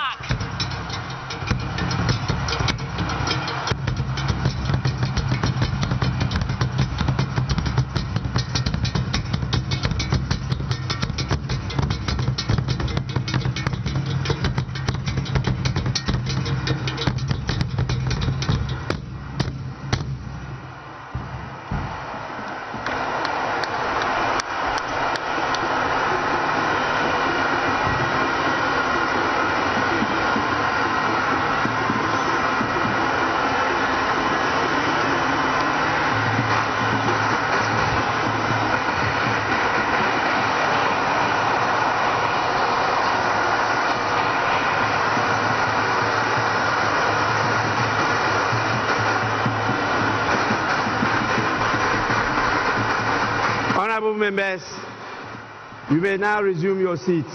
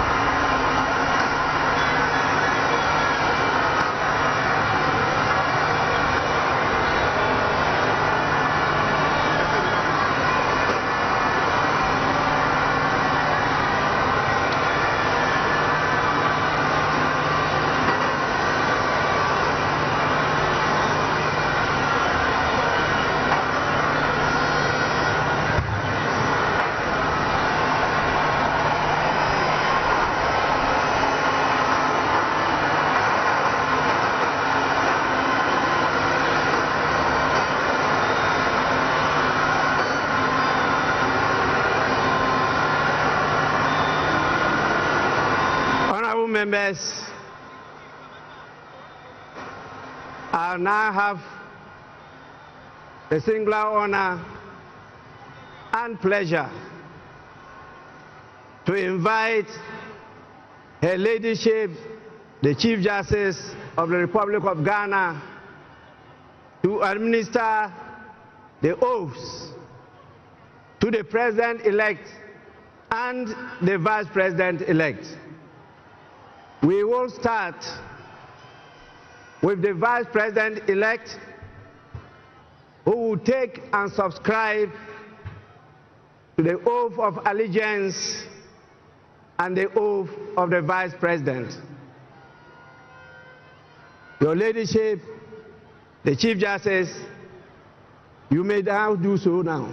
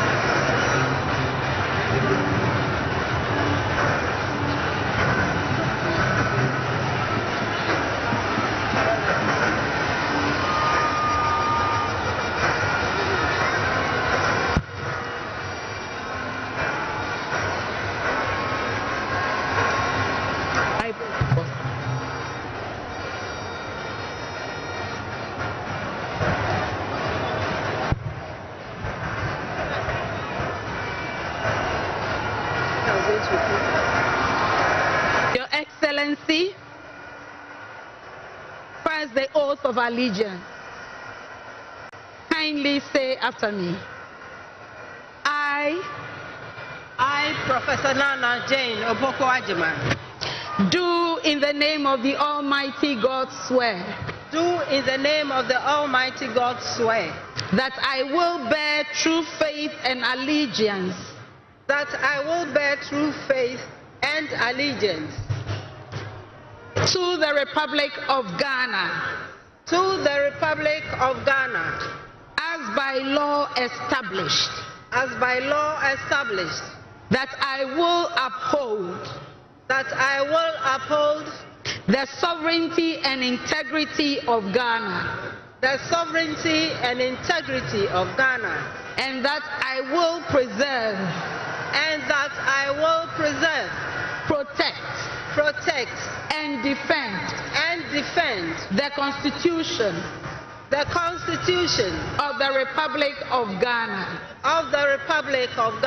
So help me God. So help me God.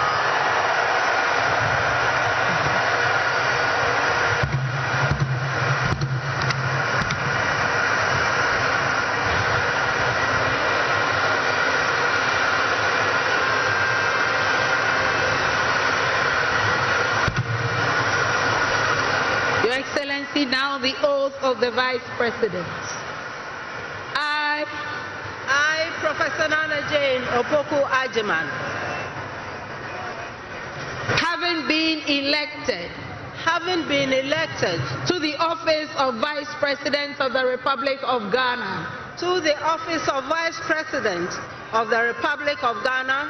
do in the name of the Almighty God swear. That I will be faithful. And true. To the Republic of Ghana. That I will at all times. Preserve. Protect. And defend. The Constitution of the Republic of Ghana. And I dedicate myself to the service and well-being of the people of the Republic of Ghana, and to do right to all manner of persons. I further solemnly swear that should I at any time break this oath of office, I shall submit myself to the laws of the Republic of Ghana, and suffer the penalty for it. So help me God. Congratulations, Madam Vice President. Thank you. Lift your baby. Honorable members, the Vice President of the Republic of Ghana shall now sign the oath book.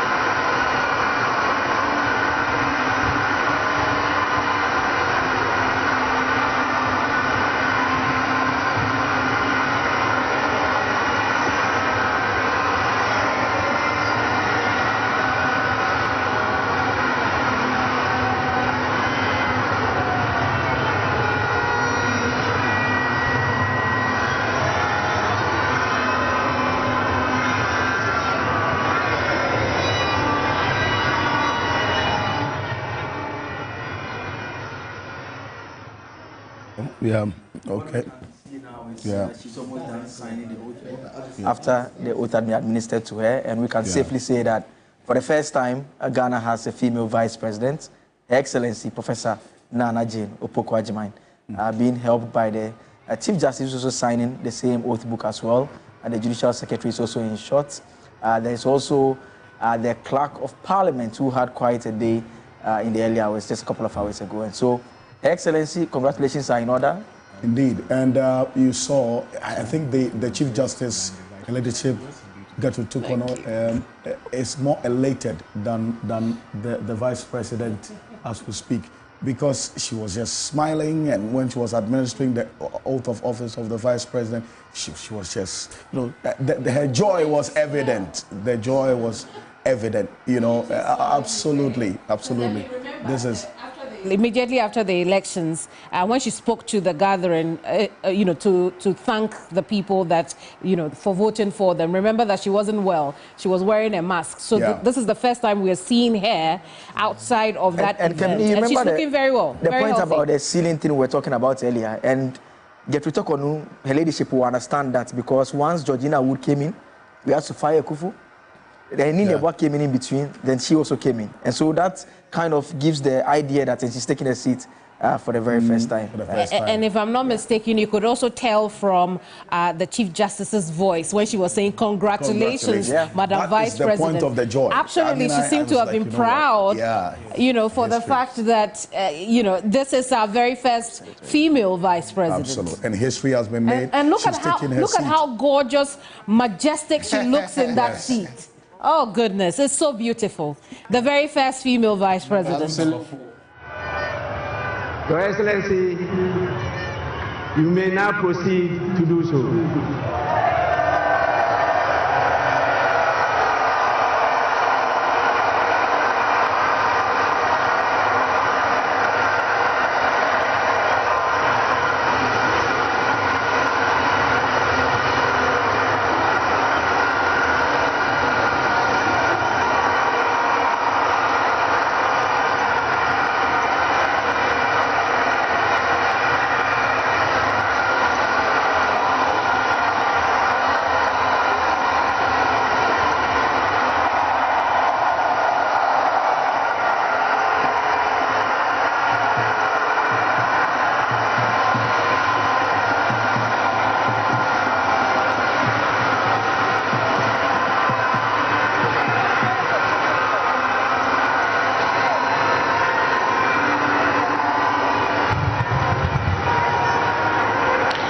Your Excellency, kindly say after me, this is the oath of allegiance.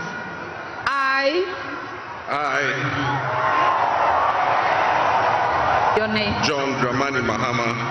Do in the name of the Almighty God swear. Do in the name of the Almighty God swear. That I will bear true faith. That I will bear true faith. And allegiance. And allegiance. To the Republic of Ghana. To the Republic of Ghana. As by law established. As by law established. That I will uphold. And that I will uphold. The sovereignty. The sovereignty. And integrity. And integrity. Of Ghana. Of Ghana. And that I will preserve. And that I will preserve. Protect. Protect. And defend. And defend. The Constitution. The Constitution. Of the Republic of Ghana. Of the Republic of Ghana. So help me God. So help me God.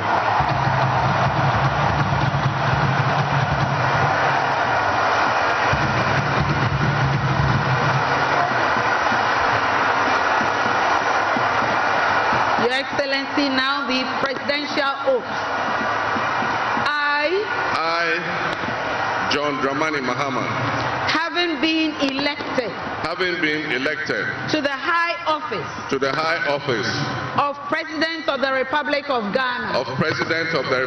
Ghana, do in the name of the Almighty God swear. Do in the name of the Almighty God swear. That I will be faithful. That I'll be faithful. And true. To the Republic of Ghana. To the Republic of Ghana. That I will at all times. that I will at all times preserve, protect, and defend the Constitution of the Republic of Ghana, and that I dedicate myself to the service and well-being of the people of the Republic of Ghana, and to do right to all manner of persons. I further solemnly swear that should I at any time break this oath of office, I shall submit myself to the laws of the Republic of Ghana, and suffer the penalty for it. So help me God. Congratulations, Mr. President. Let me be the first.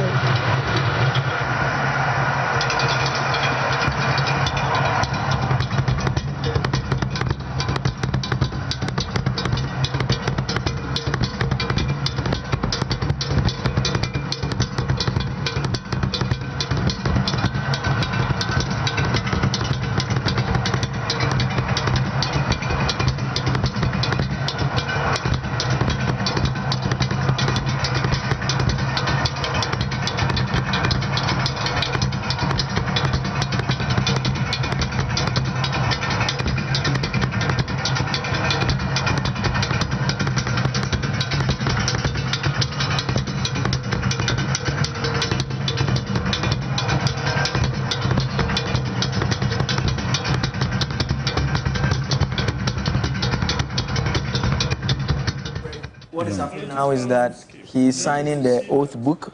That is what is happening now. In the earlier moments, we saw the president-elect take the oath and subscribe to the oath of allegiance and presidential oath. Then he will sign the oath book, which he's doing now.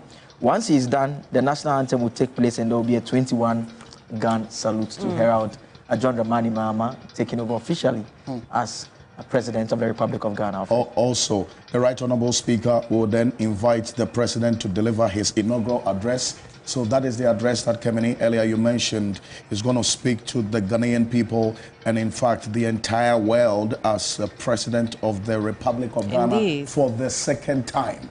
Indeed. And that is the first in our history as a people. And a lot of talk already has started about his outfit today.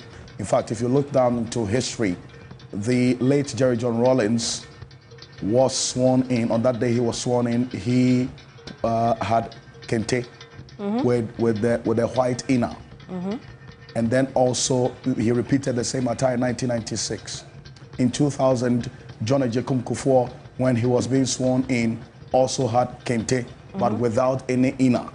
You know, because you know the Evers wear the white inner, but the Ashantis do not wear anything. They show you their muscle and how tough they are. So John Ejekum Kufuor had kente without an inner. Fast forward to the late John Evans Mills, he had kente as well, but with an inner, because the Fantis also dress the same way. Then John Dramani Mahama, in fact, his first stint, this is not how he dressed. No. Right? And that's the point that you were making earlier. So fast forward to Nana Addo Dankwa Akufo-Addo, he had kente on with no inner. He also showed that how muscular he was at the time in 2016. Then in 2024, we had this one as well. And that's what you're seeing right now with the President, John Dramani Mahama, now. Today he's doing the one hand. With one hand. Yeah, he's holding the state sword. I mean, and it's very important. And it's symbolic as well. It's the symbol of presidential authority. That is the symbol of authority of the President of the Republic of Ghana. Now he's held it with double hands, and also that has a meaning. If you recall, this became a talking point in 2016 when he held it with just one hand. In fact, the state sword, as we would call it, the Oman Akumfua. Yes, a symbol of presidential authority, first held by Osajifo Dr. Kwame Nkrumah when he swore the oath of office on the 1st of July 1960. Blay, what do we know about this? It's made of solid gold. The design is based on that of the double-bladed Afenanta, a traditional symbol of interstate peace, and that is what we saw him holding for the very first time in terms of it being sworn in again. So the president is actually exchanging pleasantries with the very core individuals he'll be working with closely. So first, his wife, Lordina Mahama, and then also the chief of staff, whom he shook hands with, and the deputy as well. So he's moving towards he just crossed the maze of Parliament. Ordinarily, maybe everybody bows before the maze of Parliament, but he's just walked past it. Martin, I can tell you where he's heading. He's heading to the seat of state. Yes, he's going to sit on the seat of state by the Speaker of Parliament. So there he is. Again, you can see exchanging pleasantries with the Speaker of Parliament, his Vice President, Professor Jane, and the Chief Justice. Now, he's about to sit for the second time on the seat of authority, more or less, you can call it that way, which is the presidential seat. So, indeed, just to tell you and you know, gentlemen, we've gone full circle now. Just drawing my attention to the fact that it is only John Dramani Mahama who's been sworn in 3 times. When Professor Mills died in 2012 and today. Yeah. So the history is a lot going on here. The record he's setting is a lot going on here today, right? And it's interesting. If you read his book, My First Coup d'etat, he makes the point about how a lot of the events that took place in his life were not within his control. He always makes the point that at every turn when he doesn't seem to know what lies next or what he intends to do next, something happens within fate that turns his life around. And he makes reference to how that very first coup d'etat changed his life, not just of himself, his entire family.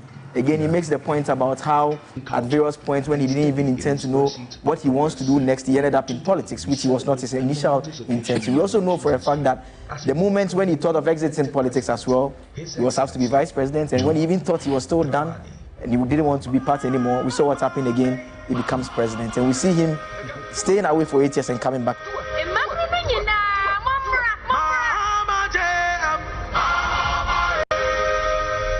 A true nation builder, committed to forging a brighter future for all Ghanaians. John Mahama embodies the pillars of leadership that our nation craves: trustworthiness, reliability, modesty, and above all, truthfulness. From the moment he stepped into the political arena, John Mahama has demonstrated an unwavering commitment to the people of Ghana. His approachable demeanor, paired with his genuine concern for the needs of the Ghanaian, has earned him their trust. A trust that is pivotal for any leader aiming to guide a nation through challenging times. What I really like about JDM is his humility. The man is simply so down to earth, it's unbelievable. He's so humble, it's unbelievable. I really like that about him. John Mahama osuro nyame, odonyame, osuro nyame, openi pasem, okita kumapa. Mihuna se mehu mi abema. Oyo obi nso a onyiye nipam. Wo ya akwala o, wo ya openi o, wo ya pepeni o, wo ya twivi o, wo ya bebia tribe bia o fibia John Mahama tawase. On kase we inye twivi, we inye we. Honorable members, President Mahama is practical. He communicates his issues very, very well. And he understands the Ghanaian politics very well. He understands the Ghanaian people very well. And that is what I like about him. The brand, John Dramani Mahama, is not just a name. It represents resilience, strength, progress, and empathy. I believe John Dramani Mahama is loved by many. His personality. And now, on your behalf, invite His Excellency, the President of the Republic of Ghana, to deliver his inaugural address. Your Excellency, you may now proceed to do so.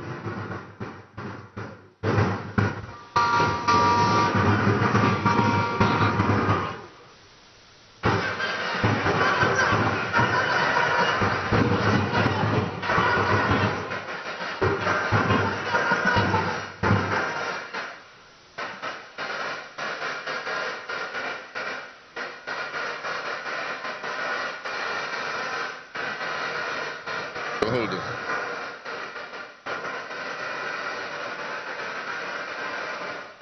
The Right Honorable Speaker of Parliament, Honorable Members of Parliament,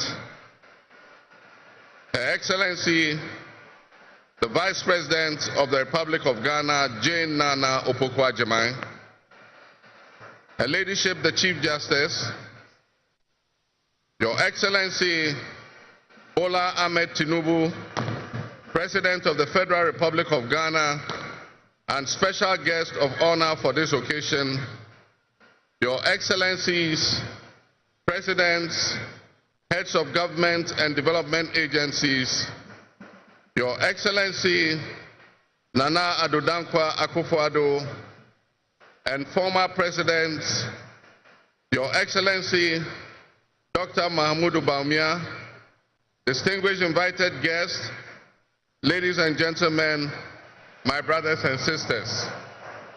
I wish you a good morning, and we give thanks to the Almighty God on this occasion.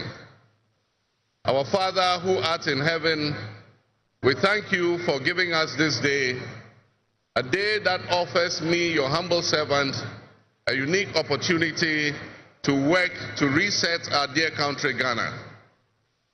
32 years ago, on January 7th, Ghana made its first and most successful democratic transition, a reset, with the swearing in of the newly democratically elected President, Jerry John Rawlings, of blessed memory.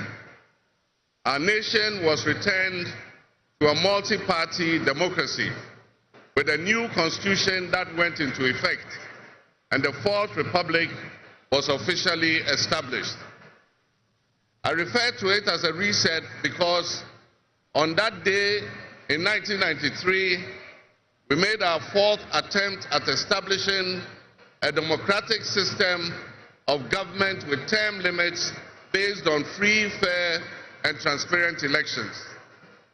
The handover of power on January 7, 2001, between former President Jerry John Rawlings and at the time the newly elected President John Agyekum Kufuor, tested that reset, and our nation passed with flying colors. So today, with my induction as the new President of the Republic of Ghana, history is being made once again.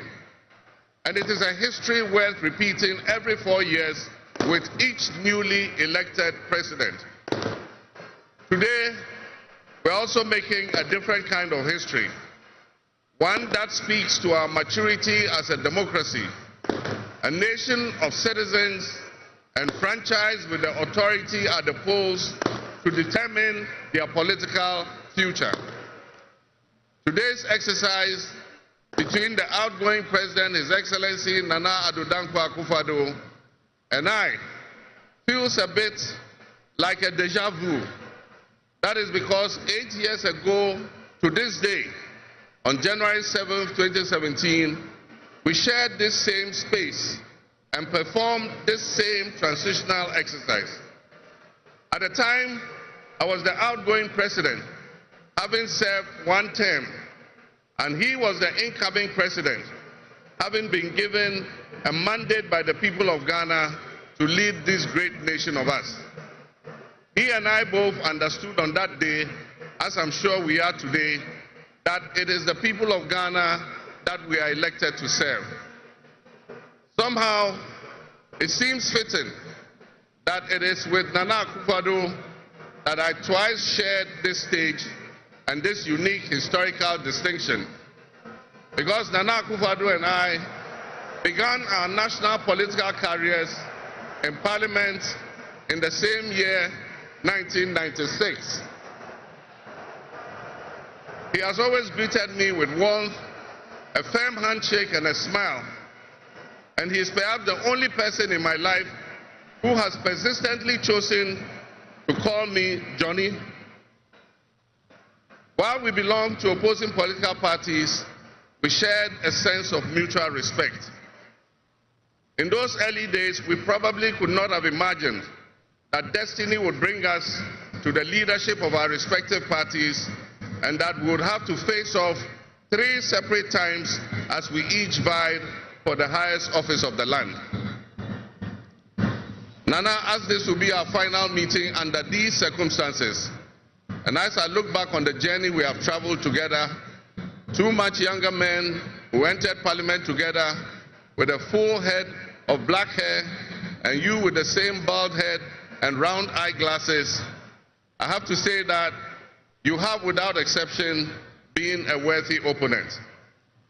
I extend my warmest wishes to His Excellency, the former Vice President, Dr. Alhaji Mahmoud Bawumia.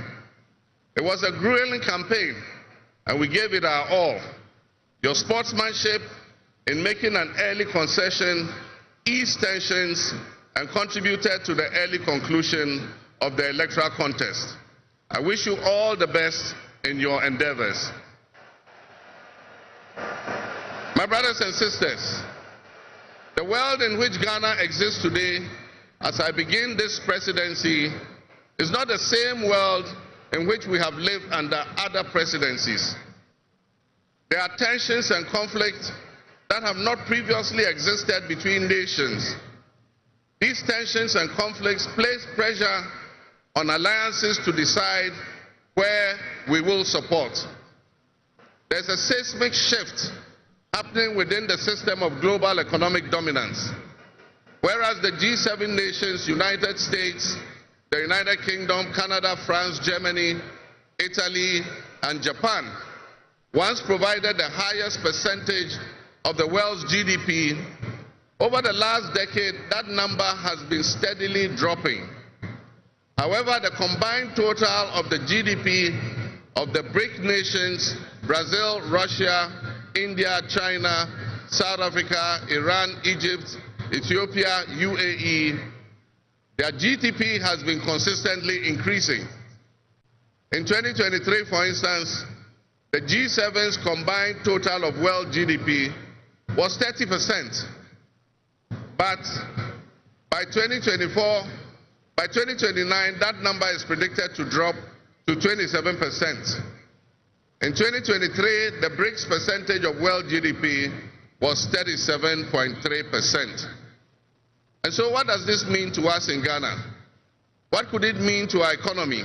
Where do we fit in this geopolitical maelstrom? Technology such as artificial intelligence has taken us to new heights, opening up the potential for national, financial, and personal security issues that we are not yet able to imagine. One example is the use of misinformation and algorithm manipulations on social media platforms to sway a particular group's sentiments towards or away from something. Now more than ever before, we need to strengthen our ties with our neighbors to ensure that we're working together to keep our sub-region safe. We stand in solidarity and work in alliance with all our neighbors in the sub-region. Recognizing the history of our borders, we also acknowledge that on the other side of our country's borders are our family members. They may be Ivorians, they may be Togolese, they may be Burkinabes, they may be Nigerians or Malians, but they are also Akans, they are Kasinas, they are Gwans, they are Ewes, they are Nzemes, they are Hauses, they are Moshis and Gurmes, because we are all part of one another, one big family. With the increase of the climate crisis, and as the waters grow warmer, melting the Arctic ice and permafrost, there's a greater likelihood for viruses that have been frozen and thought to be extinct for decades, perhaps even centuries, to begin to spread and create another global pandemic. The changing climate conditions, increased population density in urban areas, and mass international travel are enabling existing viruses to spread and mutate at a faster and faster rate than they did before. This is a serious challenge. Let us not forget the toll that the past epidemics of viruses like Ebola, COVID and mpox have taken on the families and communities and medical infrastructure in several of our neighboring countries and in the sub-region. Let us also not forget how swiftly and completely the COVID pandemic brought the entire world to a screeching halt. My government will be working diligently to strengthen our public health systems while monitoring the global health situation so that when, and not if, but when the next pandemic or epidemic occurs, the loss of lives in Ghana will be minimal. The larger world exists around us and to some extent within us. While we cannot and should never use it as an excuse to stray from the direct and immediate needs of Ghana for the well-being of our citizens, we must also bear in mind that the affairs of the world, if we care to shape, lessen, avoid, or even at the other end of things, maximize the effect they have on us. My brothers and sisters, barely a month ago, we held historic elections that have caused dramatic shifts in our political landscape. I feel greatly honored that you, my compatriots, considered me worthy of receiving such an unprecedented and overwhelming mandate to steer the affairs of our beloved nation at this critical time in our history. The magnitude of this victory in the presidential elections and the gains that were made by my party, the National Democratic Congress, in the parliamentary elections naturally and justifiably resulted in great joy and celebration across our country, Ghana. But celebrations, no matter how justified and how well earned, must be supplanted by discernment, sobriety, and deeper insights into why we received this kind of mandate in the first place. By voting as you did on December 7th, the Ghanaian people conveyed a powerful message, yet often overlooked by us politicians. This message was powerfully emphasized by a giant of American political history, President Ronald Reagan, when he declared at his inauguration some 40 years ago that governments have no power except that granted by the people. While Ghanaians take great pride in our thriving democracy, they are deeply dissatisfied with the quality of governance over the years and have openly voiced that dissatisfaction through the decisive actions that they undertake at the elections. Our people also understand that democracy is not just a token adorned with periodic elections followed by pomp and pageantry with the establishment of a new government. They expect that if democracy is celebrated as a superior means of governance, then its outcomes must be more tangible and benefit them in their individual lives. Any honest introspection and reflection on the pulse of our nation would reveal that many within our population do not feel that they have benefited from or partaking in this democratic dividend. Where people buffeted by severe economic crisis and hardships, and in the last few years we have lurched from crisis to crisis. But there is hope on the horizon. Today should mark the beginning of a new opportunity, an opportunity for us to make a difference in our governance and our economic management. We shall reset our dear nation, Ghana.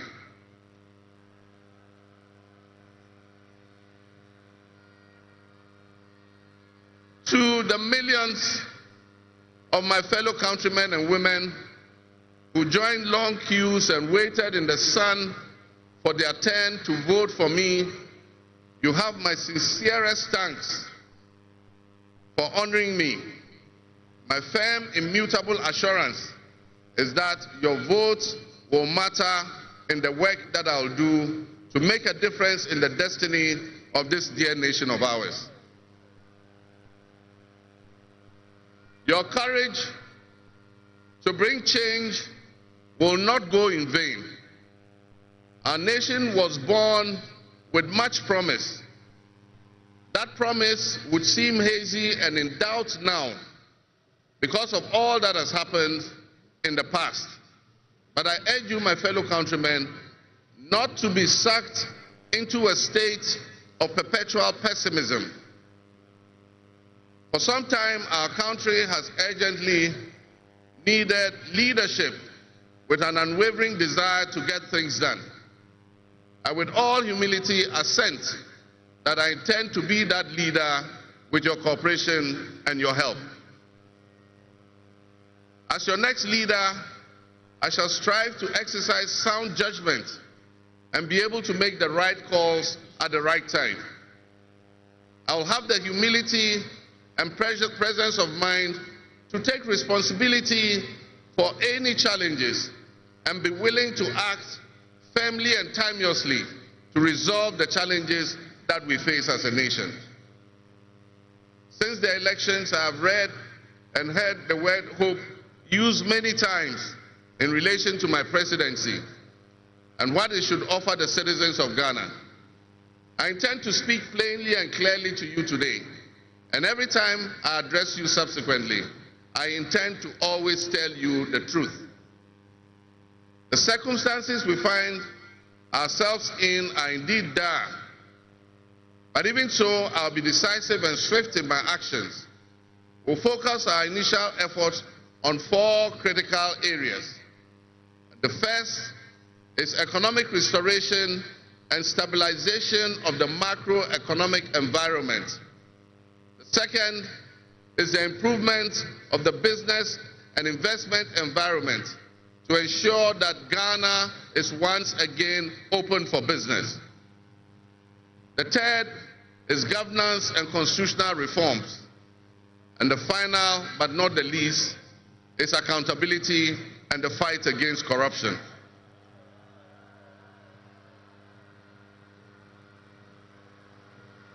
My brothers and sisters, actions have always spoken louder than words. With that in mind, I have entered into a covenant with you, the good people of Ghana, in which I have enumerated 26 actions that I'll take within my first 120 days.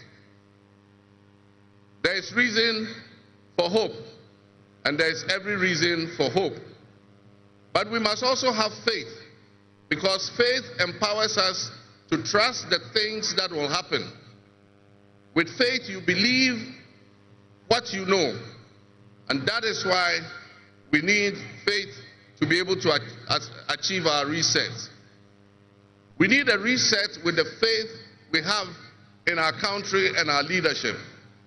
We need a reset with the faith we have in our institutions.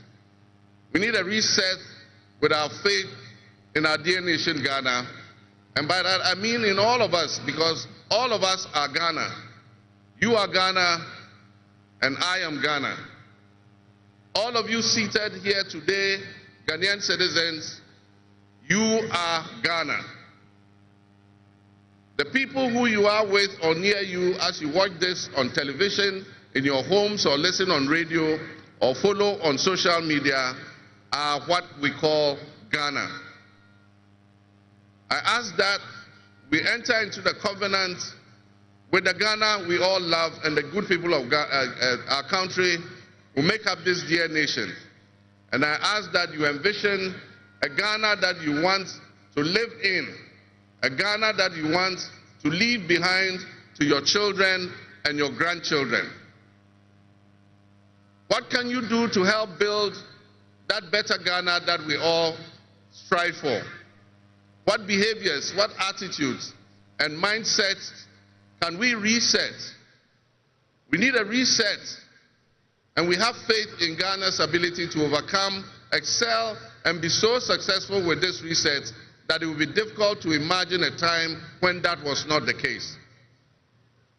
As we stand at this momentous crossroads in our nation's history, I am honored and humbled to accept the mantle of the President of the Republic of Ghana. Today we celebrate a new administration and herald an unprecedented era of opportunity and transformation. With Nana Jane Opoku-Agyeman by my side, we are poised to embark on a journey of progress and inclusivity, united in our vision for a more prosperous Ghana. This day is particularly special for us and for every Ghanaian who dreams of a society where barriers are shattered and ambitions are realized. With the inauguration of Ghana's first female vice president, we have turned a significant page in our history. Nana Jane's ascension to the high office is not merely a personal triumph. It symbolizes our collective commitment to fostering a nation where gender equality and female representation are cherished and amplified. This is a powerful testament to the power of diverse voices to shape the future, voices that have the courage to soar beyond our traditional confines. My brothers and sisters, together as we look to the horizon, we reaffirm our dedication to breaking the glass ceiling that has long hindered many from reaching their full potential. Governance that reflects all segments of our population strengthens our democracy and enriches our conversation. We stand committed to enacting policies that empower women and ensure that the door of opportunity is opened wide for our youth and our women, regardless of their background. Together, we will galvanize our efforts to create a society where every Ghanaian can dream, believe, and achieve without any restraints. Remember that great leadership is not defined merely by the offices we occupy, but by the legacy that we leave for future generations. My administration, along with my Vice President, Nana Opoku-Agyeman, will prioritize inclusivity, accountability, and innovation, forging pathways that will lead to the upliftment of all of our citizens. I'm profoundly grateful for this moment, a cornerstone in our journey towards a brighter future for Ghana. In this resounding victory, I see a clarion call, particularly from the youth of Ghana, a generation that is brimming with potential and dreams that are waiting to be realized.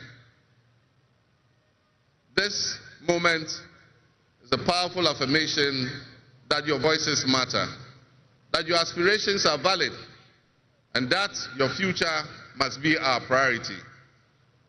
We're committed to translating your hopes into action and creating opportunities for education, entrepreneurship, employment, and empowerment. Our policies will be tailored to sustain innovation and foster industry that engages today's young minds and equip them with the skills needed for tomorrow's challenges. Together with the private sector and captains of business, we will create decent and well-paying jobs.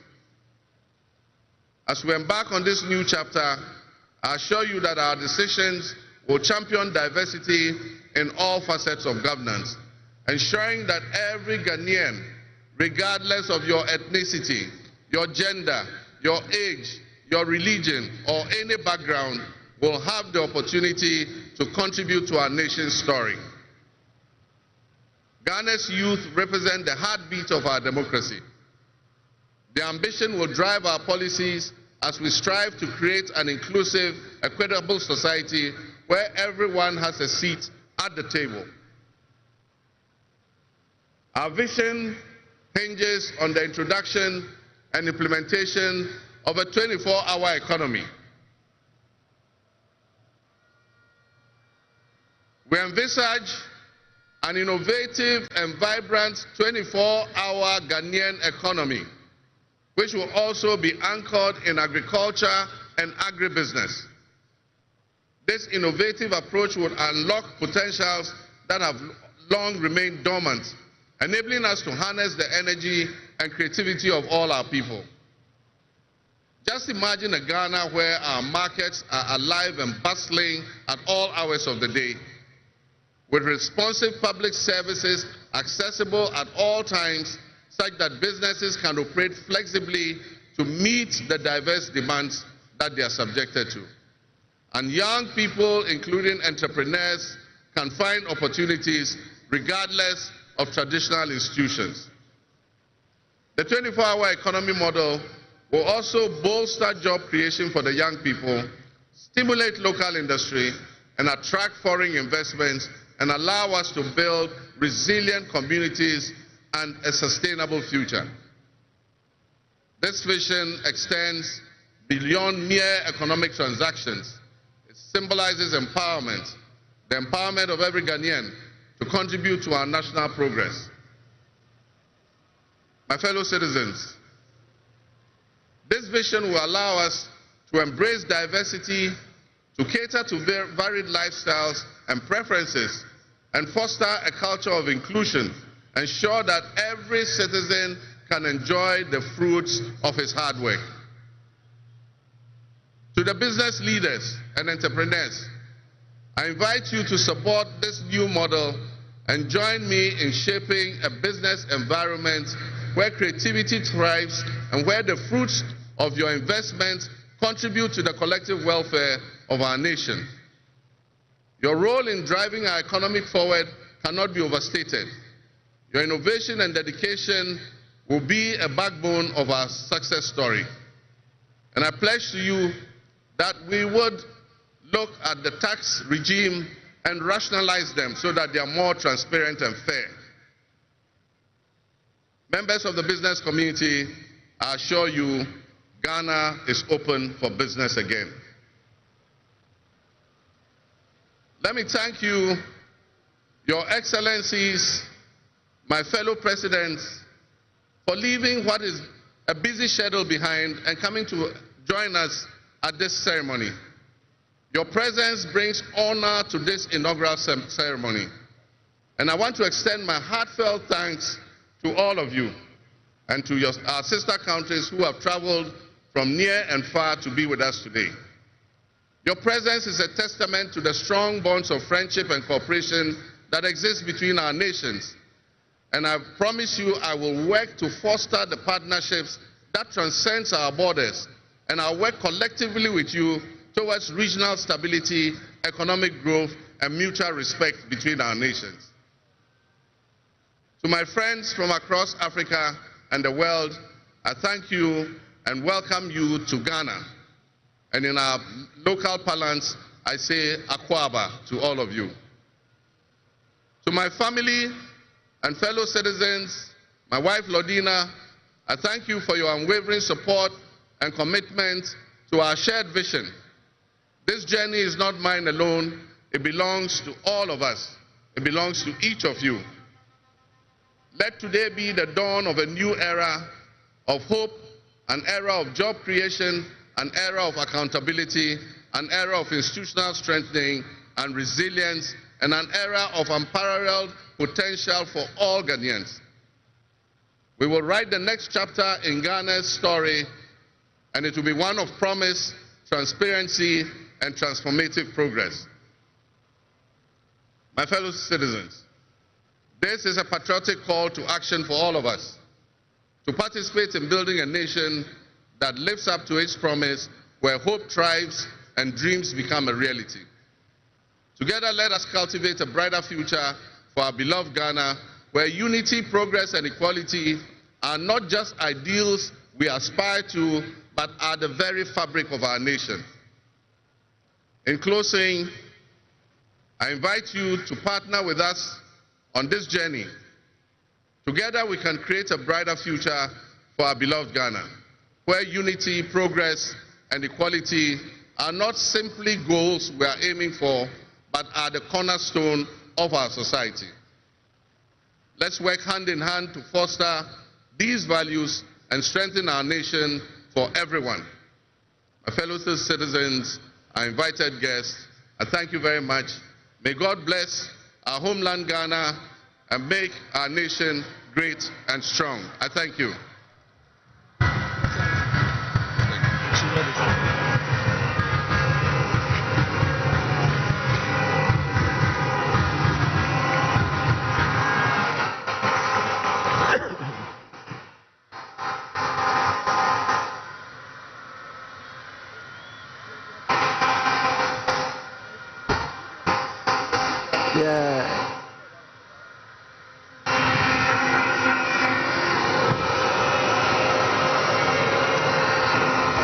Honorable members,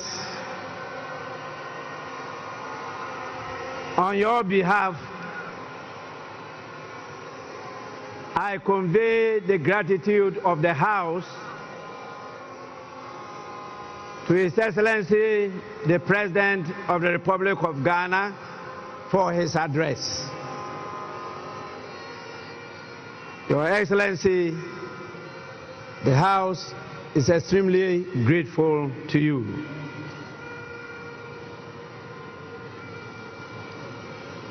Honorable members,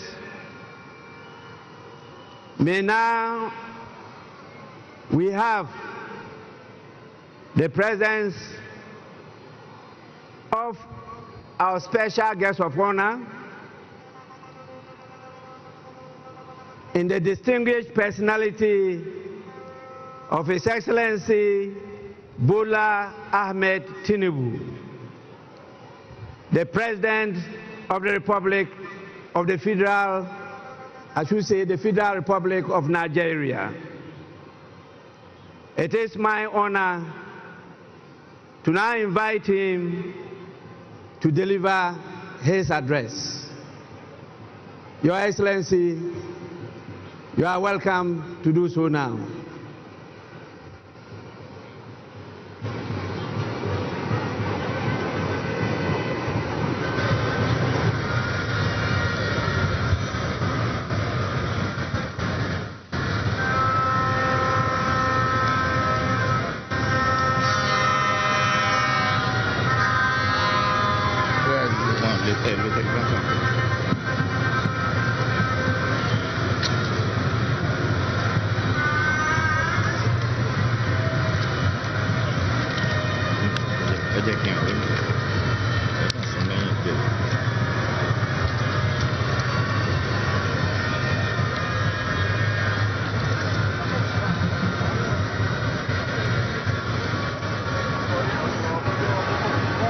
Excellency, President of the Republic of Ghana, Head of State and Government here present, Right Honorable Speaker and members of Parliament of Ghana, members of the diplomatic corps, eminent personalities here present, distinguished ladies and gentlemen. It is always good when a friend and brother can visit the home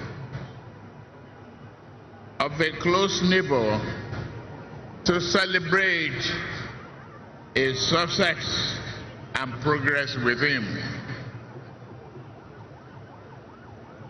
Today, we celebrate African democracy as Ghana and our beloved people mark the transition from one democratic government to another. This moment does not merely symbolize another milestone in the evolution of Ghanaians' democratic society. It further demonstrates that in West Africa, we are capable of democratic and productive endeavors. It is time that our continent critics stop forgetting the strides that Ghana, Nigeria, and others have made. We need not prove ourselves to them. We have nothing to prove to anyone except ourselves. We will lift our nations out of poverty and build strong and resilient economies for our people. Today, I am here not only as the President of the Federal Republic of Nigeria, but also as an African in resolute support of Ghana and our people. This moment is a source of pride and honor for Ghanaians, the entire continent, and its diaspora. The sun is out and the sky may be blue, but I see today a black star rising high in African sky. This black star shines over this nation, and its rays spread across this continent with a sense of shared history, hope, compassion, unity, devotion to our common welfare. While others may seek to demean Africa and keep brothers pitted against brothers, that shining star reminds us of who we are. Better yet, it reminds us of who we can be. That star reminds us always to strive and work together, bond together, even when we disagree. We must choose the path of peaceful dialogue. Never can we do harm to our brothers, nor can we permit any outsider to disrupt our bonds of brotherhood. The spirit of Ghana, the First Republic President, Osagyefo Dr. Kwame Nkrumah, is here present today, lifting that star higher and higher. Just as Ghana draws inspiration and a well of strength from Kwame Nkrumah and many of his past leaders, Nigeria similarly draws inspiration from its founding fathers, who not only fought for our independence, but also cherished the close relationship between our two nations. May we always walk in the way and in the spirit of these enlightened leaders. Ghana is in harmony with that spirit, and President John Mahama inauguration today reflects that. Your new president is a man of patriotic vision and substance. He loves his nation and his people to the core. He believes that your nation has a mission and intend for you all to fulfill it. No one can ask more of a leader than that. President John Mahama and I share a deep friendship. My dear brother, I am here to work with you. You know you can count on Nigeria's support at any given time. You call on me. We are your brothers and sisters. We shall always be there for you. May your administration be a profound success and progress for you, Ghanaians, and the entire region. I am confident that new government under the leadership of President John Mahama will work with Nigeria to strengthen this powerful bond, leading to greater shared progress, prosperity for the people of our two nations. I have no doubt that your administration will bring about positive change and progress. Your accession to the power should also mark a new and invigorating momentum in pursuing sub-regional and integration and progress. With laser focus, we can tackle our people's most pressing problem of poverty, youth unemployment, instability, insurgency, and many other problems hampering our desired progress. May Ghana's democracy continue to grow stronger. May progress and prosperity be your portion. Let us all look forward to a future filled with hope, opportunity, and progress. God bless Ghana and its beloved people. God bless Federal Republic of Nigeria and its beloved people. God bless ECOWAS. God bless our beloved Africa. I thank you for your kind attention. God bless you.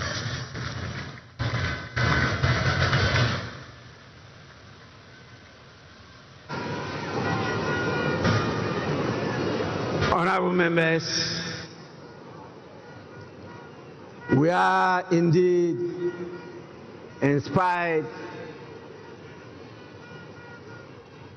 by the warm words of His Excellency, the President of the Federal Republic of Nigeria.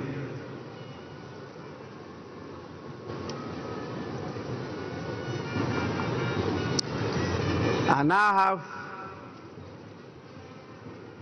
the honor to, on your behalf, invite the visiting heads of state and former presidents to congratulate the President of the Republic of Ghana.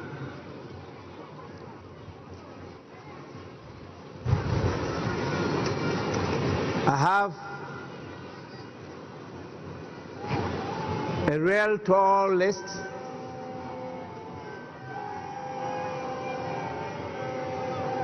It is my hope and prayer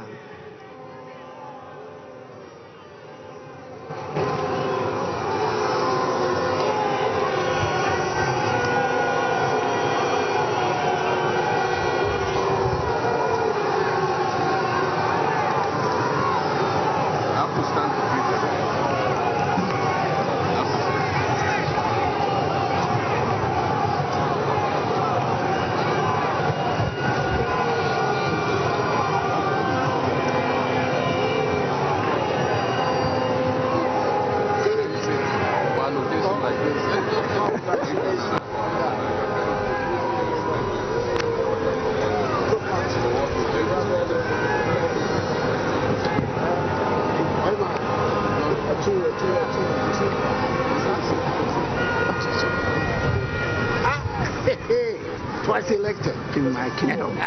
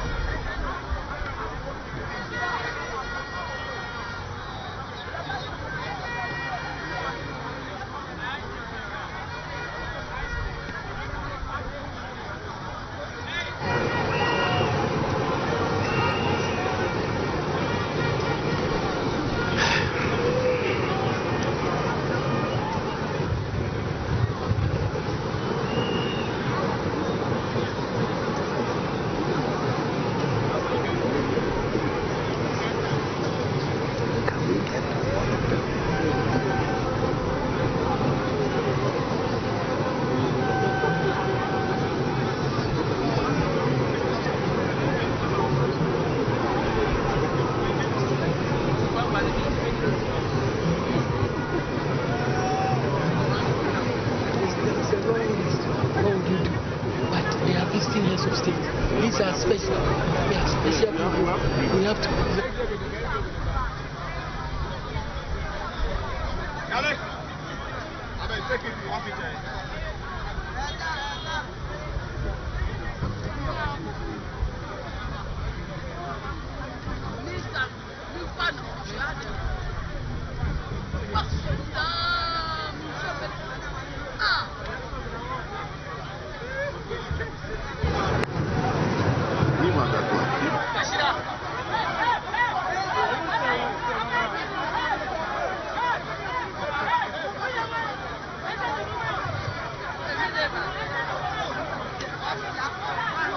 As highlighted by the President and our special guest of honor, His Excellency Ahmed Bola Tinubu of the Federal Republic of Nigeria. Now, what else? What is the next on the agenda? Because very soon we will witness. Honorable members, I will now, on your behalf, call the names of our distinguished dignitaries, the heads of states and presidents from various countries, to come to congratulate His Excellency the President of Ghana. And I will start with our special guests, the President, the Commander-in-Chief, and the Head of State of the Federal Republic of Nigeria, the person of His Excellency Bola Ahmed Tinubu, to lead in this whole exercise. Your Excellency, you may proceed to do so now.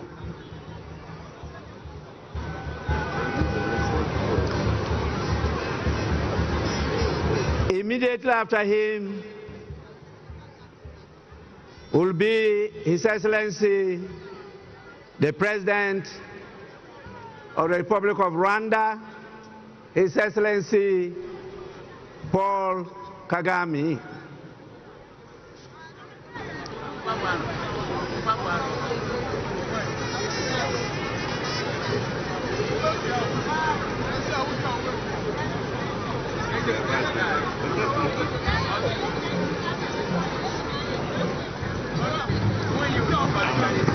Congratulations.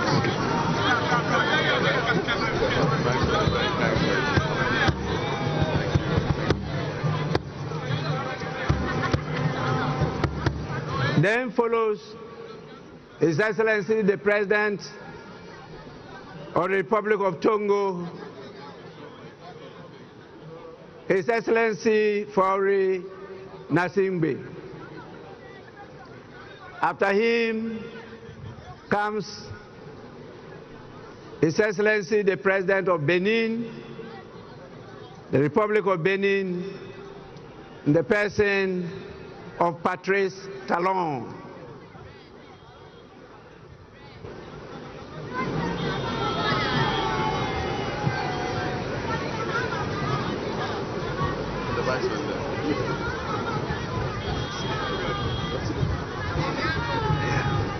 Bon Benin. Merci beaucoup.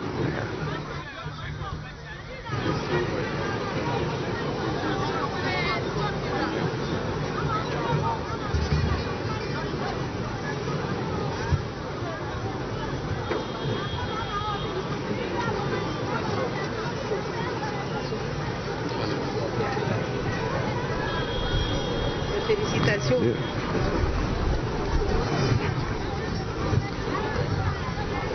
Then follows the President of Gambia, His Excellency Adama Barrow. After him, we have His Excellency Brigadier Julius Maada Bio, the President of the Federal Republic of Sierra Leone.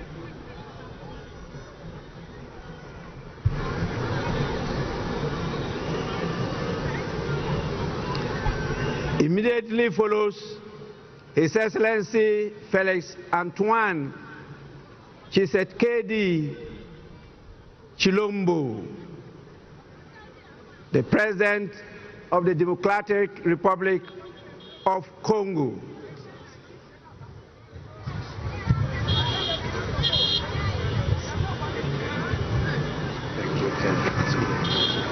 Excellence, my brother. Thank you very much. Thanks for coming.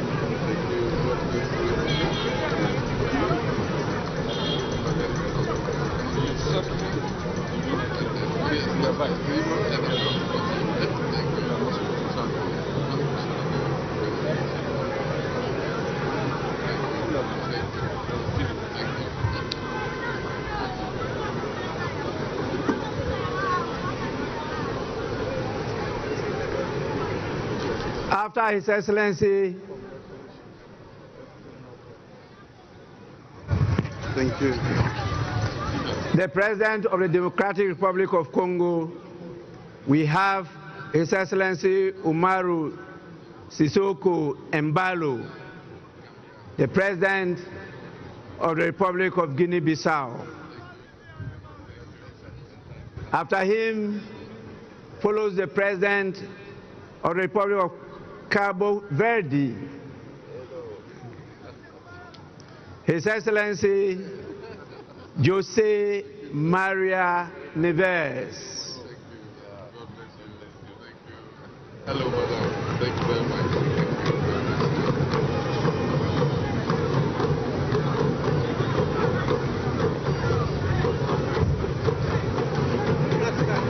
The Black Star.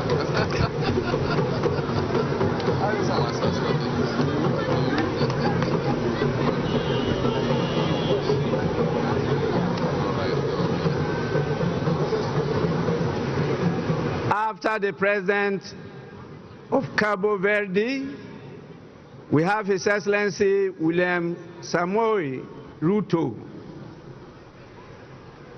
the rural boy, who is the President of the Republic of Kenya. I went to his farm, beautiful farm. Rural boys.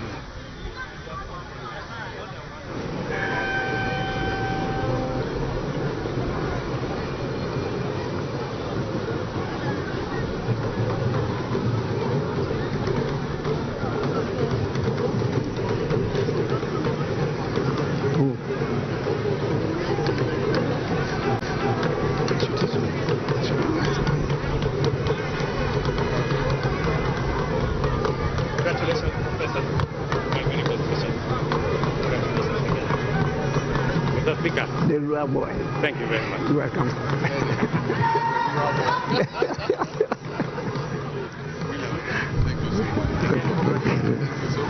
Honorable members, after His Excellency William Ruto This is the President of the Republic of Liberia, His Excellency Joseph Numa Boakai Sr. We also have His Excellency the President, Dr. Nangolo Mbumba. He is the President of the Republic of Namibia. Sorry. That is a she, not a he. Doctor, you may forgive me.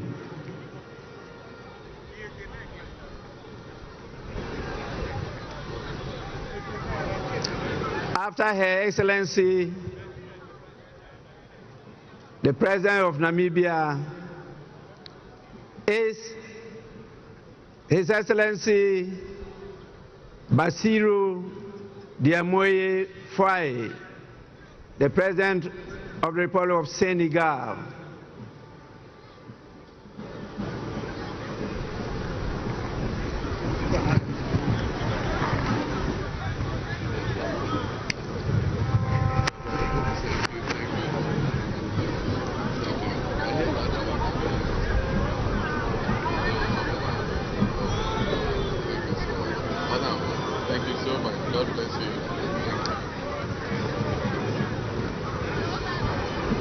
We then have the President of the Republic of Chad, in the person of His Excellency Mahama Idris Deby Itno.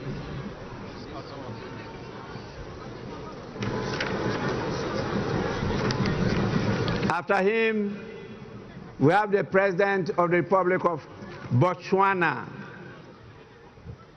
His Excellency Duma Gideon Boku.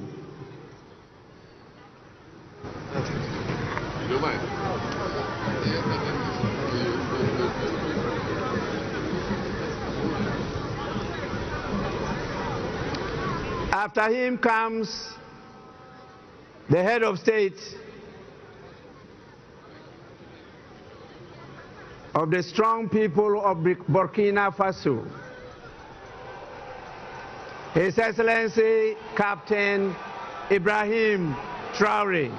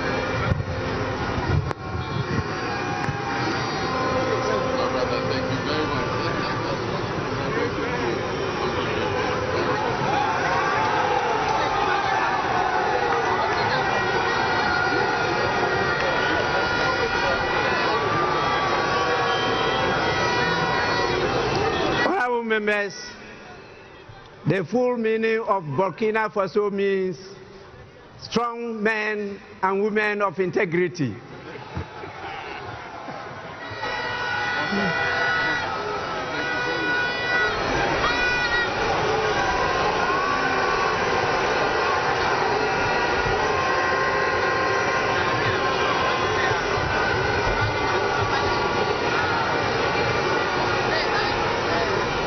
We have His Excellency Brigadier General Bryce Clotaire Oligui Nguema, the President of the Republic of Gabon. After him, we have His Excellency Mamadi Doumbouya, who is the President of Guinea-Conakry. And after him, we have the Prime Minister Abdoulaye Maïga is the Prime Minister of Mali.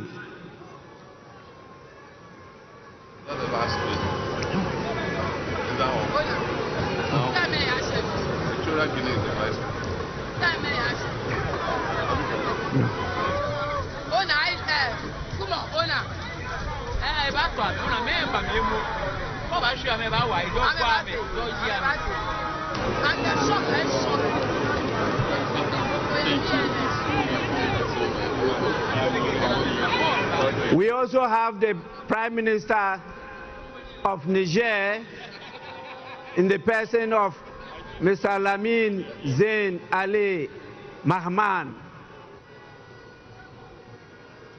and the Prime Minister of Haiti, His Excellency Fritz Alphonse Jean. I think Mali.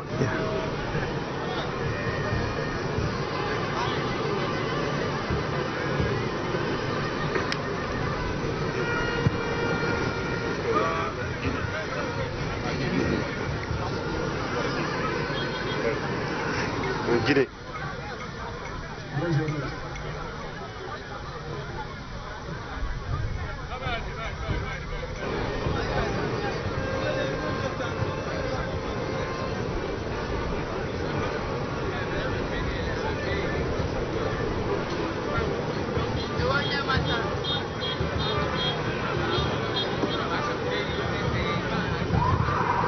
Prime Minister Mali,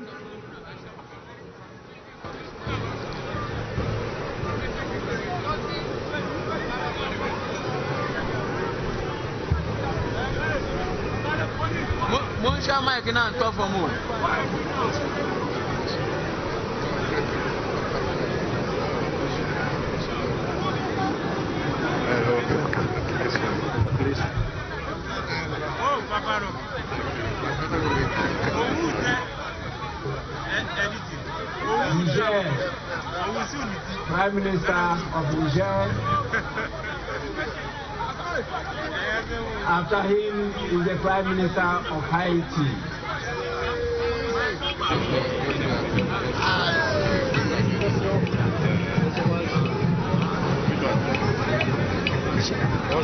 Bonjour, ça va? Bienvenue.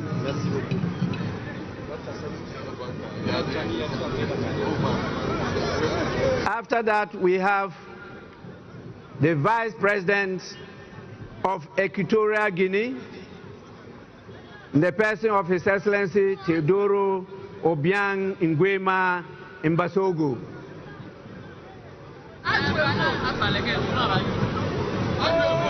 Then follows the Vice President of Uganda,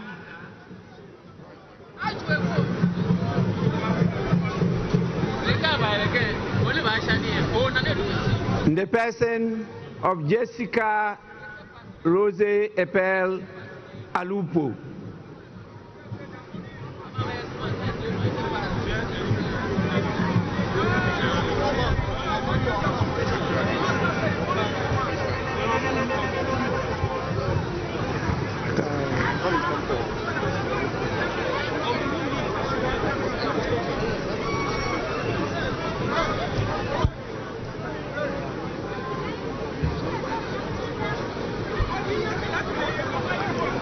We have the Vice President of the Republic of Tanzania, His Excellency Dr. Philip Isdor Mpango. Yes. That is rather the Vice President of Tanzania.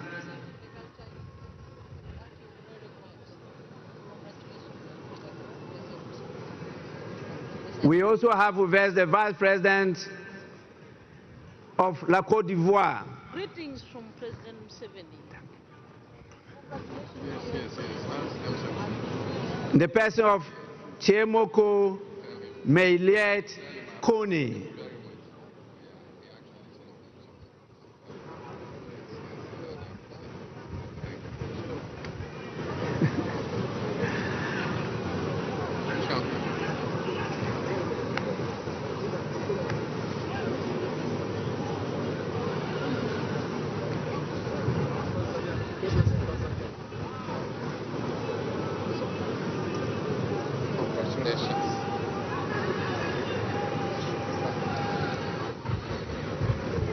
Tanzanite.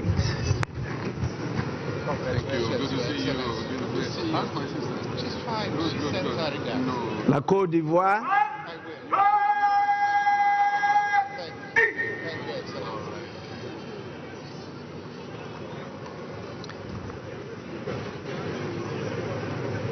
After His Excellency the Vice President of La Côte d'Ivoire, we have the Vice President of Mauritania, His Excellency Mohamed Adihali Khatra.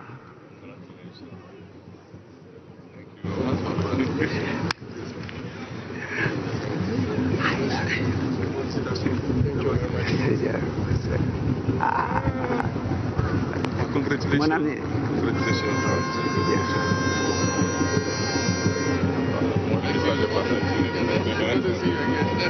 My father and I.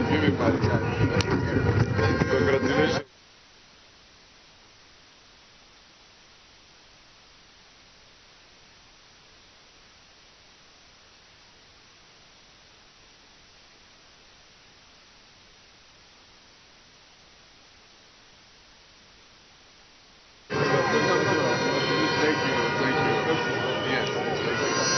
The Vice President of Mauritania,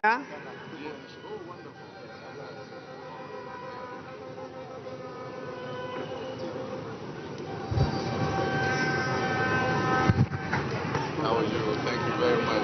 Thank you so much. we now have the Speaker of Parliament of the Kingdom of Morocco, His Excellency Rashid Talbi Alami. After him is the former President of the Federal Republic of Nigeria, His Excellency Olusegun Obasanjo.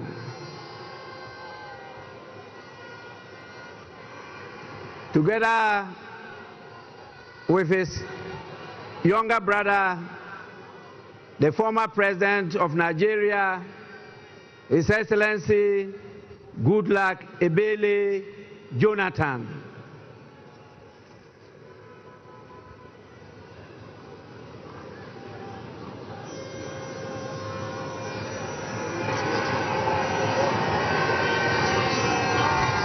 Speaker. Morocco. I'm Speaker of Morocco. Yes. I hope to see you. Yes. Thank you so much for the invitation. Thank you. Thank you. Thank you. Thank you. How are you doing? Thank you. Thank you. Thank you. Thank you. Yes, fantastic. Wonderful. All right. Thank you. Thank you.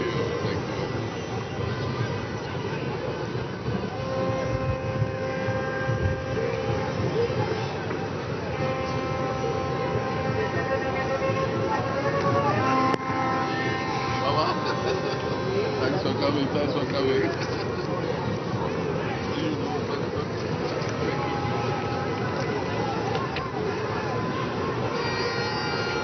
After His Excellency Goodluck Ebele Jonathan,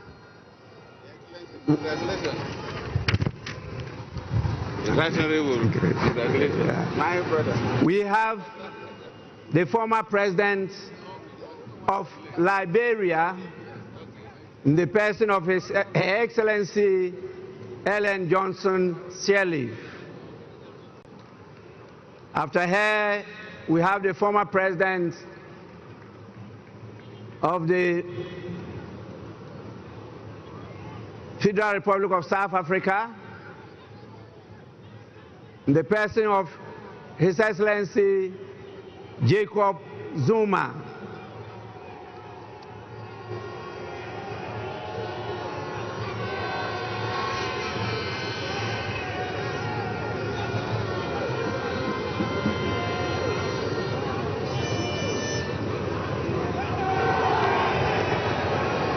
After the former President of South Africa, we have the former President of Germany, His Excellency Christian Wolff.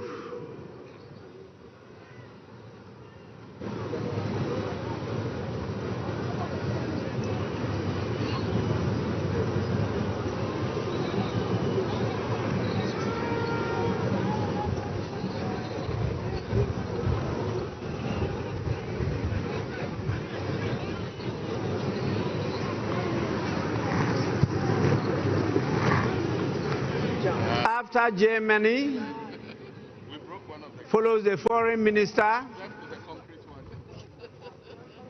of the European Union, Belgium, European Affairs, Foreign Trade, and the Funeral Culture Institute. His Excellency Bernard Quentin.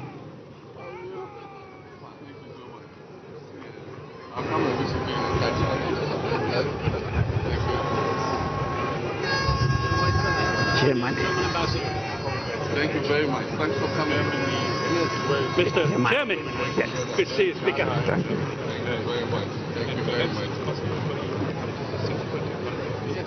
After the Foreign Minister of EU, we have the Senior Minister, His Excellency Jean-Jacques Broya of Congo, Brazzaville. Well done, well done. All the best for your administration. After Congo, Brazzaville, we have the Minister for Africa, the United Nations, the Commonwealth and Human Rights of United Kingdom. Speaker? Yes. In the person of Lord Collins of Highbury. Congratulations. Yes, that's right. Thank you. Thank you so much. We have to start going. After him comes the Minister for Defense of Zimbabwe, Honorable Opa Michinguri Kashiri.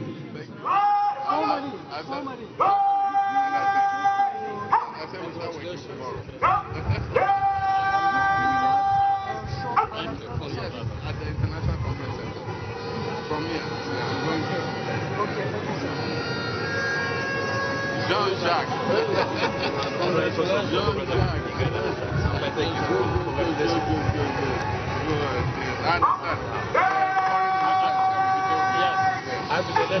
President Mahama.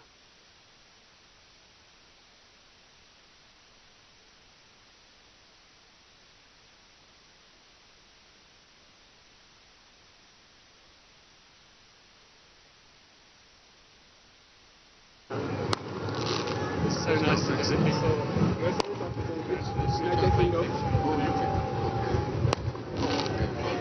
Look at you. Good to see you. Good to see you. Good to see you. Good to see you. Good to see you. Congratulations on your re-election. Being a wonderful ambassador. We're all proud of it. I thought you stayed on that.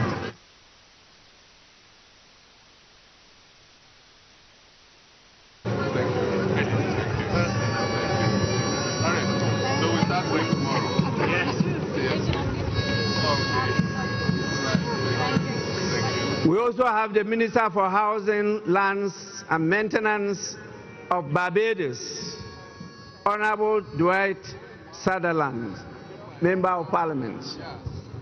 You got the invitation at your place. I understand. Yes, thank you. All the best. Give my brother my regards. Yeah? Yes. Tell him I'm coming.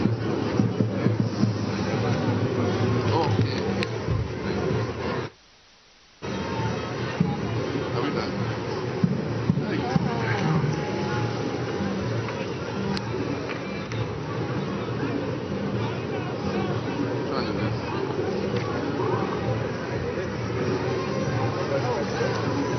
From Prime Minister Mayor Amawani. Barbados. Greetings from Prime Minister. Yes, sir. Thank you very much.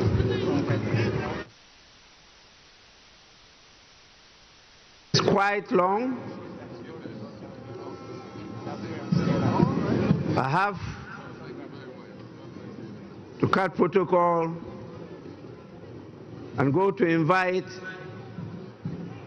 the former Vice President of our great Republic of Ghana, in the person of His Excellency Dr. Mahmoudou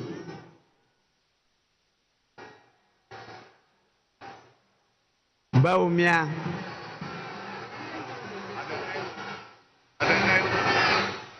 invite Lordina, and then also maybe Chairman of Council of Elders and the General Secretary.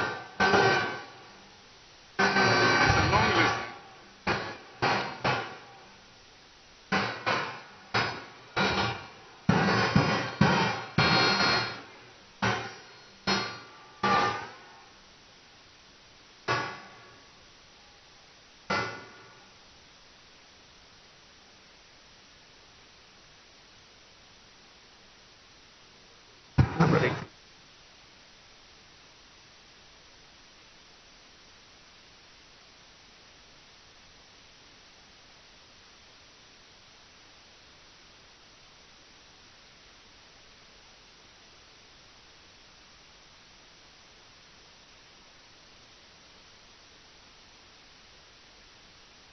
Honorable members, once again, the list is very, very long.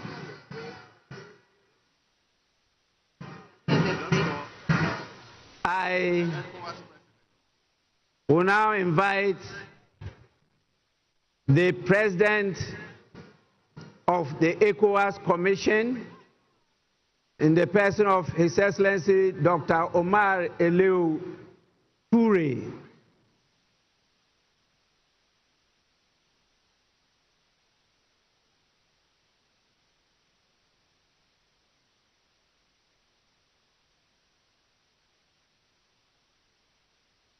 We have so many special envoys and ministers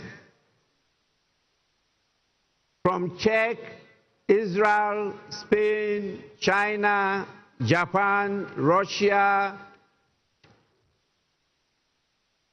We have the mayor of Los Angeles, United States. And please, you are all invited to follow in this order, the order I just mentioned. Thank you. Czech, Israel, Spain, China, Japan, Russia, Mayor of Los Angeles, Deputy General Secretary of the United Nations, Ms. Amina Mohammed, Secretary General of the Commonwealth, Right Honorable Patricia Scotland, the African Union Commission Chairperson, Special Envoy, His Excellency Wamikele. And we have the Honorary Consul General for Nigeria and Ghana of Belize, Dr. Ifeanyiku Ifede.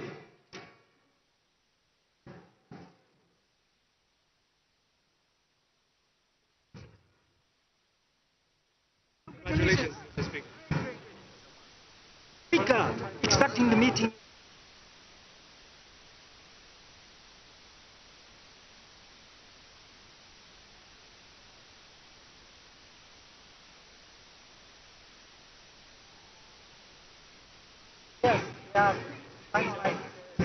We have the former Prime Minister of Ethiopia, the Secretary General of Climate Vulnerable Forum, Pan-African Parliament, the President himself, His Excellency Chief Fortune Zephania Charbura. We have the African Development Bank. The President of the African Development Bank is here himself. We have the Vice President of the World Bank in charge of Western and Central Africa. Then the ECOWAS Bank for Investment and Development, the President and Chairman of the Board of Directors, our own Dr. George Ajekum Donko. We have the United Bank for Africa,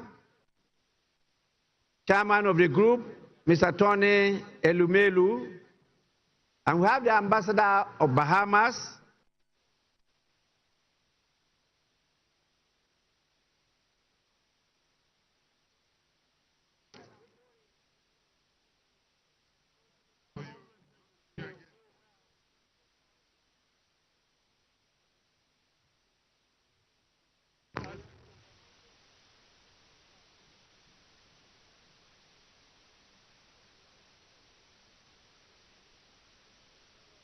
Yes.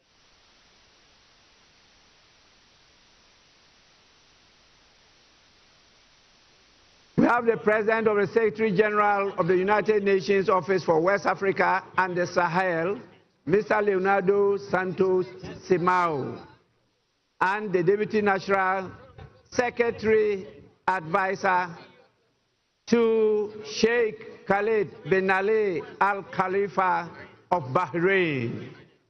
And then the Executive Director of Africa Development Bank Group,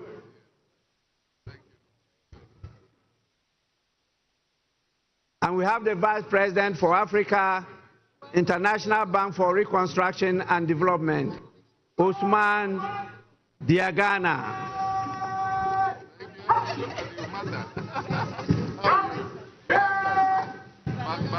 For a higher calling.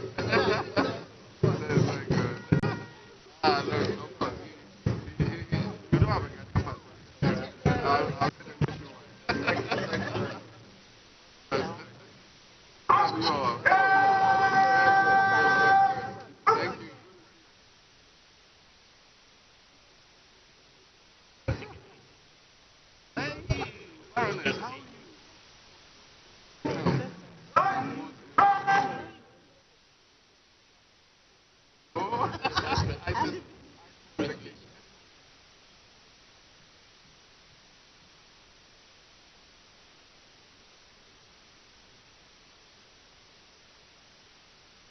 After all this, I will invite the former speakers of our parliament. They may come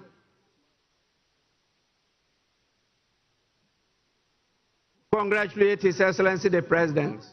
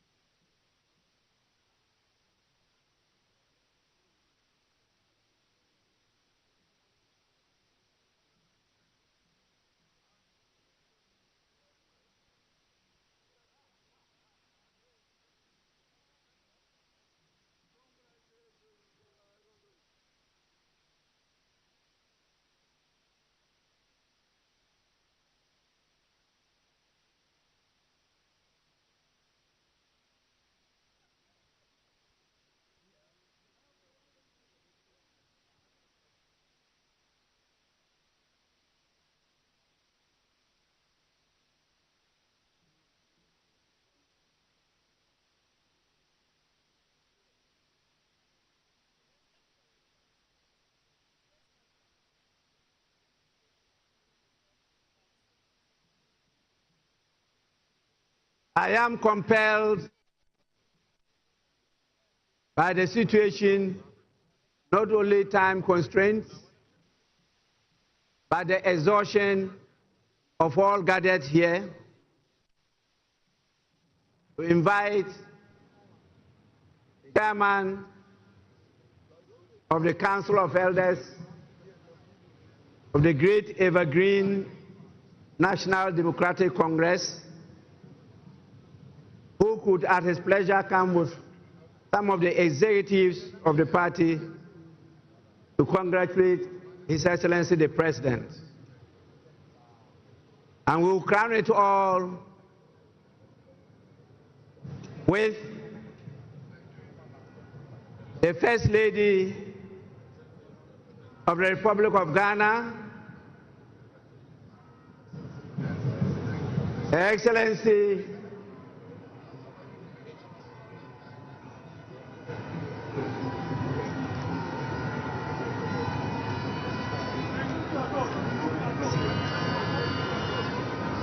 Her Excellency Lordina Mahama.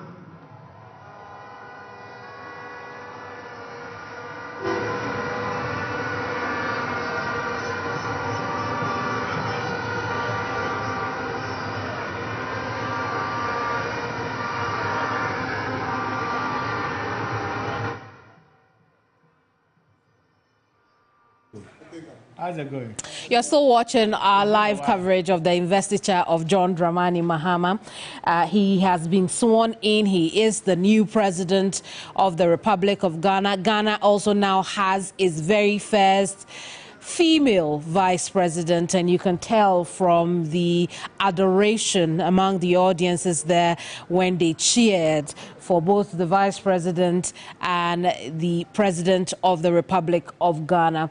Listen, well, just gone by also are the dignitaries, the invited guests, and the presidents, the heads of states, and the vice presidents from across the divide on the continent, across the oceans, in other continents, coming into the country for this very important event. That procedure or that process is still ongoing, as you can see on your screens.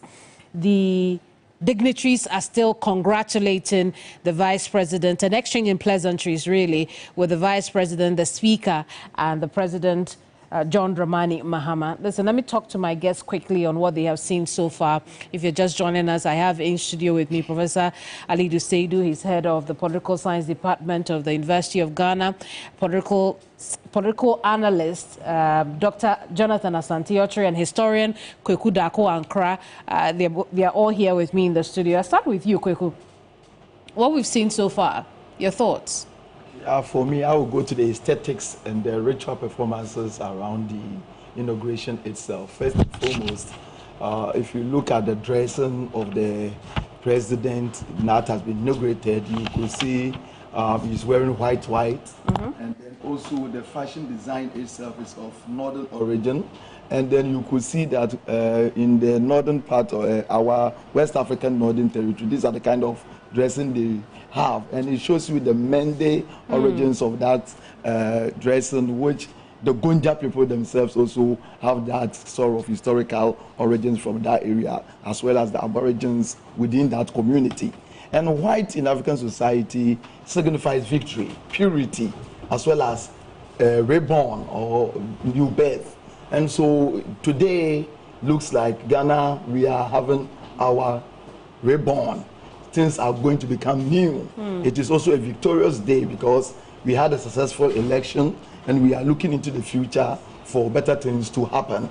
So in all, everything is okay that we have that in form. So I see that dressing as a unifying apparel that represents the North and the South. Because so of the kente and the style. Because of the kente embroidery within it. And for me, that is really, really excellent choice of dress that signifies that sort of unity. Because in the past, we see an Akan wearing the Akan dresses, where that's necessarily some element of other regions. But for this, we see both the North and the South. And for me, that is a creative piece of apparel that needs to be really respected. Indeed, and when you compare to 2012, in 2012 it was all white. Yeah. The Agbada was all white. Yep. But this time he's introduced the kente element. I'd like to believe that it was intentional. Yes, that is why I'm saying that it's a reborn. And when you are reborn, you go back to change. For reborn within African society, you're talking also about reincarnation, because when people go back and then when they are born and they die in that cyclical form, you go, before you could be an ancestor, it means you must lead certain sort of life before you are allowed to return.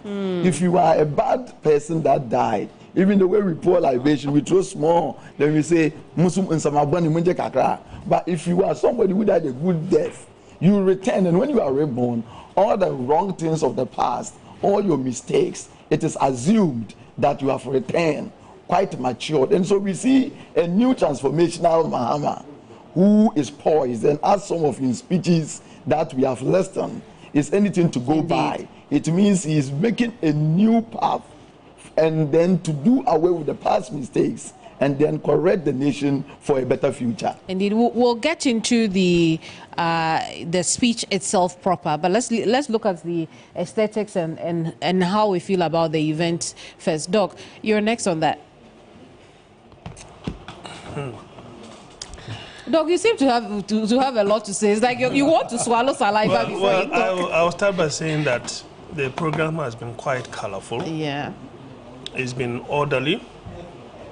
I mean, this is a flamboyant rendition of a program that has been well thought out, well organized by the state protocol.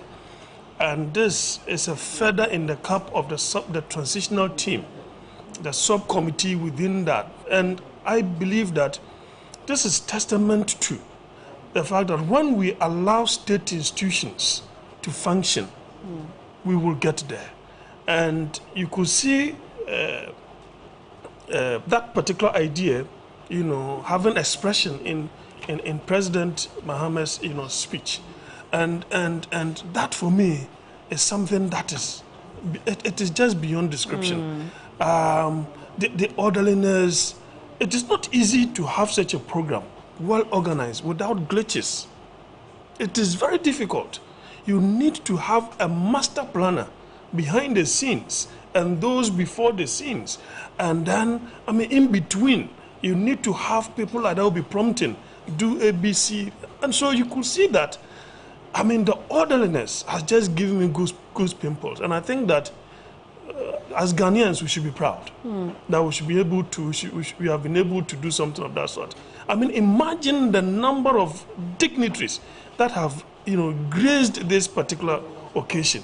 Talking about 21 heads of state. At this point, perhaps even more. It could even be more. I mean, the vice president, you know, those with ambassadorial titles, even former presidents, chancellors, and so on and so forth.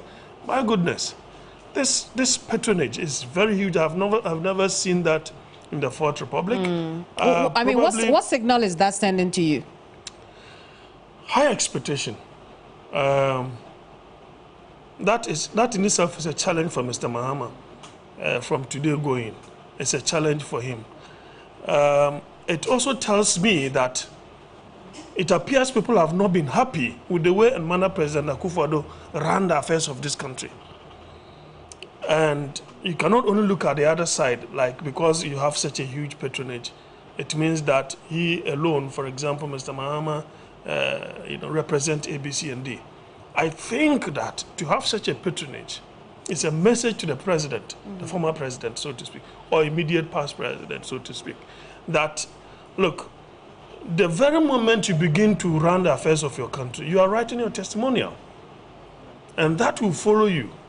Because the likes of Sophocles will tell you that call no man happy until the day that he enters his grave in peace. And that in the local parlance, they will tell you that because Mr. Mahama talks about legacy as epitome of leadership. Legacy as epitome of leadership. And so if you don't leave a good legacy, which is the ending, then obviously everything that you might have done that was good, you know, will whittle away. Very well. You see, it will whittle away. I'm going to come back to you, but Prof, your initial reactions to how the event has gone so far, you see the dignitaries who came in and those who are still there, and how Captain Ibrahim Traore of Burkina Faso received such cheers from the crowd gathered there. It wasn't something I expected or imagined would happen on our souls. But your thoughts? Okay, thank you. So I will rate an event like this based on 3 benchmarks. One has to do with the swearing of the oath that affirms the president-elect as the chief executive officer, both the president-elect and then the vice president-elect. It went smoothly without hitches, well done, well portrayed and executed. The second level is the pomp and the pageantry and all the aesthetics, fantastic. It was nationalistic. If you look at the color display, it's about the colors of the country. There is no party colors. Yes, you can talk about the supporters who are outside of the core VIP zone, but it is more nationalistic. The design was fantastic. The president's dress, it gave us an opportunity to portray our cultural heritage as a country. That was beautifully done. But also you are looking at the level of international representation and all those things. So the second one has to do with the beauty. And then the third one has to do with the policy statement. You say we look at it individually. Yes. But the president actually gave us what? the first policy statement of his government. And if you look at the number of people who have attended, it speaks to the foreign policy of good neighborliness, which is a foundational, a cornerstone of our, dating back to Dr. Kwame Nkrumah. The Ghana became the heartbeat of the Pan-Africanist struggle. You had almost everybody coming here, got trained and got inspired to be able to fight for freedom. And you've seen it, though he has been a former president before, but not all former presidents can still maintain good relation with their other counterparts if you weren't a very good person. So his ability to attract all these people to this particular event speaks of the kind of leader he is, but also the kind of foreign policy he is going to execute moving forward. And came up very clearly in his statement that not only the sub-regional, the safety and security of the sub-region is of critical importance to him, but also building good neighborliness. Our neighbors are our friends, they are our brothers, irrespective of the colonial borders that have separated us. We are still the same people, and we need to maintain it. And you have seen it beautifully executed in the kind of house, in the kind of brotherliness that was going there. It shows that we Africans, we are one people, and our destiny is in our own. So I think to come and give an indication as to where we proceed to from here.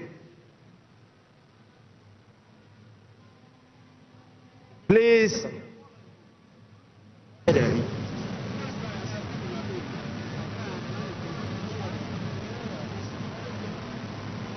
The majority and the minority leaders.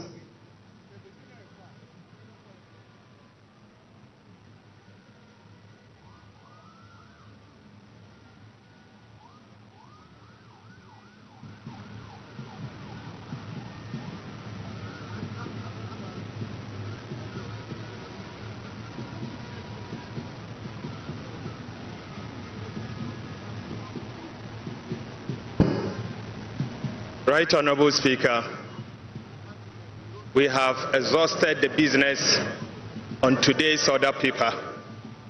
In view of that, I move that this House adjourn to tomorrow at 11 a.m. in the forenoon.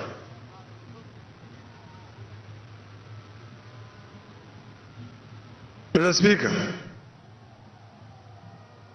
it is the desire of the minority that this House be suspended so we continue to do business in fulfillment of the 24-hour economy. However, if the majority leader so pleases, I shall second his motion for adjournment. Thank you very much. Honorable members,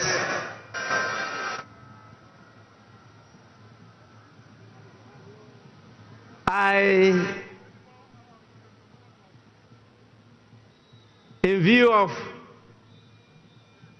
what your leaders have said, adjourn the House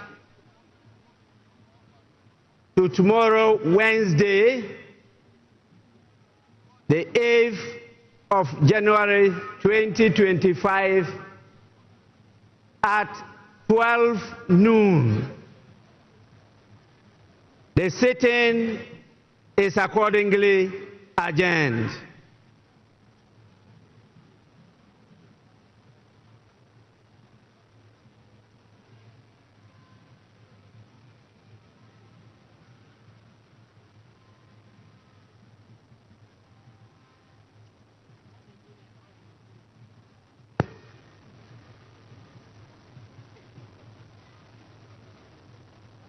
That's what they put there.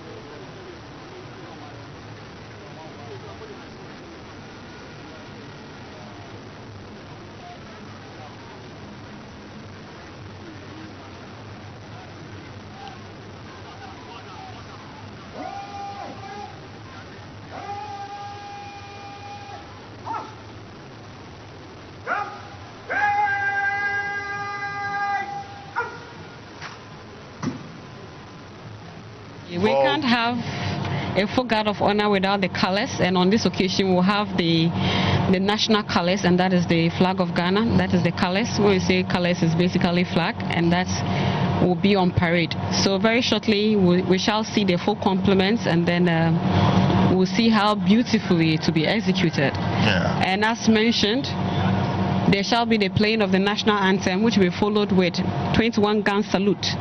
The 21 gun salute is the highest level of honor in ceremonial salutes, and this surpasses all other salutes with fewer rounds. So how would the 21 gun salute So the 21 gun salute, is it from the sea, or because it has happened from the sea before with the Ghana Navy doing their thing? on this occasion it will be fired not too far away from the sea, and that will also be done by the Ghana Navy. Right. And why the Ghana Navy?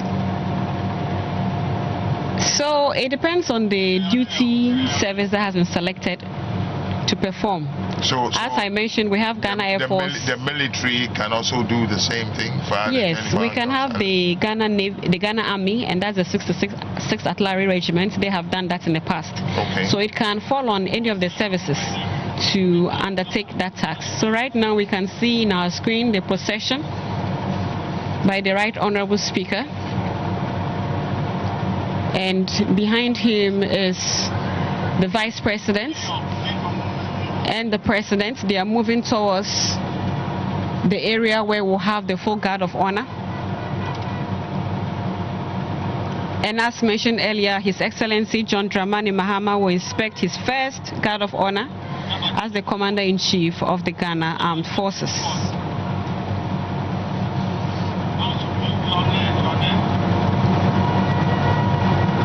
So we are now having the procession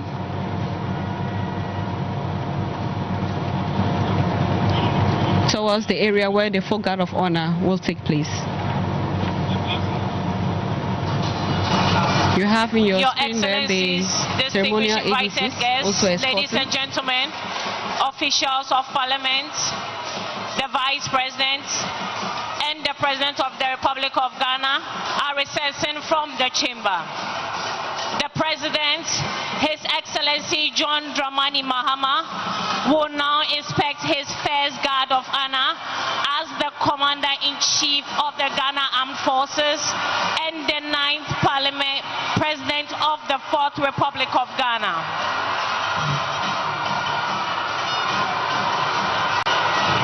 May I respectfully request all invited guests to please be seated as the President moves to inspect the guard of honor.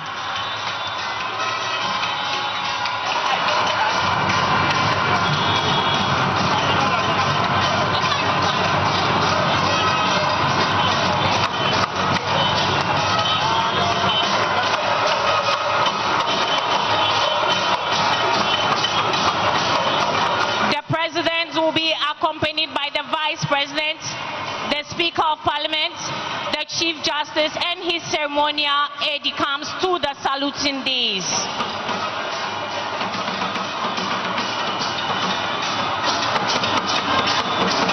The ceremonial aide-de-camp for the ceremony is the Chief of the Defense Staff, General Thomas Opon-Pepra, and the Inspector General of Police, Dr. George Ekufundampari.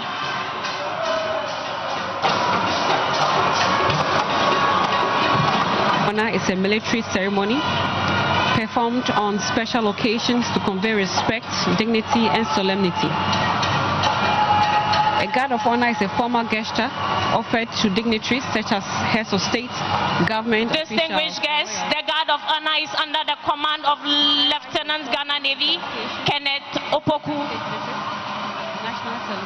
The second in command is Sub-Lieutenant Harrison Na. The color ensign is Sub-Lieutenant Richard Abuaji Sapon. The conducting warrant officer is Chief Petty Officer Class 2 Kwa Richard. The color escorts are Petty Officer Class 2 Amure Koko Daniel and Petty Officer Class 2 Owusu Emmanuel. Staff General Thomas Opon-Pepra. Shall we please be upstanding for the national anthem and the 21 gun salute as mentioned earlier?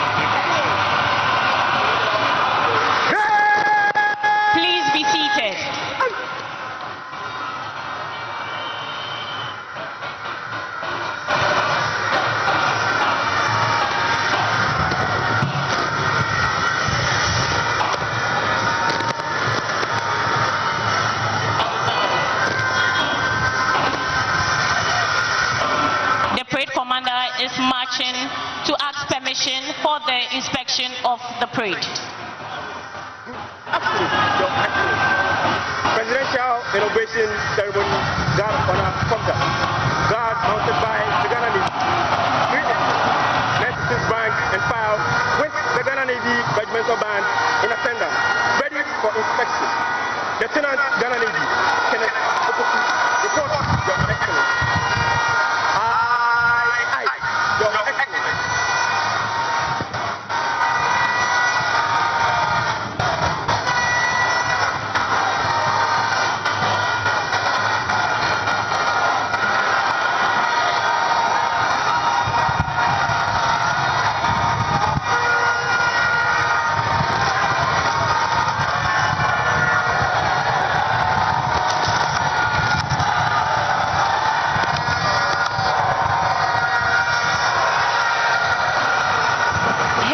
Your Excellencies, distinguished guests, ladies and gentlemen, this morning we have the Navy Regimental Band on parade. It's under the command of Staff Lieutenant Doris Iboni.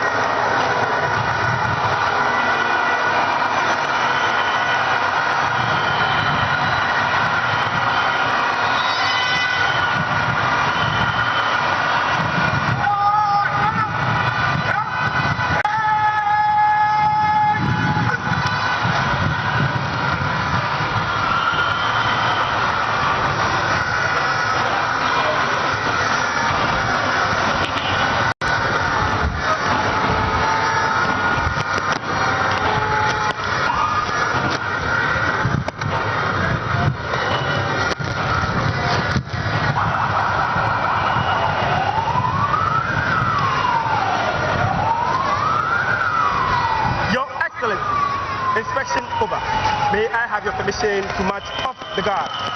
Aye, Your Excellency.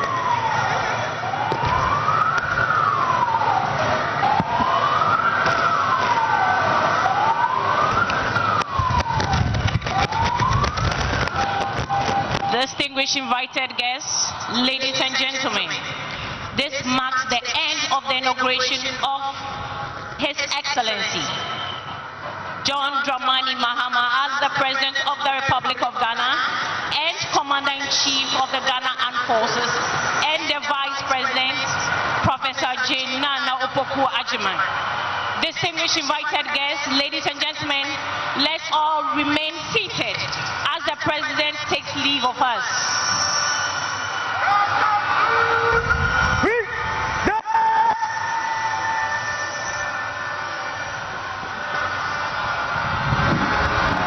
Shall we please be upstanding for the national anthem? All uniformed personnel are entreated to salute.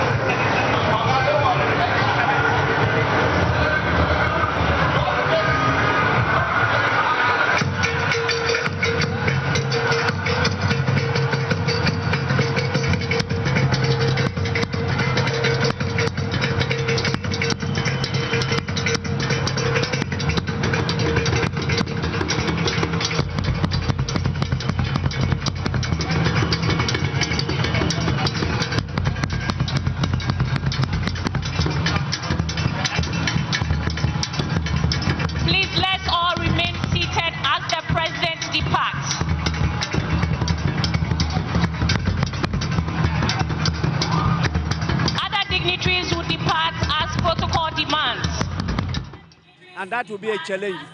But I hope with the two deputies that I have, I'll have some breathing space to rely on them in my absence. Thank you so much, sir, and congratulations. It's a pleasure, sir. It's a pleasure.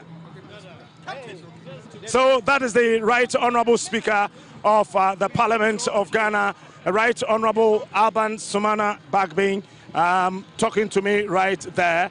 Now, Nika, etino seseya, meno ekaseno, Ghana.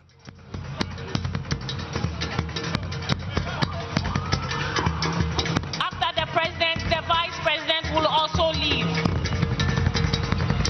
followed by the Speaker of Parliament and the Chief Justice, Her Ladyship.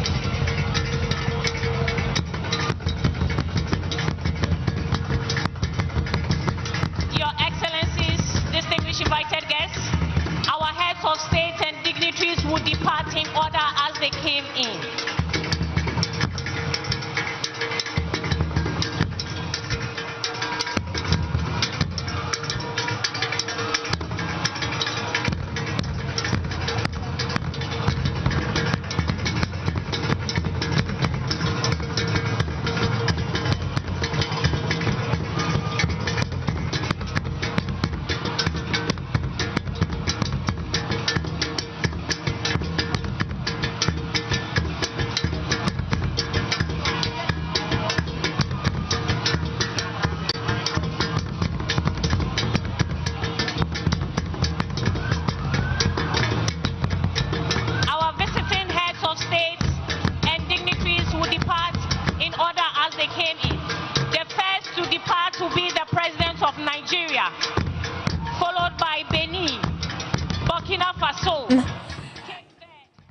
undusted. Ghana has a new president and a first female vice president. What you're just seeing on your screens at the moment alongside me is a departure process led by the president, the vice president, the Right Honourable Speaker of Parliament, who you just heard in that rather brief conversation with our Captain Smart. Her Ladyship, the Chief Justice, will depart thereafter. So you can see number 1, number 2, number 3, and then number 4 people depart in that order. Then we also have the guest heads of states departing. The former presidents also take suit. Members of the diplomatic corps will then leave. The honourable members of parliament will also leave the grounds, and other distinguished guests will also depart. Then the general public, we expect that the president will then host the dignitaries who have come here in his honor. But that's it. The event is over. It is finished, just like the EC chairperson said.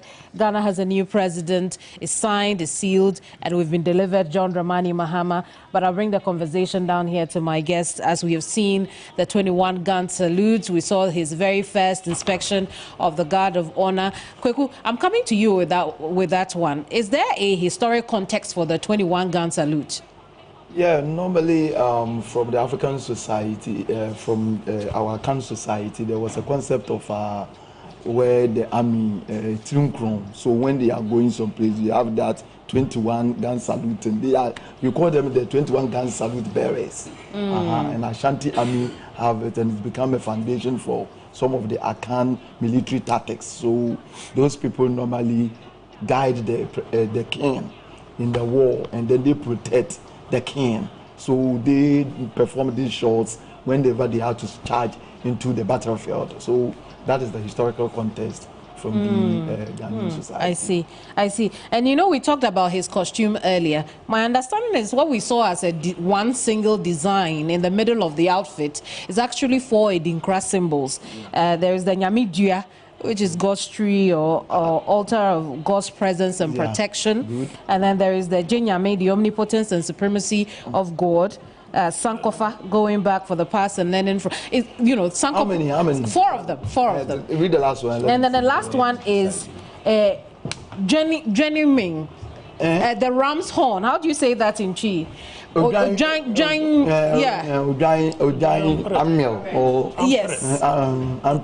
The ram's horn. Yeah. And so when you put all of this 4 together, symbolic, right? Yeah, symbolic, because we say it is only the ram that really urinates in its center.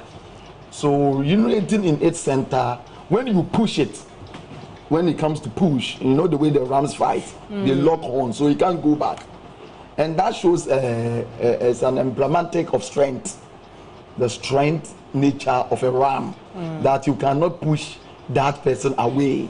He is somebody who is stable. So we're talking about element of stability of his leadership. Right. Then you're talking about Nyamidua and its potency in terms of how its curative nature and other aspects. Then you talk about Jinyam, you're talking about permanency.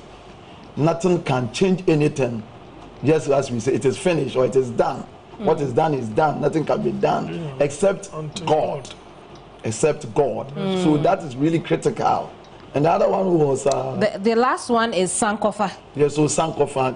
So we go back to past. Which is what we have done. Yes, so if you have forgotten, then you go back to take. There's nothing wrong with it.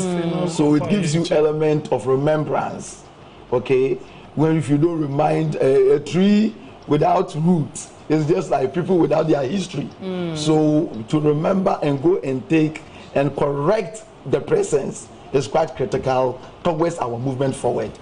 Which brings me to the point that it would appear that the president's ensemble came to communicate verbally and non-verbally, because the issue of Sankofa also takes center stage in his speech on reset, and we'll get there in a tad. But Prof, you were saying that this time he held the sword with one hand. he remembered to hold it with one hand.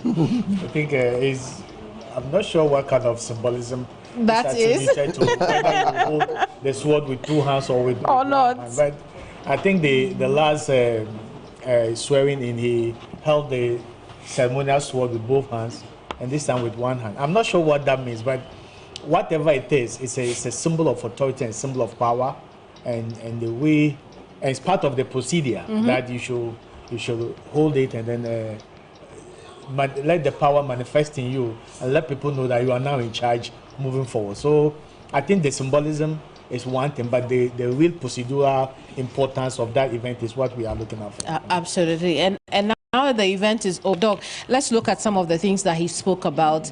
You had raised the issue earlier of the Africa-wide significance that comes with the attendance of all of these African leaders and so, global leaders, so to speak. He opens his speech talking about the continent and BRICS and how the continent can work together. The significance of that for you will be what? Well, I think he epitomizes African integration and reintegration for that matter. He says that there is going to be improvement of the business environment and to attract, foreign investors, and that Ghana is going to work again, is going to ensure that resetting. Now, to attract such a huge number of dignitaries, far and wide, within, and without, is quite interesting. Look, I dare say, and I want people to take note of this. Whenever in a political discourse you find out that the main opposition leader is attracting attention from the international community and the diplomatic corps, the party in government must know that their time is due. There's nothing that they will do that will work for them. Because you could see that... Doc, I'm going to come back to you, but it seems we are getting some interviews from the ground. Alfred, do you have any information on that yet? No. Yes, so Kamala is speaking to some dignitaries on the ground right now. So very well. Let's cross over. Absolutely. Let's take a listen to Kamala Kulche in that conversation. The president who is leading them should do things right and make sure that he listens to the people and do the will of the people. Ghanaians voted. They have voted for him for a purpose, and they expect better leadership from him and not the acts of tyranny as we've experienced in 8 years. Thank you very much, Ralph. Let's try and speak to more ordinary Ghanaians. Well, speak to us. Why are you here today?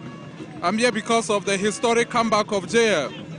I want to be part of the program. That's why I'm here. And how excited are you that... Very excited. I'm very excited because this program is very necessary.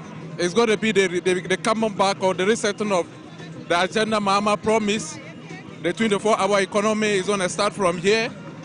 And then every activities that Mahama is going to take is going to start from here. Where did you come from to be here today? From Upper East. I'm from Binduri. So I came here the day before yesterday because of this program. It's very necessary to me, and it's very necessary to the good people of Ghana. Yeah, that's why I'm here. Thank you very much. He came from Binduri as well. Let's speak to a lot more young persons who are here. Boss, talk to us. Where did you come from? Why are you here? I see you're sweating. The heat has been intense. The heat is very intense. And I'm actually from Kaswa, Iwutu Senya West, where Nakoyo was actually elected. And I'm actually a student, and I was very happy with the outcome of the elections. And I think we don't actually ask much from the president. I'm a student at UMAT, and we just want the government to put things in place so that when we are able to complete school, we can get some jobs to do. We don't want to be home or just wandering around like that. So we want them to put things in place. And I think we have also made a history about getting a female vice president this time. And I'm sure that's also going to help the women aspect. They are also going to put things in place. So we don't ask much from the president, but we ask him that this vote that we have given to him massively, he should make good use of it. And if possible, he will leave a legacy that will never be forgotten. That's what I have to say. Thank you very much. Let's speak a bit more thoughts. Your expectations as well of John Mahama. Well, my expectation of JDM is he's going to weed out all corrupt officials heading government institutions. That the rot which has been mandated from this government, which is just passed as at 12 midnight yesterday, will be wiped out. Perpetrators of the injustices brought to book, and we expect that Ghana will move from prosperity to prosperity. Thank you very much. Mami Yankasa. Kachi mami. When you are free in a buy, Aguna Swedro. Aguna Swedro na denti na oba say ene. Me papa JM entina me ba ha. Me se me ni sika mbo amanante. Fi say me party ami wo mu afiti bra Lawrence ba ya ba pim na hwata me sika atare na hye mi. Enti yedi ni sisu me say me ba na ma ba hwe me papa djuma edi ni bi. Eni ntina me ba na me ma so mu TV wo hwe me ti. Wa mu say me nya TV so. Na me kasa na wo mu yin obi hu me. Yeah, that was so by a bit more thoughts.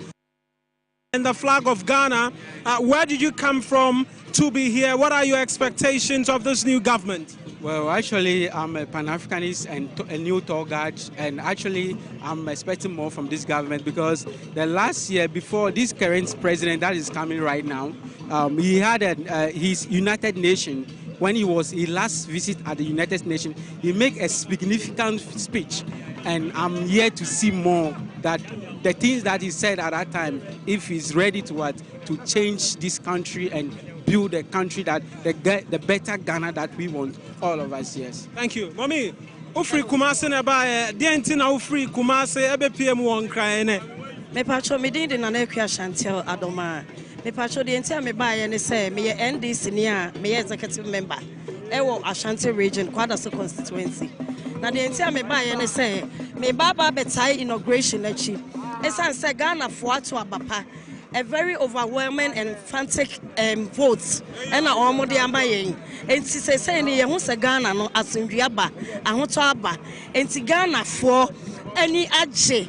Yeni adje dia ne was say a better era John Dramani Mahama echi. Nani nyuma pa what they bra Ghana for no yenina ye beti yebi. Na yense ye quiet me akokatre yen crofo. And until me buy. Let's try and wrap up briefly with a few of the individuals. Now, boss, where are you coming from to be here today? Well, I'm from Sege all the way.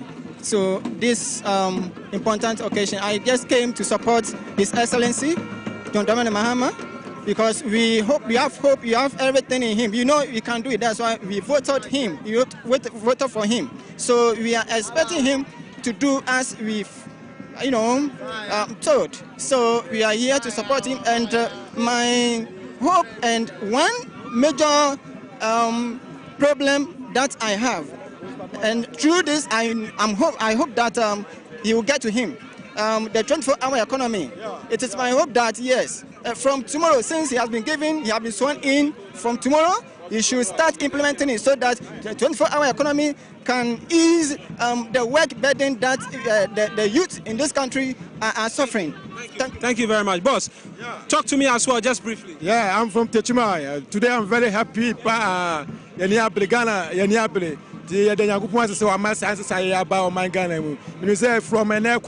Ghana bed do outside Ghana that's it. Boss, finally let's talk to you as well. Expectations, where you've come from. Yes, I'm from Keta, the spiritual home of the party.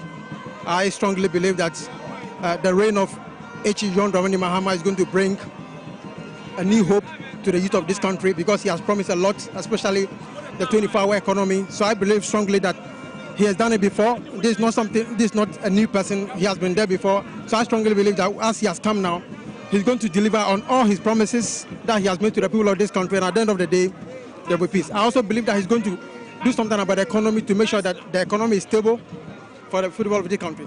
Thank you. And so that pretty much sums it up from us here. Congratulatory, my colleague here with me as well.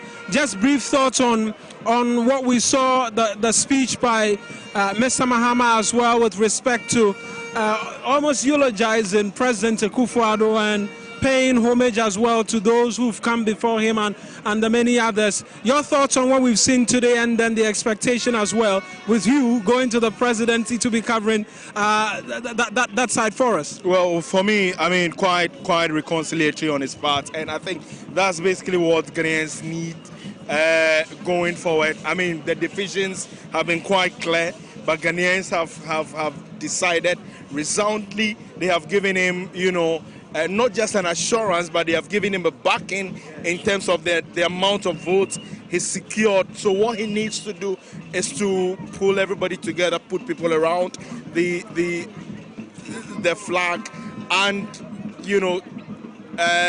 for us to see how he intends to do the reset. And for me, well, all the pomp and the pageantry, of course. I mean, I can't speak without talking about the look and feel of the whole thing. I mean, it's beautiful. The appearance of His Excellency the President, the kente and all that, beautiful, the tradition and all that play, very, very, very nice. But at the end of the day, things are done now. The pomp and the pageantry is done. What lies ahead is real work. The die is cast, the clock is ticking. Mind you, he even reaffirmed his commitment to the 120 days over here. For us as a media, what do? Ours is to keep him on his toes, keep him in check, and ensure that the very things that he said he would do, we will see evidence of it manifestly done. But it equally behoves on us as citizens of this nation as well to also commit ourselves to building the Ghana that everybody wants. And so, yes, of course, with all the dignitaries, the heads of state across the sub-region, the continent, across the world who came here, it means that they have a special interest in Ghana. They still believe that Ghana is the beacon of hope. Ghana is the destination of doing business, and it's also important that the president and the government that he will be leading would also create an enabling environment for businesses to thrive. And so we can only wait, watch, and see how things will be able to pan out. Kamala, thank you. And that's it from all of us here at the Black Star Square, where we wrap it all up and hand it over back to you in the studio. Here in the studio, the conversation continues. We'll continue to, go in and out of the studio as and when we get more information for you. But Doc, you were on the subject of how his reference to, the African continent sets the tone for what is to come. Yes, I think that he's more interested in this integration, the projection of the special space or special place of Ghana in the midst of the African continent, especially the West African community. He's projecting that friendliness, neighborliness, something that is on his mind. You remember that the president, the immediate past president, His Excellency Mr. Akufo-Addo, people had cause to criticize him for virtually snitching on Guinea. One opportunity came, and then also did the same thing with Burkina Faso, who are our immediate, neighbors. And so I think that this particular atmosphere that he's creating is a new beginning, and I believe you'll be able to project that. Because in ancient past, if you look at Greek history, for example, the likes of Pisistratus, though he was more or less like a tyrant, not a democrat for that matter, because he was able to project that friendliness with other surrounding cities, of Greece, he was able to have a special place, and he ruled for a long period. And Greece, Athens for that matter, saw significant growth in all spheres of the economy. And so if you see such a huge patronage, coming from all walks of life, within and without, it is an epitome of probably some kind of good leadership that is yet to come. Right. Some kind of belief in a style of leadership yet to come or yet to be seen. And by virtue of him having that experience in the past of being a president, he has also built that kind of rapport, with past president and sitting president as well. And that is the more reason why he has that gravitas, and you saw that, yeah. Right. And Prof, as you said, if he wasn't a good person, then he wouldn't be getting all this attention earlier. But, one thing that also caught my attention in his speech is when he addresses the Ghanaian people and say, your expectations are valid. But he also goes on to tell us that we all need to work together to be able to achieve this. But before we get there, Prof, and also you can take a bite out of the question I posed to Doc. But before we get there, also in his opening, he talks about the 1993 research, making references to Rawlings and how he and Anado have fought 3 times. He called him a worthy opponent, and Bawumia a good sportsman. I want you to talk to us about the significance of him making those references, especially when he calls Anado bald with round glasses, making reference to when they first met. So when you look at inaugural speeches, they are supposed to serve several purposes. One of them is to smoothen ill feelings that might have happened as a result of a very bitter campaign or a bitter past or a past that is characterized by war or pandemics.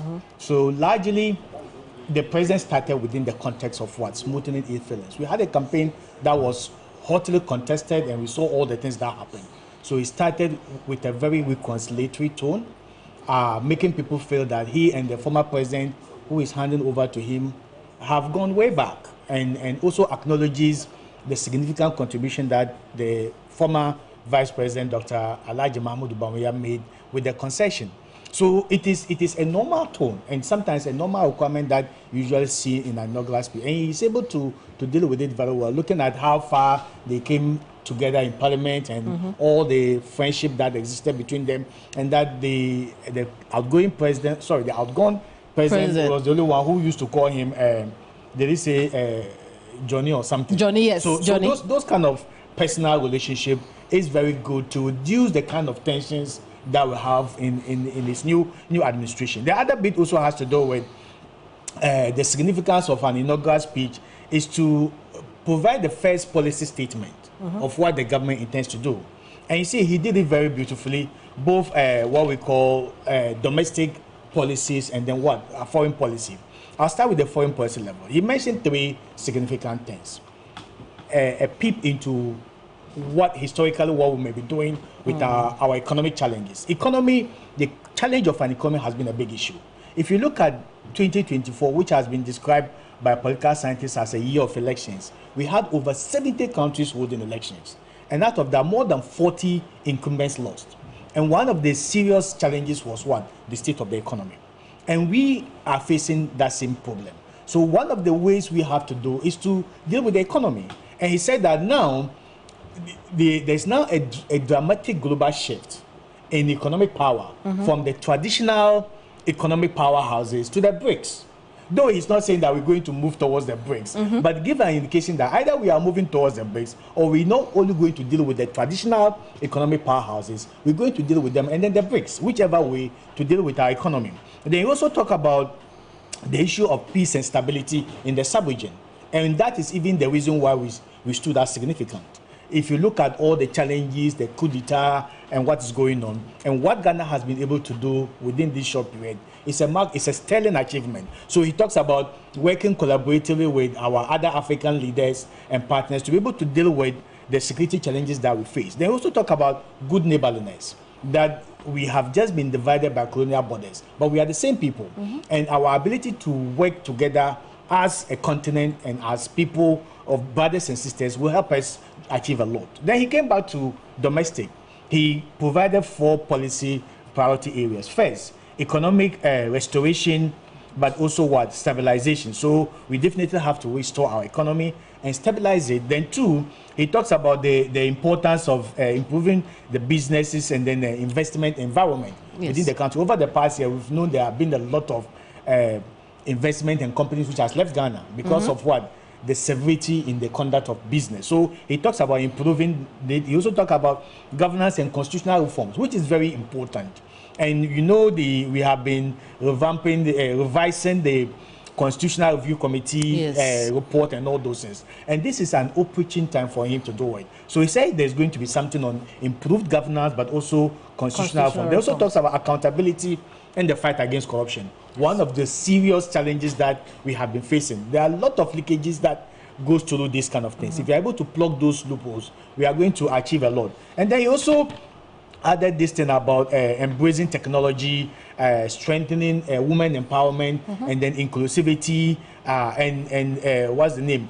The quality of governance that we need to do. We can't take the citizens for granted. Then at the last bit, he also mentioned one of the significant role of inaugural speeches to rally the country. That even though we face these challenges and I'm really going to do this, I can't do it alone.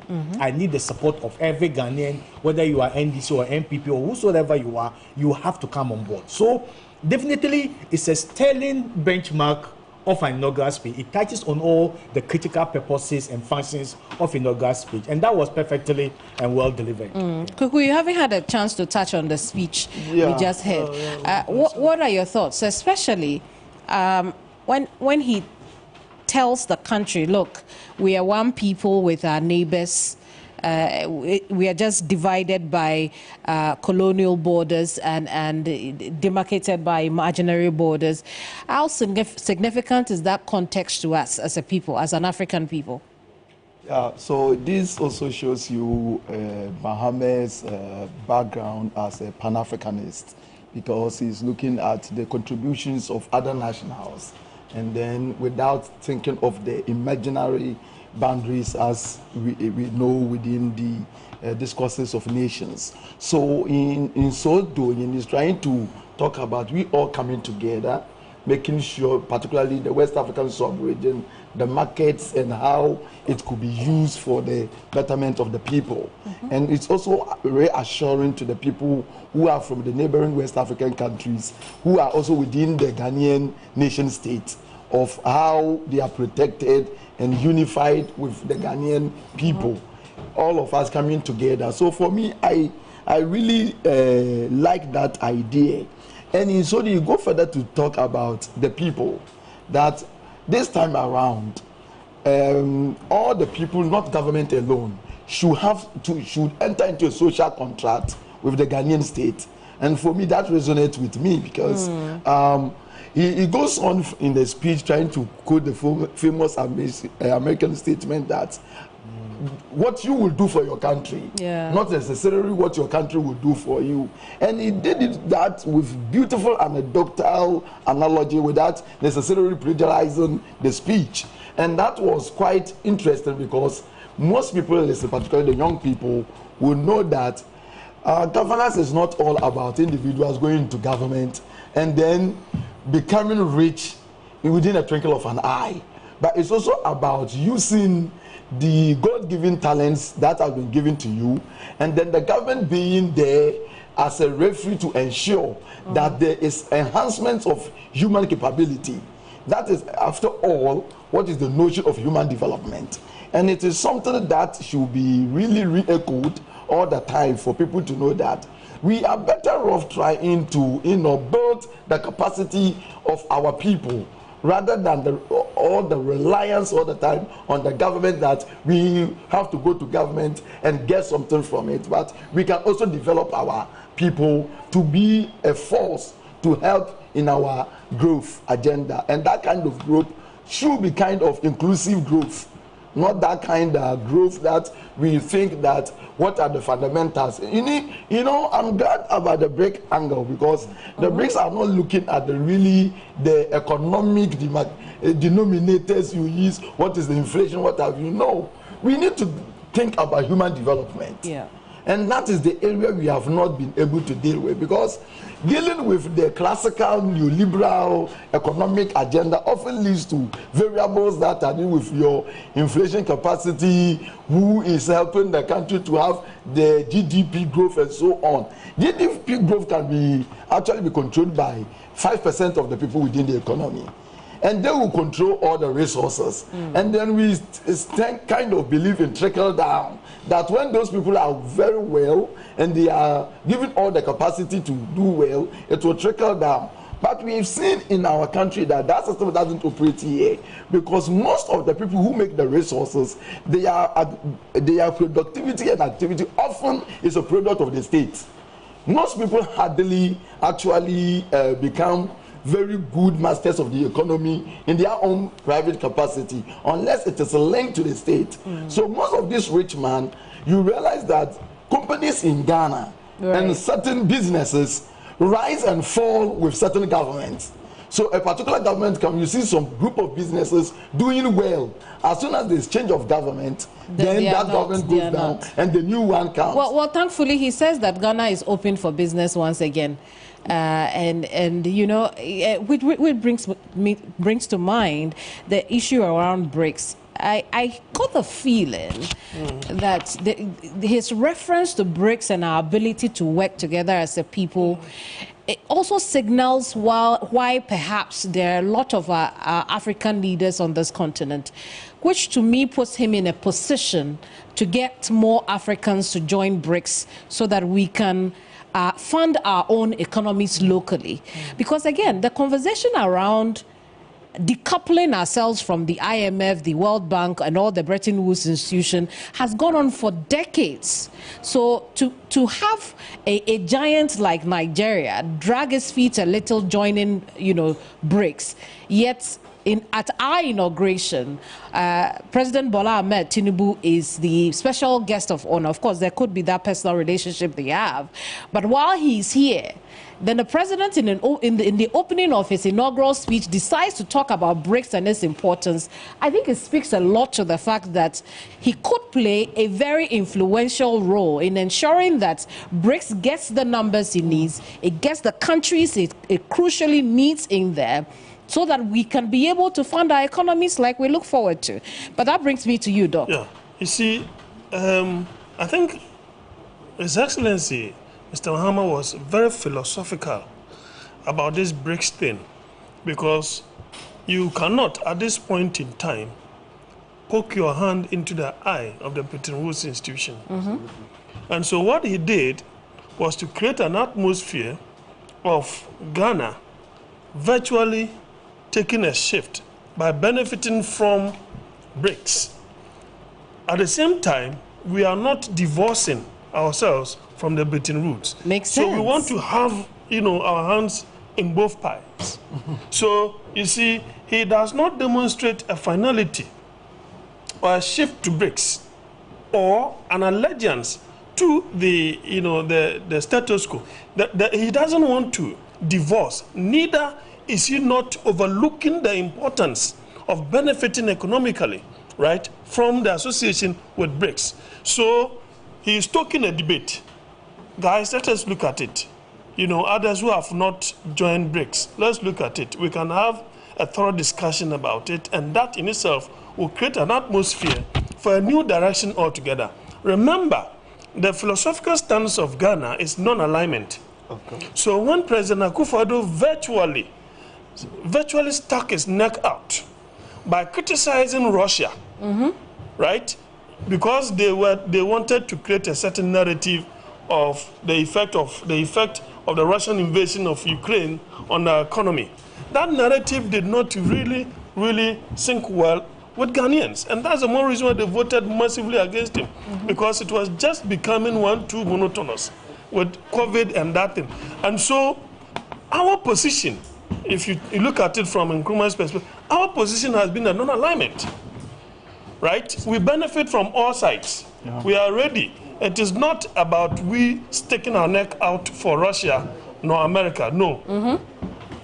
We are not a superpower. Why should we? Because, you see, in Greek mythology, for example, Doc, you should add your final words, because we are going. If you are for Aphrodite, right, then it means Artemis will be against you. If you are for Artemis, then it means that Aphrodite will be against you. But if you are neither for this nor that, then you are going to benefit from the two. That, for me, is the kind of philosophical ideology that the inaugural speech came with. Yeah. Prof, your final words. Once again, we have shown that we lead in democracy, we lead in the way we plan, we lead in the portrayal of our culture, and we have done it beautifully today, no doubt about it.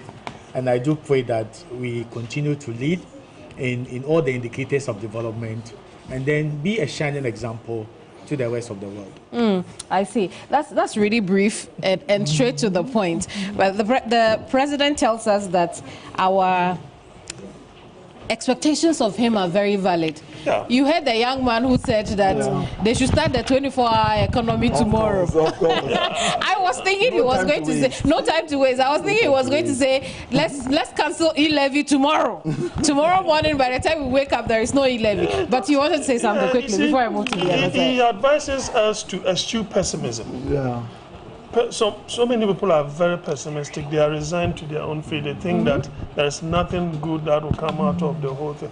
That idea is very encouraging, right? This transparency thing that he talks about.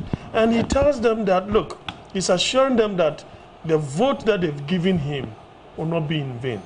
I think that is quite reassuring. And you see, you could see the interviewee was more concerned about accountability.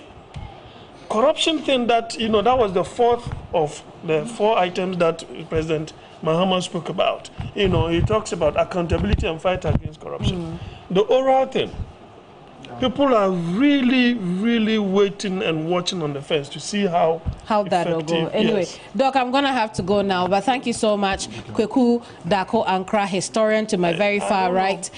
Dr. Mr. Jonathan Asante-Okyere. Dress, I'm told, was designed by a certain man. I see.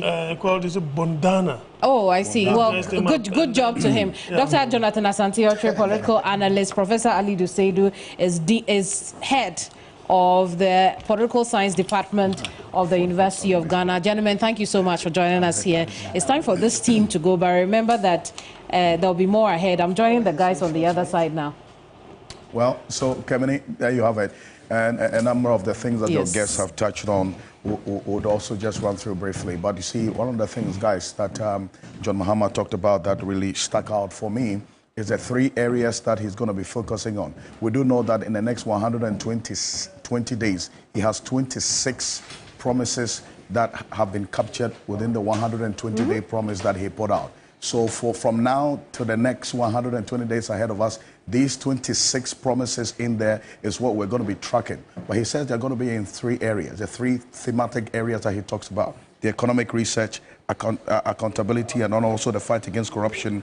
And then also, in his view, is going to be looking at the governance and also the matters of institutional resetting. That's another area as well, because you see, the mindset for a reset has to be there, or else it's just going to be another political campaign and then it ends there. So we'll see how the 120 days starting from today is going to look Plays like out. 26 days. Indeed. That looks more like 119 with a few hours, 119 days with if you're counting today. Yes. With some hours now. Exactly, with some hours left. But some of the key things that stood out for me from the event and the speech of the president will be the number of dignitaries that turned up, and then also the recognition by John Dramani Mahama, His Excellency, of those individuals who came in. Actually, in his speech, he touched on the fact that these are people, so beyond the fact that we are a united continent, he needs all of these people to support him to succeed. That was why in the very early hours of his election, he had to quickly dash out to some of these countries to immediately start conversations, even before he was sworn in. It tells you 2 things. One, the fact that he needs their support and didn't want to send an envoy or diplomat to go there. He needed to go there himself. And that is how come we have the likes of very instrumental continental figures coming to Ghana to first witness history in the making and then also express their support for our democracy, the fact that we are towing the line of the forefathers of a united Africa. If you have the Africa Continental Free Trade Area headquarters on your land, you need to, beyond that, take steps. So commendations to the outgone president, Nana Addo Dankwa Akufo-Addo, for asking that all Africans with valid passports can come into the country, you know, because we want to start that Unity Africa conversation again and even consolidate it going forward. And finally, I would want to touch on the fact that domestically, like Alfred mentioned, the reset agenda. It is a mindset. And I'm happy that there's this sense of feeling that something good is happening in the country. There's this euphoria you feel when you walk on the streets of Accra, every new government has some goodwill. It looks so. It looks so. But I think we've got to understand him, right? The tension that was before seems to have been lightened a little bit. So there is an air of change. For Akufo-Addo in 2016, it was really palpable. You could feel it. But in 2020, you didn't have that sense. Now we have that feeling. My advice I would give to the president, that is if he would take it, would be that there is this national support for you.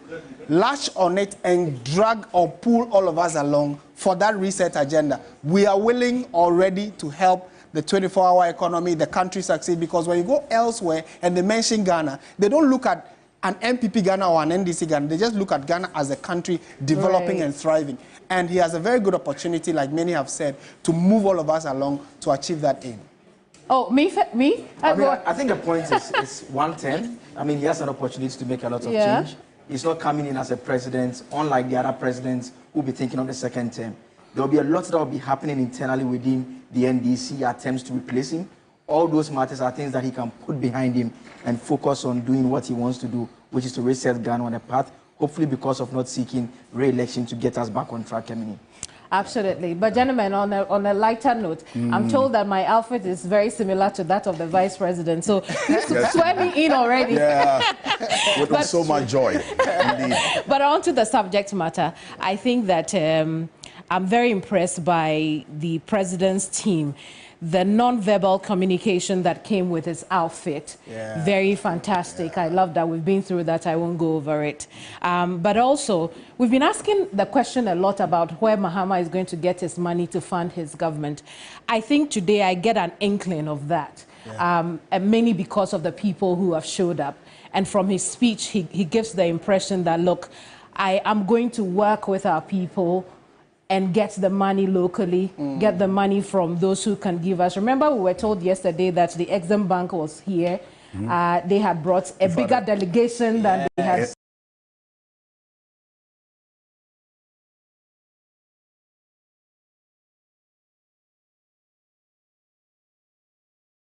Any other, than they had offered. And so I think that it gives me hope that John Mahama will find some money along the line to fund this country out of the, we find ourselves in. Number two is the situation that has to do with Ibrahim Traore, Captain Ibrahim Traore, the leader of Burkina Faso. The cheers that went with him, obviously, is good for the Ghanaian people. You recall that in the lead up to Burkina Faso, what in the lead up to the election and how people were saying they wanted the same thing in Ghana. But more importantly, on that point, why I'm bringing it up is the fact that for Mahama to invite Ibrahim Traore to our event and then have special guest of honor being the ECOWAS chair, Nigerian President Bola Ahmed Tinubu. It tells me that, look, he will play a crucial role in bringing the rogue nations, Mali, Niger, Burkina Faso, Chad, back into the fray of ECOWAS. I hope it works because those people are set in taking their countries a different direction. But overall, I think it's been a great event. The inaugural ceremony has been a success. Yes, and we're happy. Yes, indeed. I forgot to mention, outfit is by Adua Yeboah Clothing. The kente itself was provided by Go Back Kente. Fantastic ladies. Thank you so much. Shout-outs to our people. No, it's from we won't mention. We won't mention. It's time for us to go. Thank you. The next team takes over. Yeah, thank you. Have a good afternoon. Our coverage continues. Bye for now.